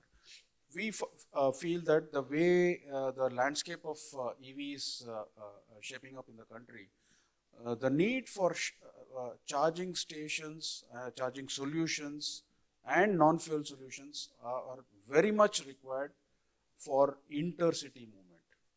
So here we at Bharat Petroleum have come up with this concept. We are the first one to come up with this concept called as EV fast charging corridor. So we are telling that Ahmedabad, Vadodara, like that. So we were the first to start three corridors as of now. Chennai, Trichy, Madurai, 500-kilometer stretch. Chennai, Bangalore second stretch. Bangalore, Mysore, Coorg. There is a third highway corridor stretch wherein we have said that this is the EV fast charging corridor. We are going to set up close to 200 corridors in a span of another 6 to 8 months. We will be having more than 7,000 stations which will be having the charging. But apart from charging solutions, as I said, the critical piece here is to provide the total solution. So we are setting up QSRs, that is a quick serve restaurants. We are setting up cafe. We are setting up, hygiene restrooms, etc., etc. So we within 6 months, that is before March, 100 highway corridors will be available. But when it comes to the urban market, we see that currently the way EV landscape is happening and the way the two-wheeler, they are more towards slow charging, and so we have partnered with OEMs in setting up stations, charging stations at our urban outlets. We have also ventured into battery swapping. We have tied up with some companies. As the space evolves, we will decide to. Currently it is a partnership-based approach, but if we see a lot more activity happening here, yeah, we would own it up. But in the case of highway, it's completely owned by Bharat Petroleum. Wonderful. Thank you for that. And probably that addresses like the questions with lots of us have. That where do I find the charging stations? So with 7,000 stations planned by BPCL, I think I'm going to take that challenge and traverse across the country like in an electric vehicle. So Bharat Petroleum is there. I just love to like actually do a cross country driving, and next challenge is going to be like an electric vehicle, and I look forward to that. Thank you for that. Now we'll probably like actually take some questions in terms of like where the technology is going, and in the electric vehicle space there are two areas where like we need to focus. One of the heart of the electric vehicle is the motor, so that is motor and the like related technologies. So maybe Dr. Pesh can like actually give us some inputs on what are the technology emerging areas, what kind of technologies or challenges or problems that our startup should focus on, and what kind of approach should be taken to solve these problems. So motor is new ICE, and when you look at any two-wheeler, three-wheeler market leader, current market leader with ICE, internal combustion engine, you would see that they need to own the engine and the powertrain. So I would see the same happening, that you have to have technology on the motor side, on the controller side, and on the battery side. My area, my experience has been on the motor side. So I'll speak about what's the evolving landscape in the motor side. From a user point of view, there are three key overarching goals for electric motor or electric powertrain system. One is to deliver long range. Second is to deliver more power into the same mass and volume. And third is to make it affordable. So make it smaller.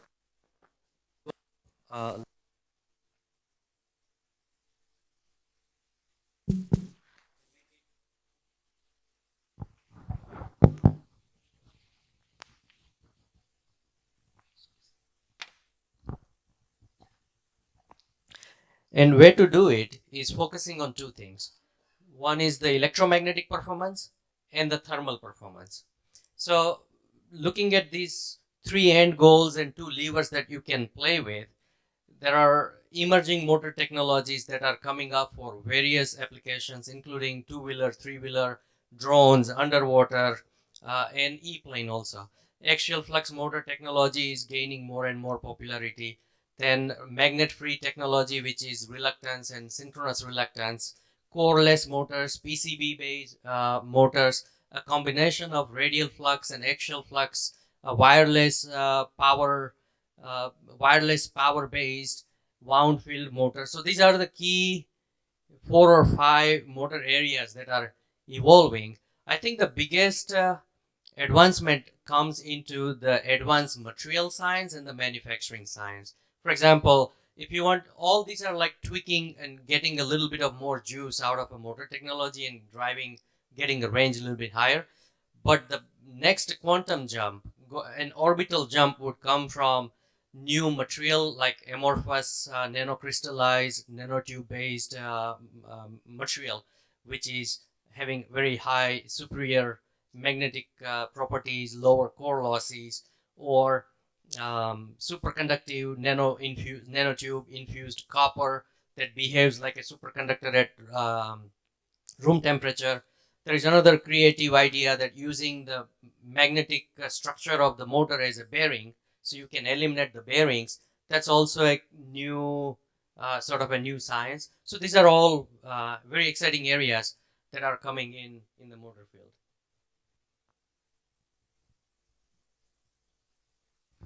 Are there any technologies or areas that the startup should besides actually immediately on the horizon? Beyond the horizon, what are the kind of technologies that could be there possibly? So in the near term, I think so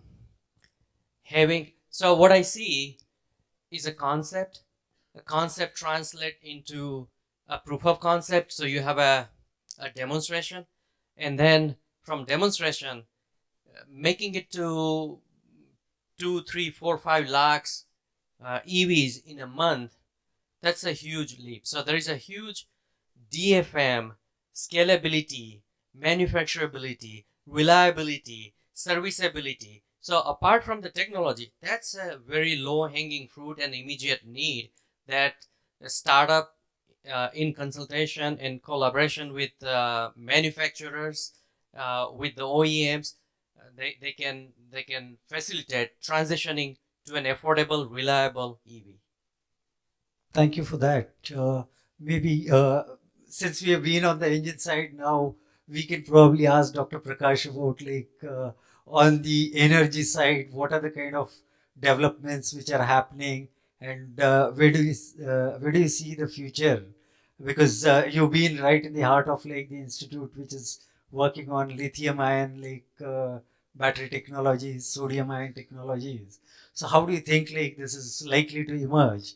And how does the market prepare for a future which can have one or more chemistries which coexist?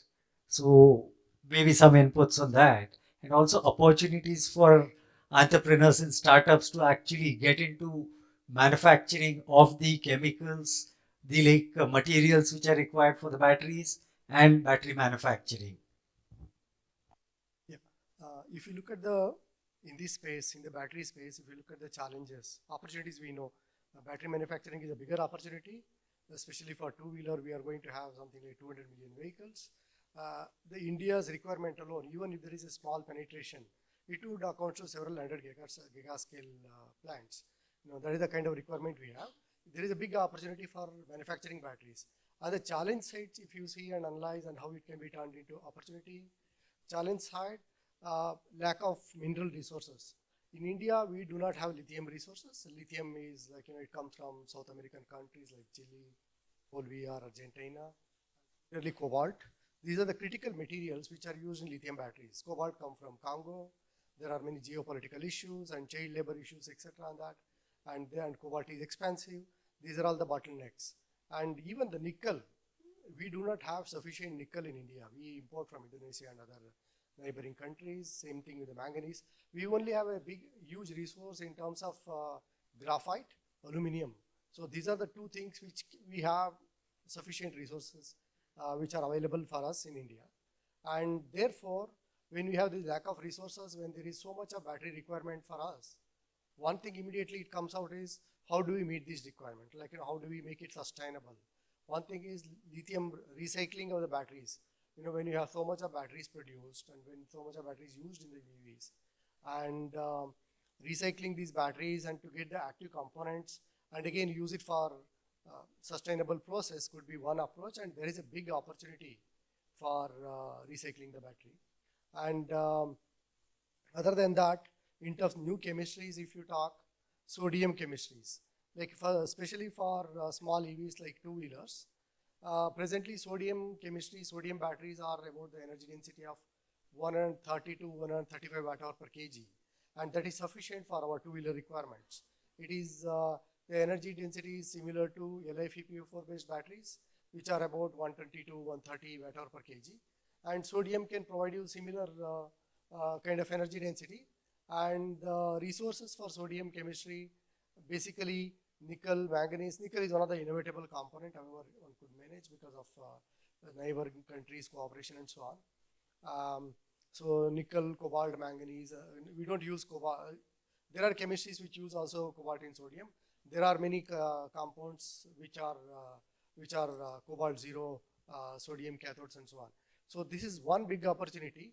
And in terms of technology, if you see, we don't have a sodium battery technology at the moment. All of us, we are developing a prototype, and we are at the TRL level 4.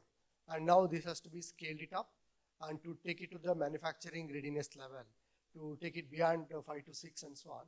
That is why we are in the traction now. So we are, there are several industries, Indian industries are coming forward to scale up this technology and so on.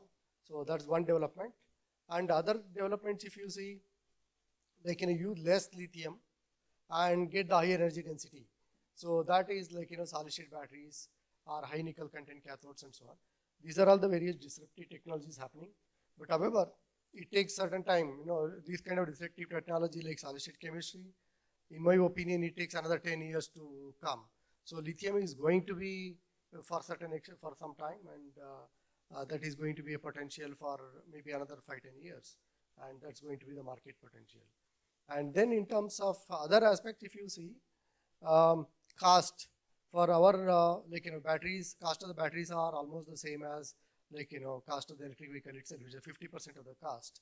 So how these batteries can be made cheaper? So wherein the present lithium battery cost is about something like $150 per kilowatt hour. So how it can be made into cheaper? So this kind of technology like sodium, etc., can be 1/3 of the cost of lithium. They can provide you higher in terms of advantage, in terms of cost advantage per kilowatt cost advantage. And other challenges, if you see, we are into early stage of manufacturing as lithium is concerned, lithium batteries are concerned.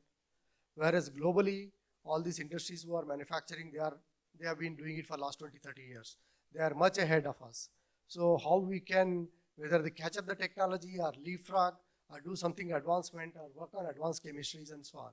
So these are the things which are going on. And then when we have to compete with these established industries, when Indian industry has to manufacture, how they can be cost effective. Because if you have to be cost effective, then the whole ecosystem should exist. Like Chinese could able to make in a cost effective way, because each and every component, they have a manufacturer, they have a supply chain creation. Whereas in India, we don't have, if anybody manufacture right now today, each and every component has to be there is no component which is not, which is available in India presently. For the battery grade, even the aluminum foil from Aditya Birla, Nalco, etc. makes aluminum. But however, the battery grade of specifications required, they don't have. So the whole supply chain need to be created. And this provides because each of these are an industry in itself, making a cathode material. It involves mining, refining, making materials. Each of them are a large scale industry. So there are several, in this value chain, there are several industries this could be a greater opportunity in terms of separator or in terms of aluminum or copper foils or current collectors, carbons and so on. So these are the various opportunities exist for Indian manufacturers. Thank you for that input. Maybe like some of our startups would start thinking in terms of what kind of new cathodes, new separators can we like actually develop. There are some brilliant like material scientists in this country, and I hope like some of them turn entrepreneurs and like come up with some solution. Thank you for that. I want to bring it down to like actually a change track to where like our startups normally like have basically like the entry point. That is like how do they work with the industry? So there's been like the automotive supply chain has had like a lot of ancillary industries which develop components and provided like certain like subcomponents assemblies. So maybe it's someone like Srinivas can give us more input on how the industry is like looking at reorienting itself for a electric vehicle space, the challenges, opportunities in that, also like the existential trouble which might be there if the auto industry really completely changes over into electric vehicle segment, because a lot of components, subcomponents and the ancillary industries are going to face their like challenge of like how do they re-engineer themselves, rediscover themselves. So how do you think that is going to happen? And also what should the startups do? And how do they work with like actually industry to scale up their manufacturing to like have a distributed manufacturing environment set up? Because scaling up is biggest challenge and they may or may not have resources and time to actually get all the manufacturing issues sorted out. Whereas existing industry which has all this knowledge and expertise and probably the infrastructure can work with the startups and like provide these manufacturing solutions. So your ideas about this? First of all, thank you for inviting me here. And let me be very frank, I'm here by mistake. I'm here by mistake and also I'm in the field by mistake. I was a project manager in a robotics company where I'm talking about 93, 94 kind of period where we built robots based on BLDC motor technology, which was the motors imported from US, and the entire design was built around these motors. And we were a very small company, which we had bought 5 sets of motors for each different section of the robot. It had about 4 different motors involved in one assembly. And when we wanted to, go into a scale-up mode, we wanted to get 10 sets of motors, but they would only sell us in minimum quantities of 100 sets. Right? So that became a big block where we have spent a lot of time and effort in making this design suitable for a customer. And here is a supplier holding us at ransom because our design is now frozen. So I was blessed in having a very good boss who encouraged us to re-engineer a solution rather than re-engineer a product. Right? Find out what makes a technological solution better suited for it, and then engineer it on that. Based on that, we built our first switch reluctance motor in 1997.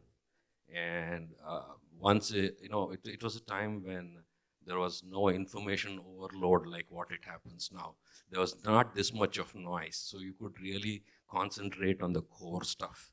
So when we did that and built it, encountered problems, sorted it out, and it was working, then the fresh kids who are coming out of college were already internet savvy, and they come and tell us, you know what, this is called a switch reluctance motor. Thank you very much. Now I have a name for this machine, right? So that's how it started. And particularly one experience at that very same time is this motor we did, and we got the electronics built. It's working for 2-3 days. Everything is going fine. And then my boss walks past me and he looks at it and says, it's going to blow. Pardon me, it's a bit of a long story. So the moment he said it is going to blow and he walks out, sure enough, all the MOSFETs blow. So it's been working for 3 days, working fine, and here is a person coming and saying it's going to blow, and it blows, so he must be at fault, right? So I go after him and said, what was this? How did you tell me this? And you don't even know what I was doing. You don't even know what trial I was running, but you made the statement and it happened. So there is a connection. Tell me, what is this all about?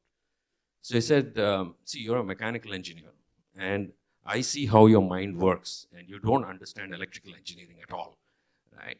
So here is what you're trying to do is you transfer one energy from here to some other place, and I can see that you're doing that because you put a current probe out there. And in the current probe, I'm seeing a current rise, which is very sharp. If that means the current is changing at a very fast rate. And if there is an inductance in the system, L di by dt is going to go beyond the capability of the device that you're going to be using, and it's going to blow. Wow. Right? It's such a simple logic. But then why wasn't I aware of this? Why wasn't I, who had built all of this, not aware of it? It's only because I was thinking in silos. I was thinking I'm a mechanical engineer, and this is how I want it to work, and I hoped it would work that way. But then he brought about, he gave me a 15-minute lecture, and by the time I was already 6 years into the industry. And with that 15 minutes of lecture, I became an engineer. He explained that what you're treating as a mass, inductance is the very same thing. What you're treating as kinetic energy is nothing but the inductive energy. So what is velocity for you becomes current in this domain. So there's exact equivalence for every parameter that you're taking about. That is a common basis, which is the laws of conservation. And you can use these laws of conservation across the domain. And if you have a problem with an electrical thing and you can't understand it, convert the problem to a mechanical engineering problem and you can understand it, port the solution back to electrical and it'll work. Right? So this small lecture that he gave me, converted me into an engineer, and from then on the journey started.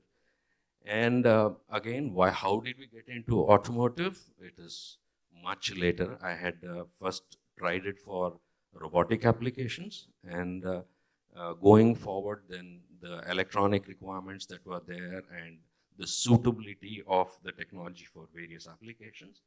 That is when we started moving it towards the automotive sector. And in the automotive sector, the reason why this technology is most suited is primarily because of the nonlinear characteristics that are there. So let me now try to compare between BLDC motor, which a lot of people are working on. This is a sort of an thing that you will not find it in literature, and so I want to share this with you. You are hearing that BLDC motor is very powerful, it has high torque, it has high power, etc. True. And so which is the application that you're using it for? It's for two-wheelers. Have you been successful in two-wheelers? I would say yes. To a large extent, you've been successful in the two-wheeler industry. Now, taking the premise on which you sold that the BLDC motor is a better technology, I would say you would want to take it into cars, trucks, and buses because it has higher torque density, it has higher power density, and which vehicle needs it more? The bigger ones. But however, you can't take the BLDC motor technology to that level because the magnet itself is its Achilles heel. It freezes the torque constant or the back EMF constant. It's not variable.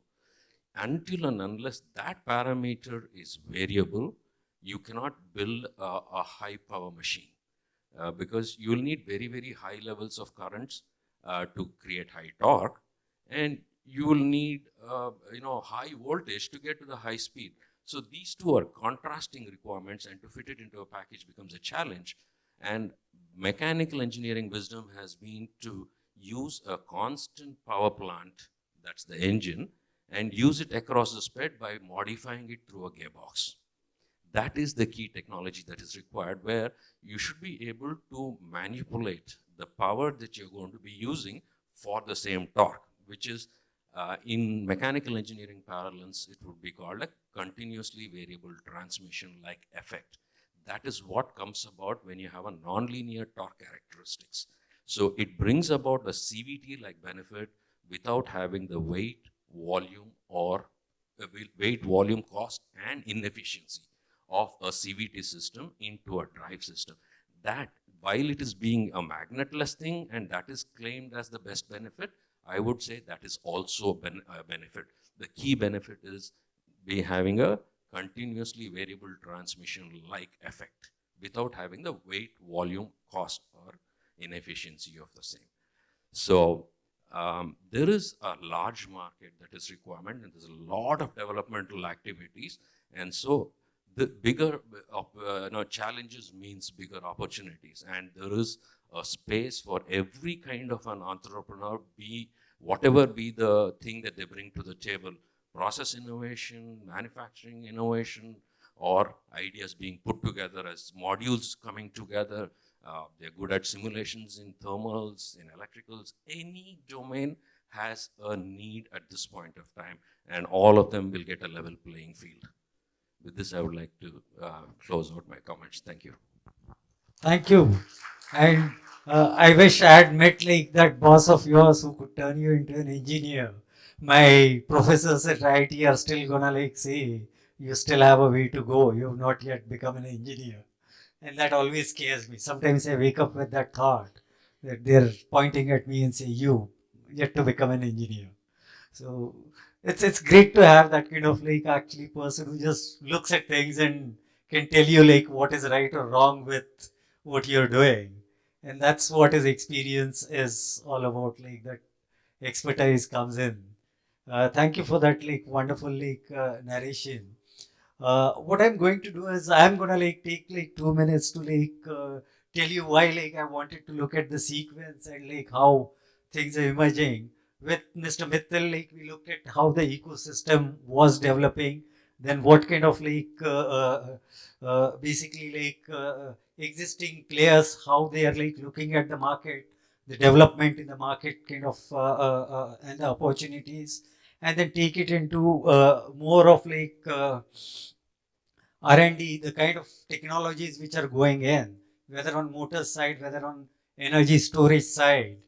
And when all of these things are like there, the manufacturing perspective which comes in, that takes it to like actually Dr. Chintan, who can tell us about like how the new ecosystem that is helping build is going to help like our startups get into this space and like actually succeed for the future.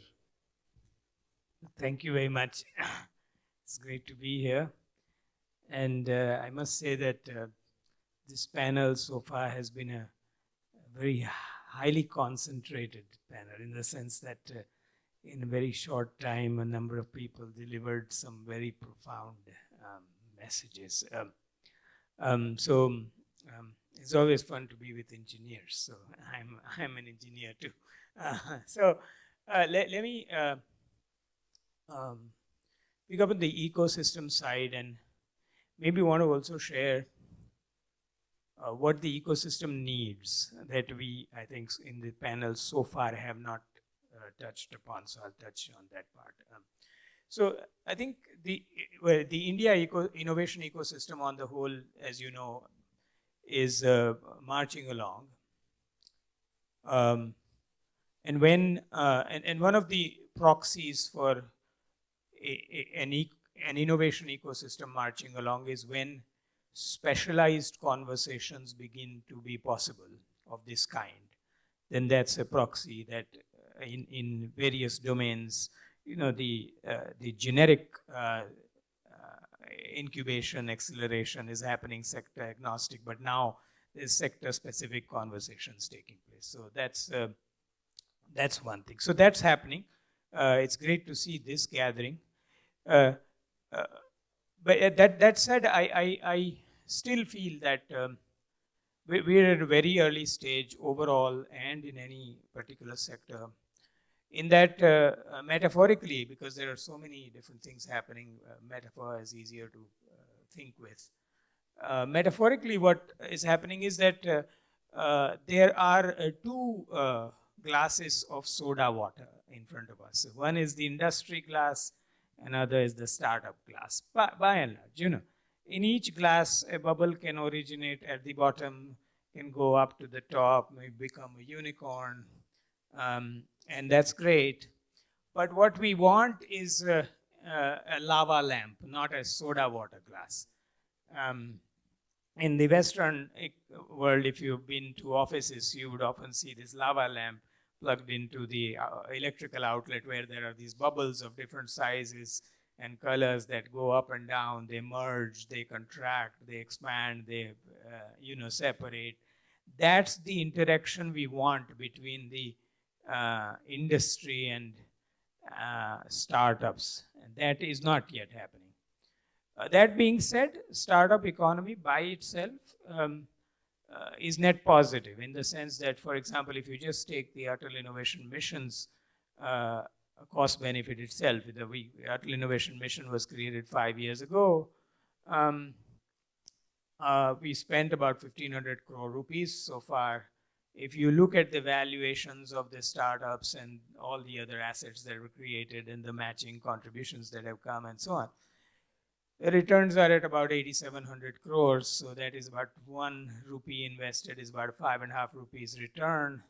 If you are more sort of an analyst type and you say, okay, I must also have the social cost of capital, then for every rupee invested, you're getting about 17 rupees back. So overall, net positive. But in each sector, if we were to do it right, that return will be 30 to 50 times, easy. I can say this because in defense, for example, we built that the IDEX as a platform, as you know. In IDEX, for every rupee we have invested, the valuation is more than 50 times. We can do that in EV. And that opportunity is in front of us. Now, what do we need to do that? Many things we need to do. I mean, the whole ecosystem has spoken here. So, but the one thing that we need is that we still don't have the orchestrator of the symphony. We need that orchestrator. That orchestrator may be a body like NASSCOM we were talking earlier. You might say, why? Why can't that happen through the government? What is happening is that each piece has the visibility of what they can see, but there's still much in between these pieces. How you might say, okay, how can you say that?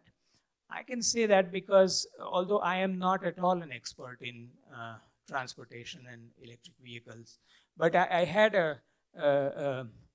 was dragged along into a 3-year study that MIT published in 2019, which was about the future of mobility. You can look it up.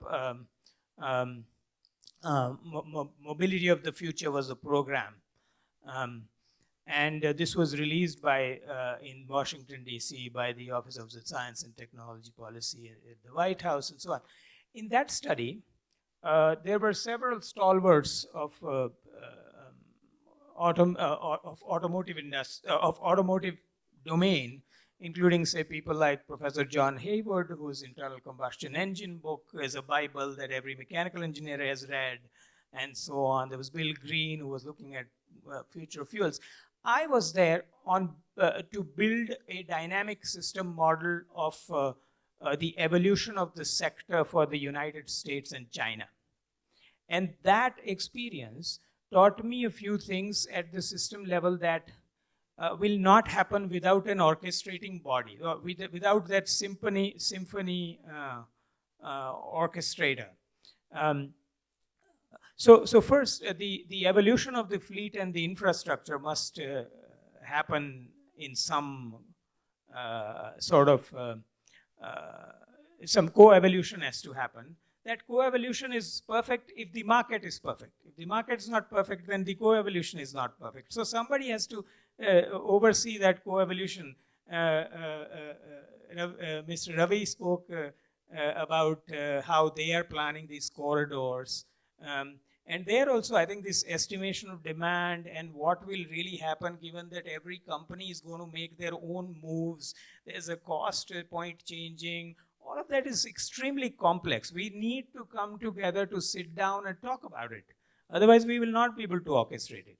There were some other very interestingly non-linear aspects in this complex sort of evolution in this of this domain, which will not automatically happen. For example, we may say that we want to introduce the vehicles by such and such time, and therefore we will plan the production capacity, and we will plan the whatever the infrastructural capacity and so on.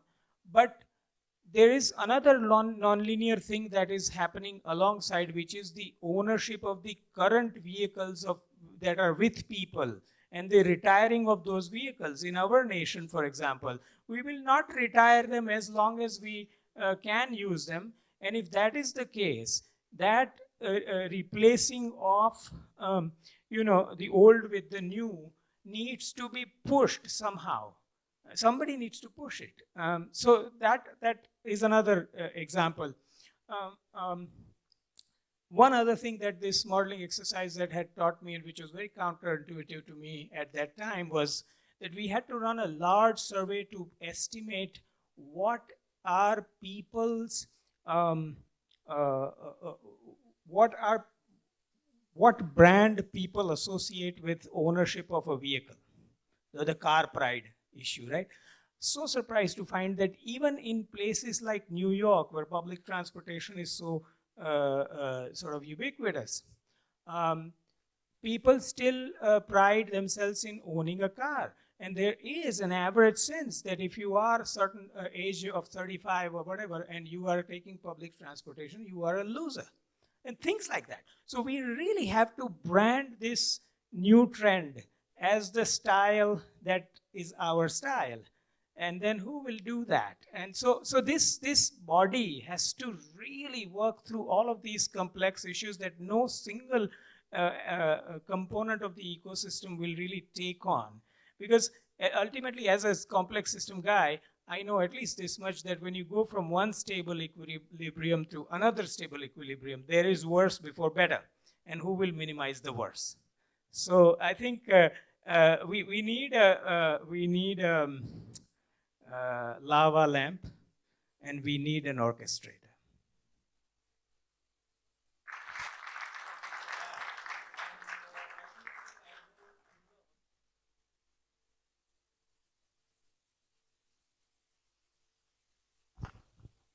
Okay, I think I know who the orchestrator could be. Someone who has to actually get this started probably is, as your role in the Niti Aayog, you can help actually get this started, and we can look at it. And also actually when we're looking at you'd mentioned about how do you go about enforcing retirement of older vehicles. So would actually retrofitment be a good solution, where the brand association that people may have with their vehicle stays, but they completely retrofit their vehicle and make it electric vehicle? Would that be a more viable solution in India? I think something like that needs a rigorous study, It's a great hypothesis. But in the end, is it a net benefit or not? Because if you retire everything, then again, there's this sort of post-processing or and recycling of materials kind of a value chain issues are also there. But currently what's happening is that such reports get written in the government domain, but the EV, this transition from the old to the new, is a 10-year transition. And you show me one individual in the government who will stay with this problem for 10 years. I think they keep transferring, right? Somebody needs to have that domain ownership.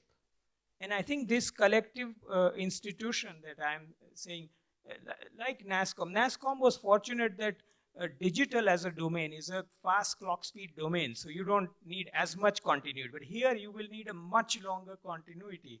And that kind of a body ought to commission such studies. We have people who will do a rigorous study and tell you that, listen, retrofitting is much better than retirement. I don't have an answer to it, but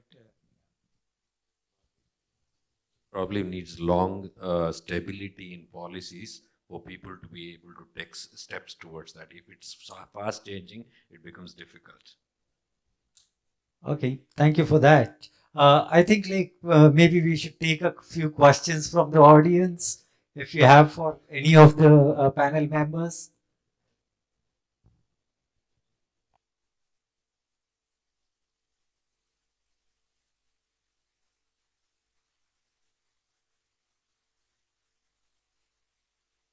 Hello. Hi, gentlemen. Thank you so much for your insights. My name is Abrajita. I'm from Your Story. Quick question for you. We're expecting a downturn in Feb, March, and it's also expected to hit consumer sentiment. I'm just curious to know how you think that might affect the EV industry. Can we expect to see some sort of tepidity, some slowdown?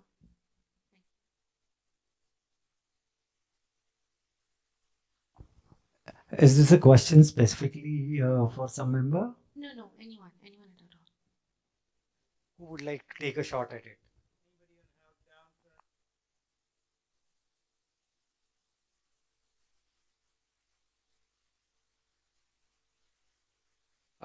The current trend towards EV that is happening is not related to the market per se, right?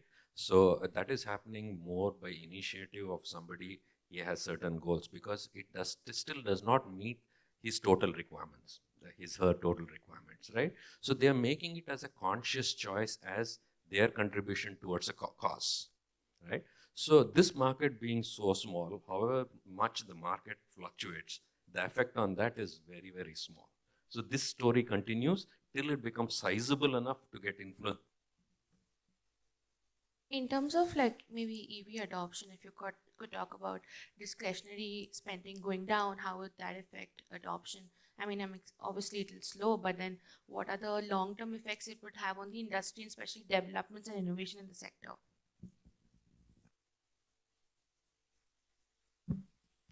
Let me give a shot at your question. I'm from the petroleum industry side, so the way we are looking at it is, we are expecting that the energy demand would go, particularly for the mobility part of it, because urbanization in India, there's so much of scope still available that it is expected that over the next decade, a sizable population would move to the urban centers, which would mean a lot of need for mobility which is going to happen. If that is the case, as he rightly said, so whatever form of energy which is going to help in the mobility, at least in India, I don't think the downturn is going to impact us in that. Same point I want to make, but in a slightly different way. See, when you talk about EV, there's the public systems EV and there's the privately owned vehicles EV, right? So there's the buses versus bicycles and two-wheelers, three-wheelers, etc. Then there's also the then there are definitely at least three classes of people buying. One are these early adopters, second is the mass market, and then the third is laggard, right, simplistically.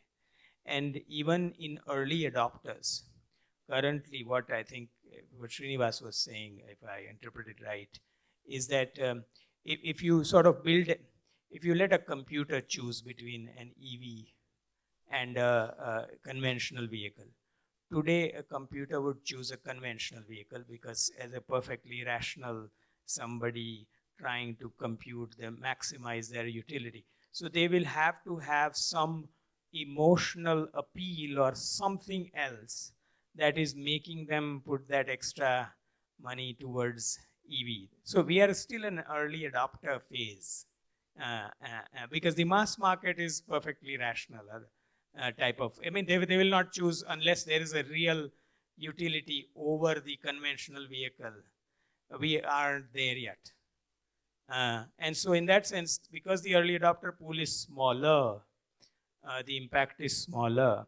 But what you said is, and the impact may move towards the public versus instead of a private. That's another thing.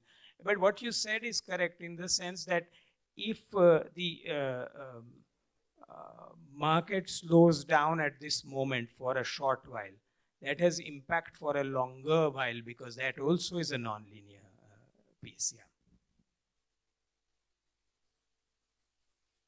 Thank you for that.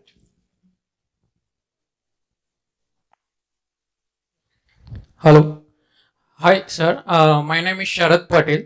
My question is how SRM motor can be a mainstream motor technology in India and EV industry.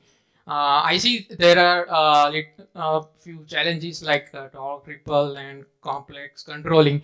So how and what challenges an entrepreneur can rectify and work on to accelerated transition from current BLDC technology to very much efficient SRM technology? Thank you.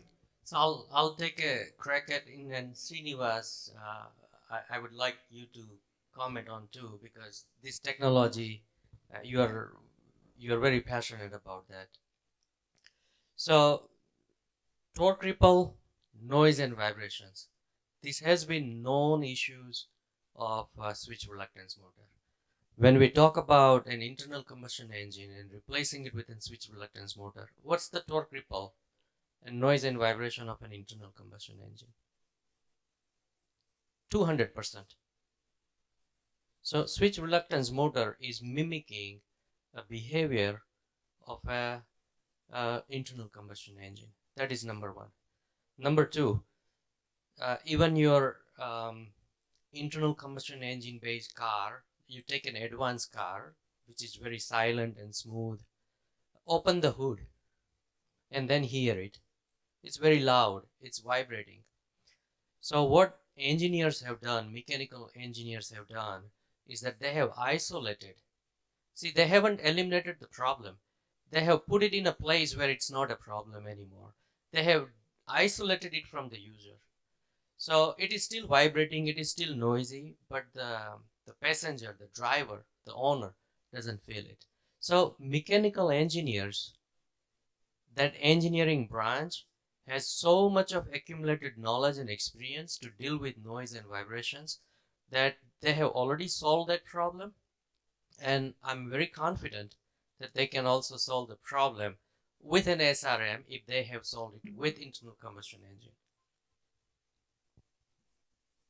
Thank you for the explanation. I'll elaborate a little more on what he said. The generation that I came up with, the vehicle that was introduced was a Hero Honda 4-stroke engine. And in that, there is one power stroke, and the other 3 strokes are consumers. Compression, then you have your expansion, which is the power stroke. Then there is exhaust and suction. Exhaust, suction, and compression are consumers. So there is negative torque. And the only positive torque is during the expansion or the combustion period. So even in that, it reaches a peak value and then starts coming down in an expanding volume. And that is to be sort of flattened out, so it's going through a slider crank mechanism, and it's getting converted. So how did the mechanical engineers sort the problem when the user was not feeling it? He added a flywheel. So you added inertia, and then you transfer the energy from the combustion to the inertia, and inertia transfers it back to the load, and inertia transfers it back to the piston when it is required. So it sort of smothers things. So like we said, inductance of a motor is nothing but the mass of mechanical, and it's the inertia. So you can use that to balance it off. That's one of the methods. Second method is you increase more and more number of phases that you want to have in the system. And you have 180 electrical degrees that any phase can produce torque in the required direction. But the angle that you will require from each phase will start reducing as the number of phases increases. So you will have that overlap period wherein instead of the torque going down, it will, because of the overlap, torque will go up. So instead of having a negative torque ripple, you will start getting a positive torque ripple. And positive torque ripple is good for getting a good start and getting your torque speed performance. But again, since it is a variation that is happening, that will lead to some other issues like noise and vibrations. So it's a coupled problem. There is something that you need to do. It's a design, it's a compromise. So how much will you balance off one for the other? It will have cost implications as well.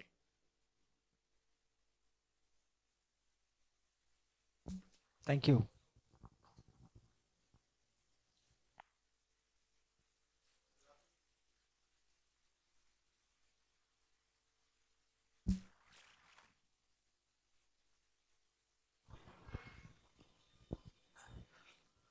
Good afternoon, distinguished eminent panel members.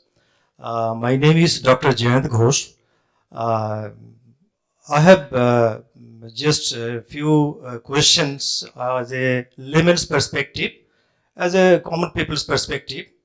That is, we all know that fossil fuel is going to deplete in very near future. And another thing is, all vehicles will be converted to EV by 2030, as I've come to know from till the morning sessions. Some distinguished speakers, they have already mentioned in their speech. Now, I have few questions which I have already noted down. The questions are regarding the charging of the electric vehicle, number one. Number two is inadequate regarding the charging stations, inadequate charging stations, excessive amount of time required for recharging the battery, and finally the higher price tag than the gas powered vehicles. And if you compare it with the gas powered vehicle or this fuel, but though I am in the petroleum trade, I am in a long association of Indian Oil Corporation, but I know, but I already, I would like to reiterate once again, that is a common people's perspective. That is, as high price tag is equally a tough challenge. Yet, with the rise in the affordability, this can be combated to some extent, but even if someone owns an EV, the greatest challenge is recharging the battery. And inadequate charging stations and excessive time required for recharging the battery makes it a real hardship to maintain it. So on that particular regard, which measures will be taken care or going to take care? I would like to request to the eminent panel members if you can put some inputs or throw some lights.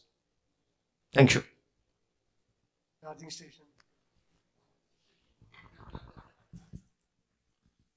It comes back to us. That's right. So as I had stated earlier, currently the two-wheeler, three-wheelers are predominantly slow charging in nature, but then a lot of work is happening on fast charging of the same. It should come out very shortly. But very clearly the four-wheeler charging is fast charging.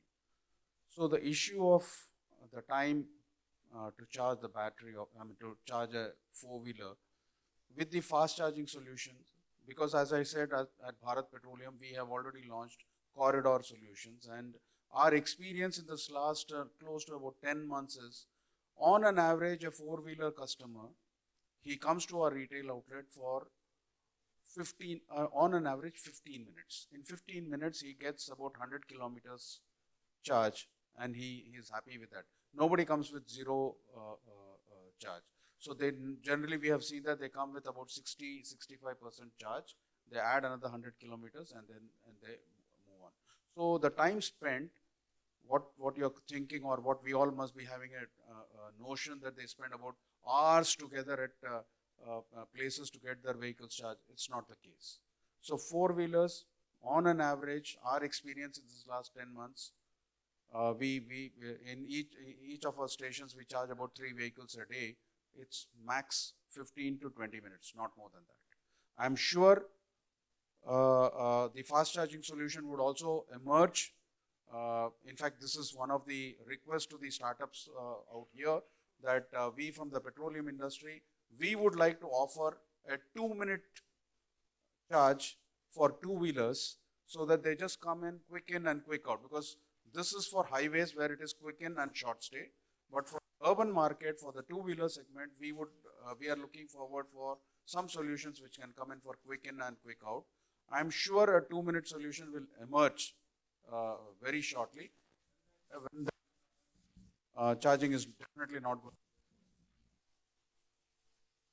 Wow, that's wonderful to know. Thank you all. I think we've run out of time. So though we would like to hear to a lot of stories and learn a lot more from each one of you, I think we need to go to the next stage now. Thank you all, gentlemen, for being here and giving us some very critical inputs. Thank you for that, and we look forward to having you again. Thank you, everyone else.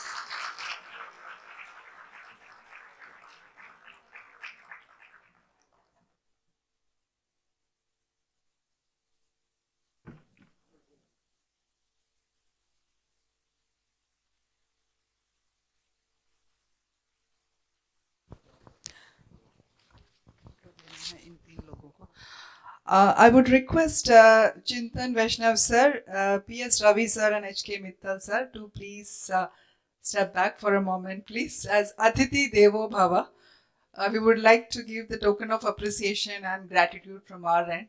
Avinash sir, please do the honors.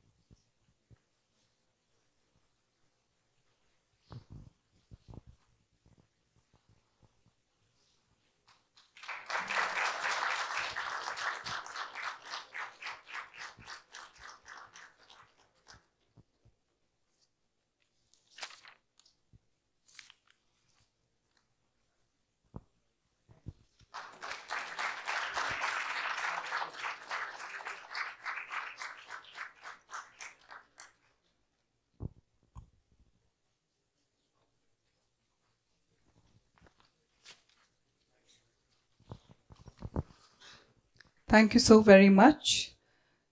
And now we will be moving to the next segment, which is the much awaited thing for the day. Can you all have some guesses, like what am I talking about? The competition? Okay. What else? The winners. Absolutely. You all are the winners in one or the other way. However, we will be talking about the TRL4 final sheet and the prize money as well. Any guesses?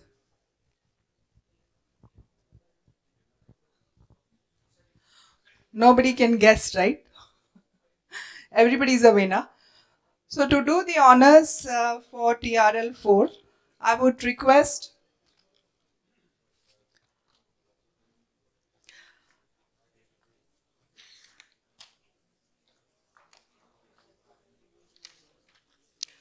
Mr. Chintan Vaishnav sir.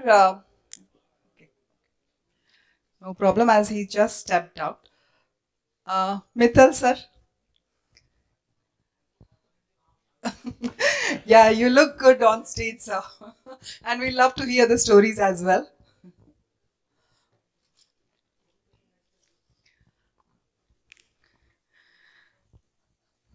Right. So I'll be talking about the consolation prize. Any guesses? Any guesses? Any wild guess? सब अपने हाथ खड़े कर दो किसी को consolation नहीं चाहिए, right? All right, so without much wait, the project who has got the consolation for the TRL4 category, Navstream Innovation LLP team.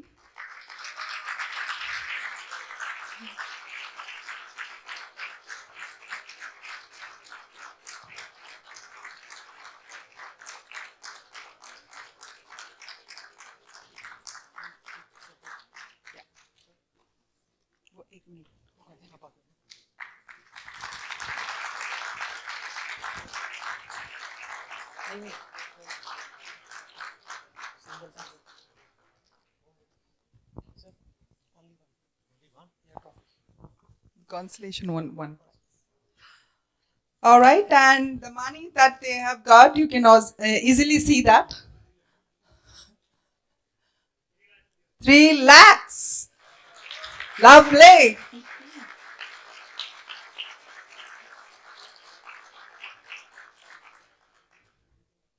Thank you very much and keep it up. All the best wishes to you guys. The next consolation prize goes to Udayan Ecotech Private Limited under TRL4 category.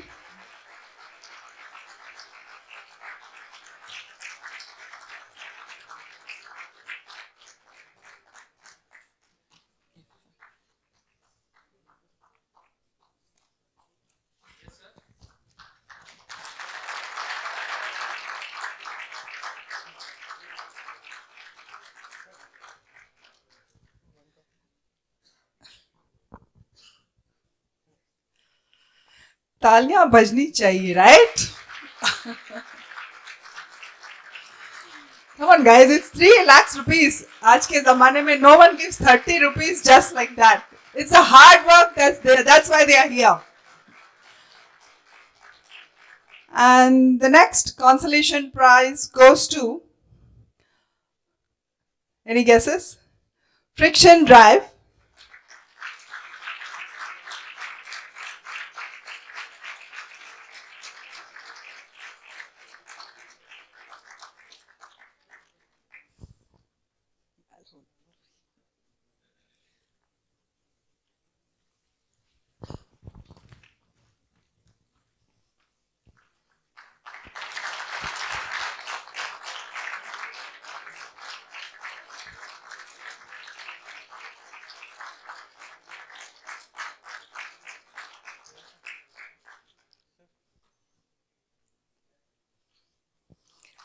Congratulations, guys. Well done.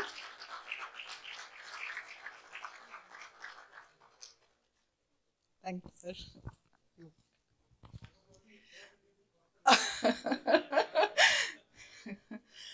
All right. So now I request Piyush Desai, sir.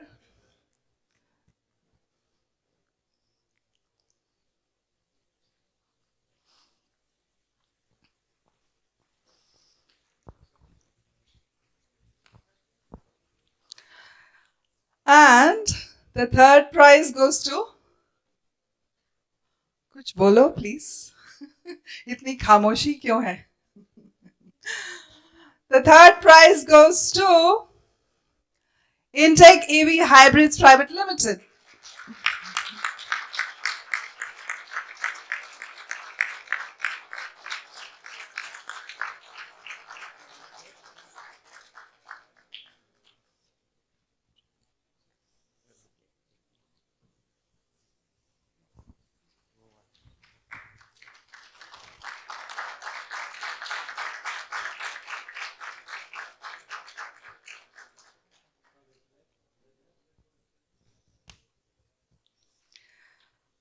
All right, and moving on, दिल की धड़कनें तेज हो रही हैं, धक धक धक धक.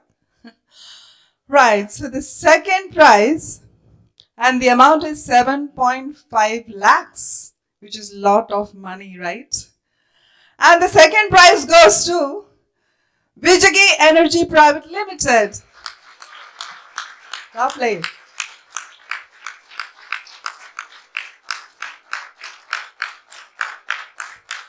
That's the lady luck, I would say, okay?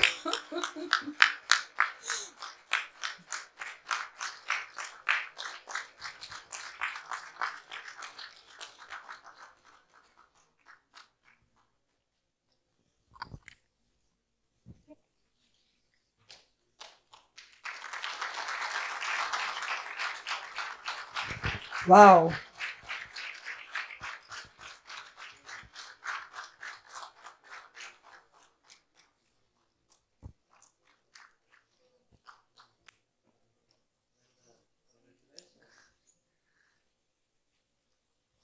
Thank you, sir. Thank you. Now I would request Mr. Avinash Punekar, CEO of iCreate, to please come forward. All right. The big ticket, the big money. कौन लेकर जाएगा भाई? Has more? Okay. Any more names?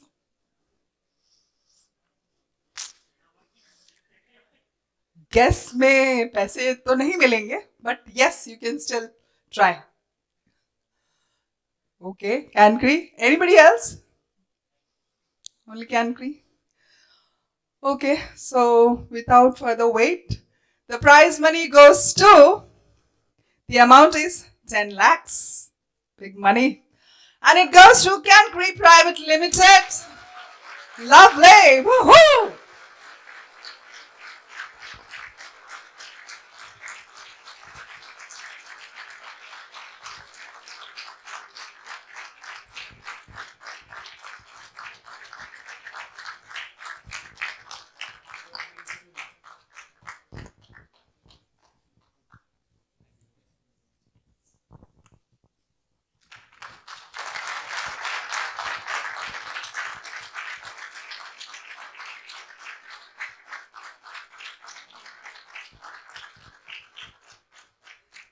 Congratulations, guys.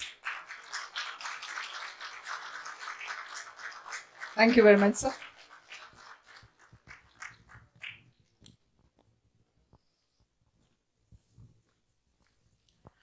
And this one is the next. All right. Guesses for the consolation prize. Now you know, few names are left. Guess. So we have 3 consolations again, like we had in the first category. It's for TRL4, greater than TRL4. I would request Tyagi sir.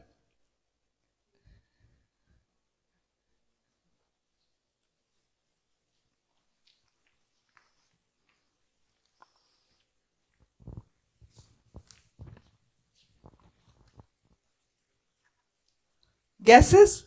No? And this is again 3 lakhs, which goes to AD Biotech Technologies Private Limited.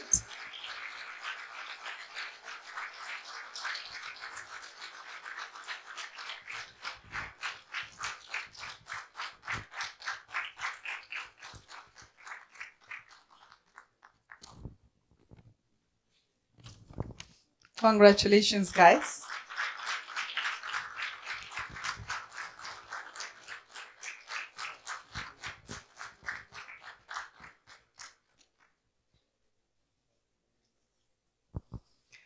Thank you. And the next consolation prize goes to Motorama.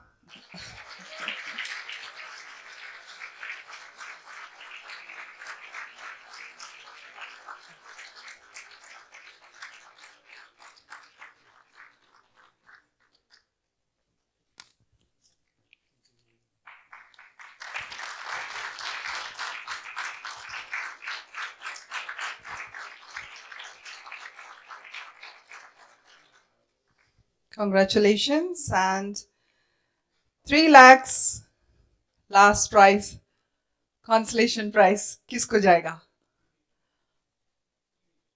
E-vehicle? Okay.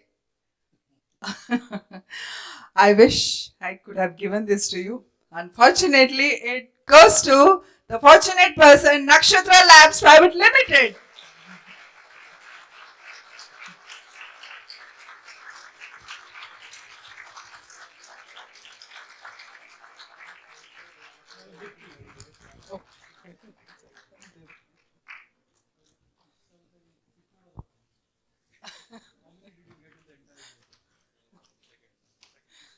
They have 5-6 banks now. 5-6 banks. Right.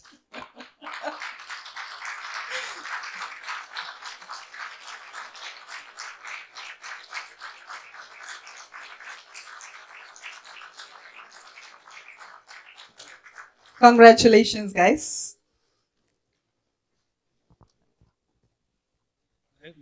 Okay. All right. Thank you very much, sir. Okay. I don't know. Someone's phone is here. So, yeah. We have, yeah, please check. Yeah. All right. I would request Dr. Madhu Mehta, sir.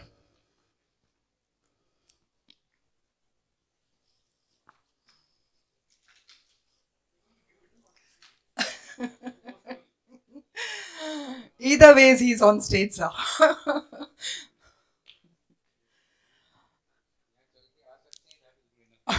Yes. All right. Any guesses for 5 lakh rupees? Dopa? Okay. Or koi? Why are you guys so quiet, man? Like, paise mil rahe hain. Like, show some energy, make some noise. You guys are iCreate, right? And the prize goes to Passimo Energy Systems Private Limited.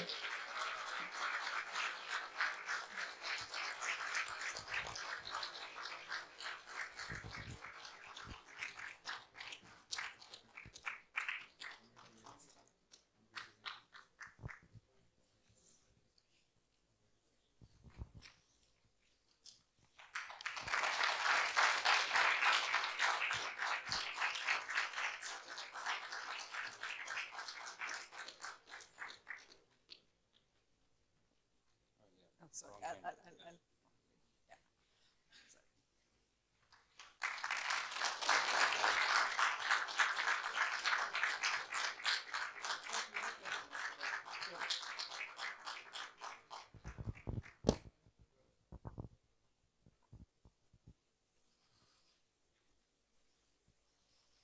Thank you very much and congratulations. Sir. One more. Right. Thank you. All right. So 7.5 lakhs. किसके खाते में जाएगा? Who's going to take it? हाथ तो खड़े कर दो यार. मिल नहीं रहा तो भी at least like you can raise your hands, right? मिले ना मिले चलो. उम्मीद पे दुनिया कायम है, right? And the prize goes to Selectric Automotive Drives Private Limited.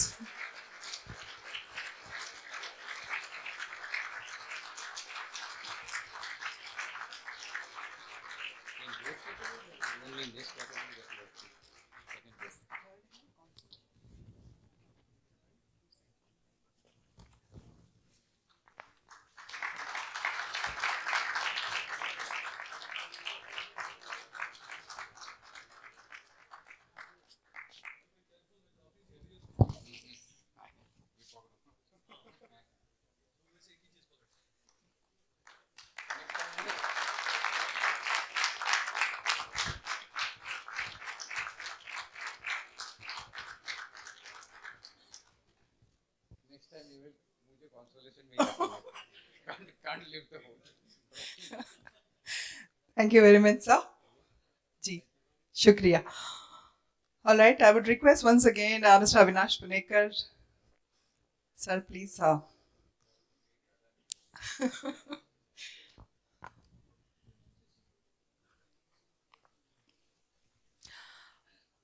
Yes, it's time to put on your thinking cap. 10 lakhs goes to? No guesses. Sabko chahiye. And the winner is Gyro Drive Machineries Private Limited.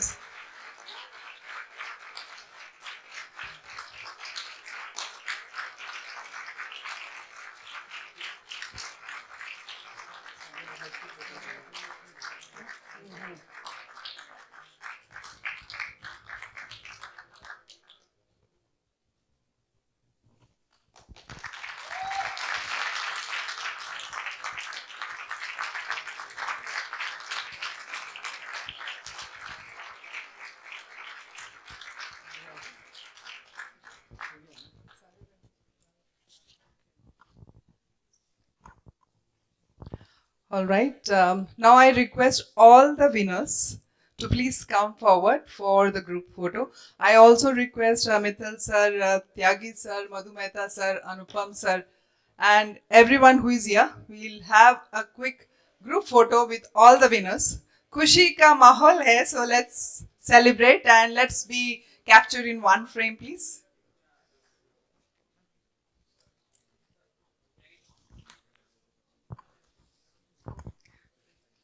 All the winners, I request all the winners.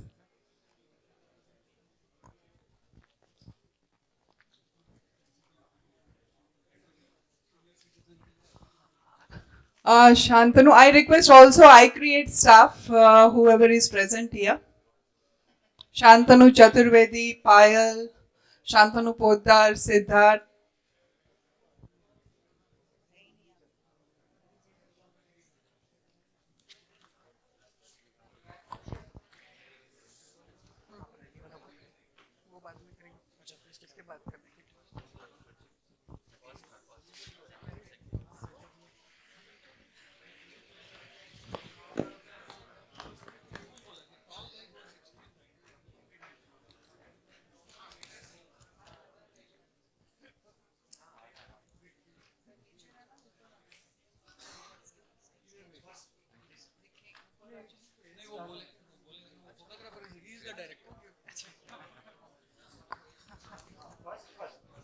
Guys, come with along with your trophies. Yes, please. It's your day to celebrate. Yes, please come. Everybody is coming. All the winners are coming for a group photographer. All the winners. Yeah. Oh, push karo ek.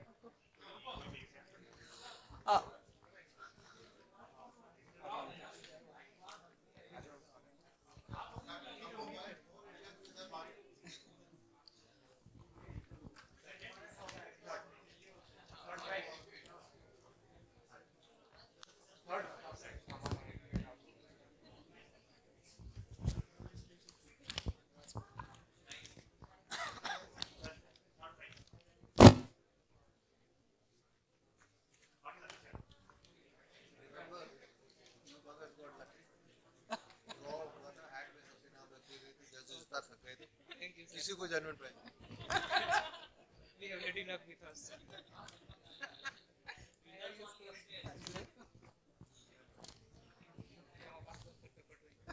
मैं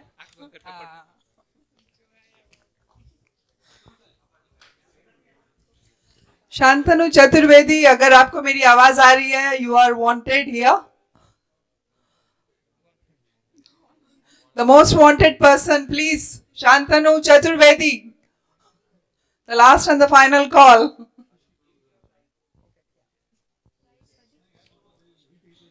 Ashish Kanojia, sir.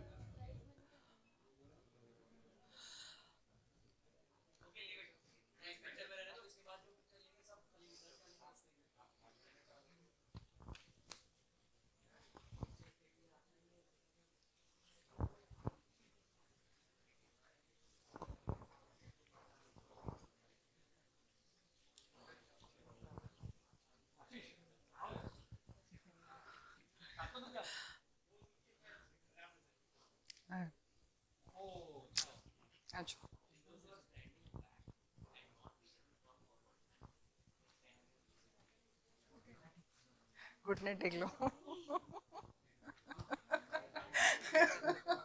अब तो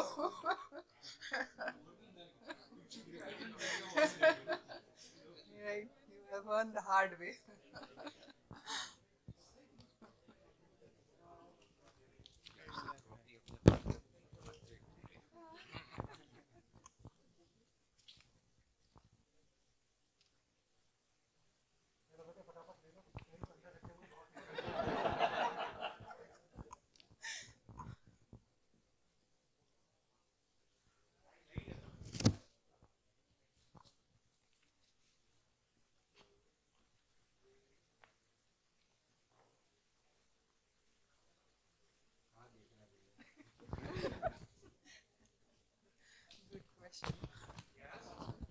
Oh, finally, thank you, Shantanu.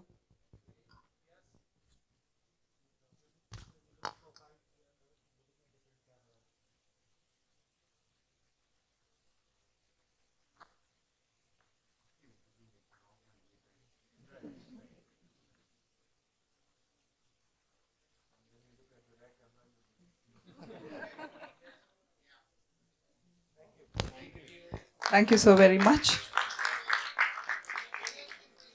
Yeah, all the winners, please stay back.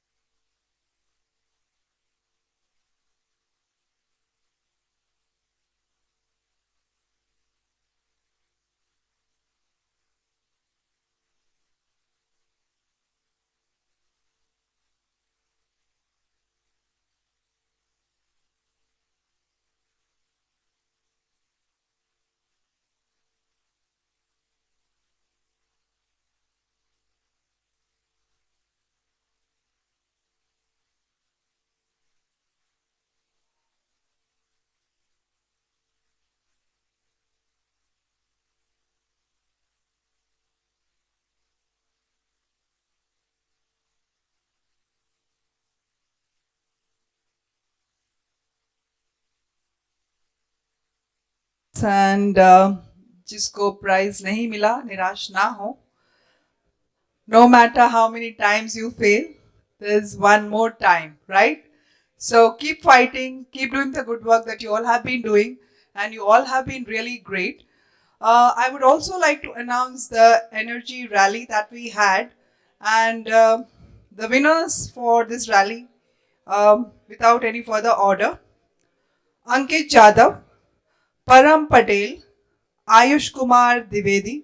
I believe they are not here.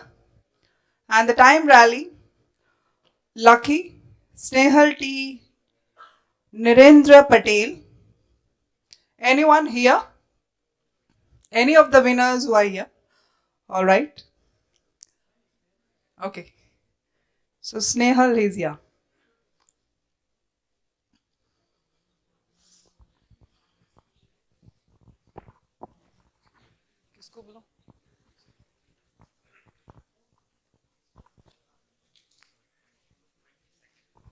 Vinash sir, one more honors, please.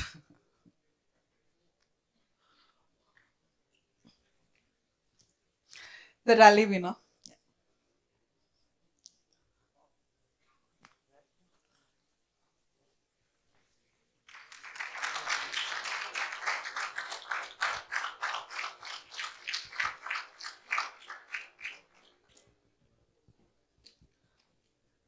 Thank you very much. And it's time to say bye to all of you. I hope you had a great time the 2 days that you all have spent here. Hope you're going to remember me. And please do keep in touch. My name is Gladys Nair. I'm signing off for the day, and I'll be inviting my colleague, Mr. Siddharth Parekh. He will be doing the vote of thanks. And thank you. Take care. स्वस्थ रहिए, मस्त रहिए, हंसते रहिए, मुस्कुराते रहिए. Thank you. Thank you, Gladys ma'am. It's been a rare privilege to propose my vote of thanks to all the members who had supported this event. And I'd like to commence my vote of thanks by saying thank you to all of you who have stayed back until the conclusion of this event. So as we approach the end of EVangelise 2, without whom this milestone would not have been possible, I'd like to express my gratitude to all associated with this. Indeed, India is at the turning point of innovation and pioneering cutting-edge technology. With the right support system for future entrepreneurs, we have the potential to really become a leading economy on the world stage. The 7-month journey, that is EVangelise 2022, couldn't have been possible without the constant support of, first and foremost, the government of Gujarat, which has been consistently supporting iCreate since its inception in 2012. iCreate shares the vision of facilitating next-gen entrepreneurship, and we thank them wholeheartedly for being a part of this vision. we'd like to extend our gratitude to the esteemed panelists and speakers, Mr. H.K. Mittal, Dr. Preeti Bansal, Mr. Chetan Meni, Mr. P.S. Ravi, Dr. Piyush Desai, Mr. Chintan Vaishnav, Dr. A.S. Prakash, and Srinivas, and all the jury members for taking their time to be present for the finale and providing their valuable guidance and insights. We are confident that their feedback and advice will serve as guiding principle for our young entrepreneurs for the years to come. We thank our founding team members, Dr. Madhukumar Mehta, Mr. Parag Amin, Mr. Tyag Rajan, and other board members for their constant support and guidance. We are immensely thankful to our CEO, Mr. Avinash Punekar, our EV advisors, Mr. Anupam Jalote, Mr. Ashish Kanodia, in making EVangelise the success story it was. Their passion for innovation and entrepreneurship and consistent guidance has inspired all of us to push ourselves and work towards the success of this venture. We extend our best wishes and appreciation to all the participants and congratulate all the finalists who, through their dedication, hard work, and out-of-the-box thinking, have made it this far, will reach for further horizons in their future. So, it was nothing short of a spectacle to witness so many innovations and problem solvers passionate about making a change. I'd also like to extend my thanks to our strategic partners, Startup India, Meeti Startup Hub and CII, our industry partners, Bharat Petroleum Corporation, Sona Comstar, Aditya Auto, Tata Strider, Joy E-Bikes and Amtech Batteries, technology partners, MathWorks, Ansys, Altair and Microsoft, our bootcamp partners, investment partners and ecosystem partners. I would also like to thank media for their dedicated coverage of the journey of EVangelise and showcasing it to the entire country. This sort of media coverage is highly critical to the success of such a venture, and it will also help inspire and influence the pioneers of the future. Last but not the least, I would like to thank the student volunteers for their exceptional and unconditional support. I hope this experience will pique their curiosity in their young minds and inspire them to take on pursuits for innovation and entrepreneurship. Our thanks also to our unsung heroes who have been working behind the scenes, whom I may not have named, but their efforts have not gone unnoticed. So with that, I'd like to thank everybody, and I'd like to conclude with a thing that I picked up from LinkedIn, which one of our fellow entrepreneurs incubated at iCreate had shared. So it says, the world thought it couldn't be done, so they never tried. The entrepreneur didn't know that it couldn't be done, so she did it. This is the spirit of entrepreneurship that we are celebrating today, and that is what we would wish the very best for all of you. Thanks a lot. Thanks a lot for being a part of this event. Thanks. Okay, the winners are requested to please assemble at the photo booth downstairs.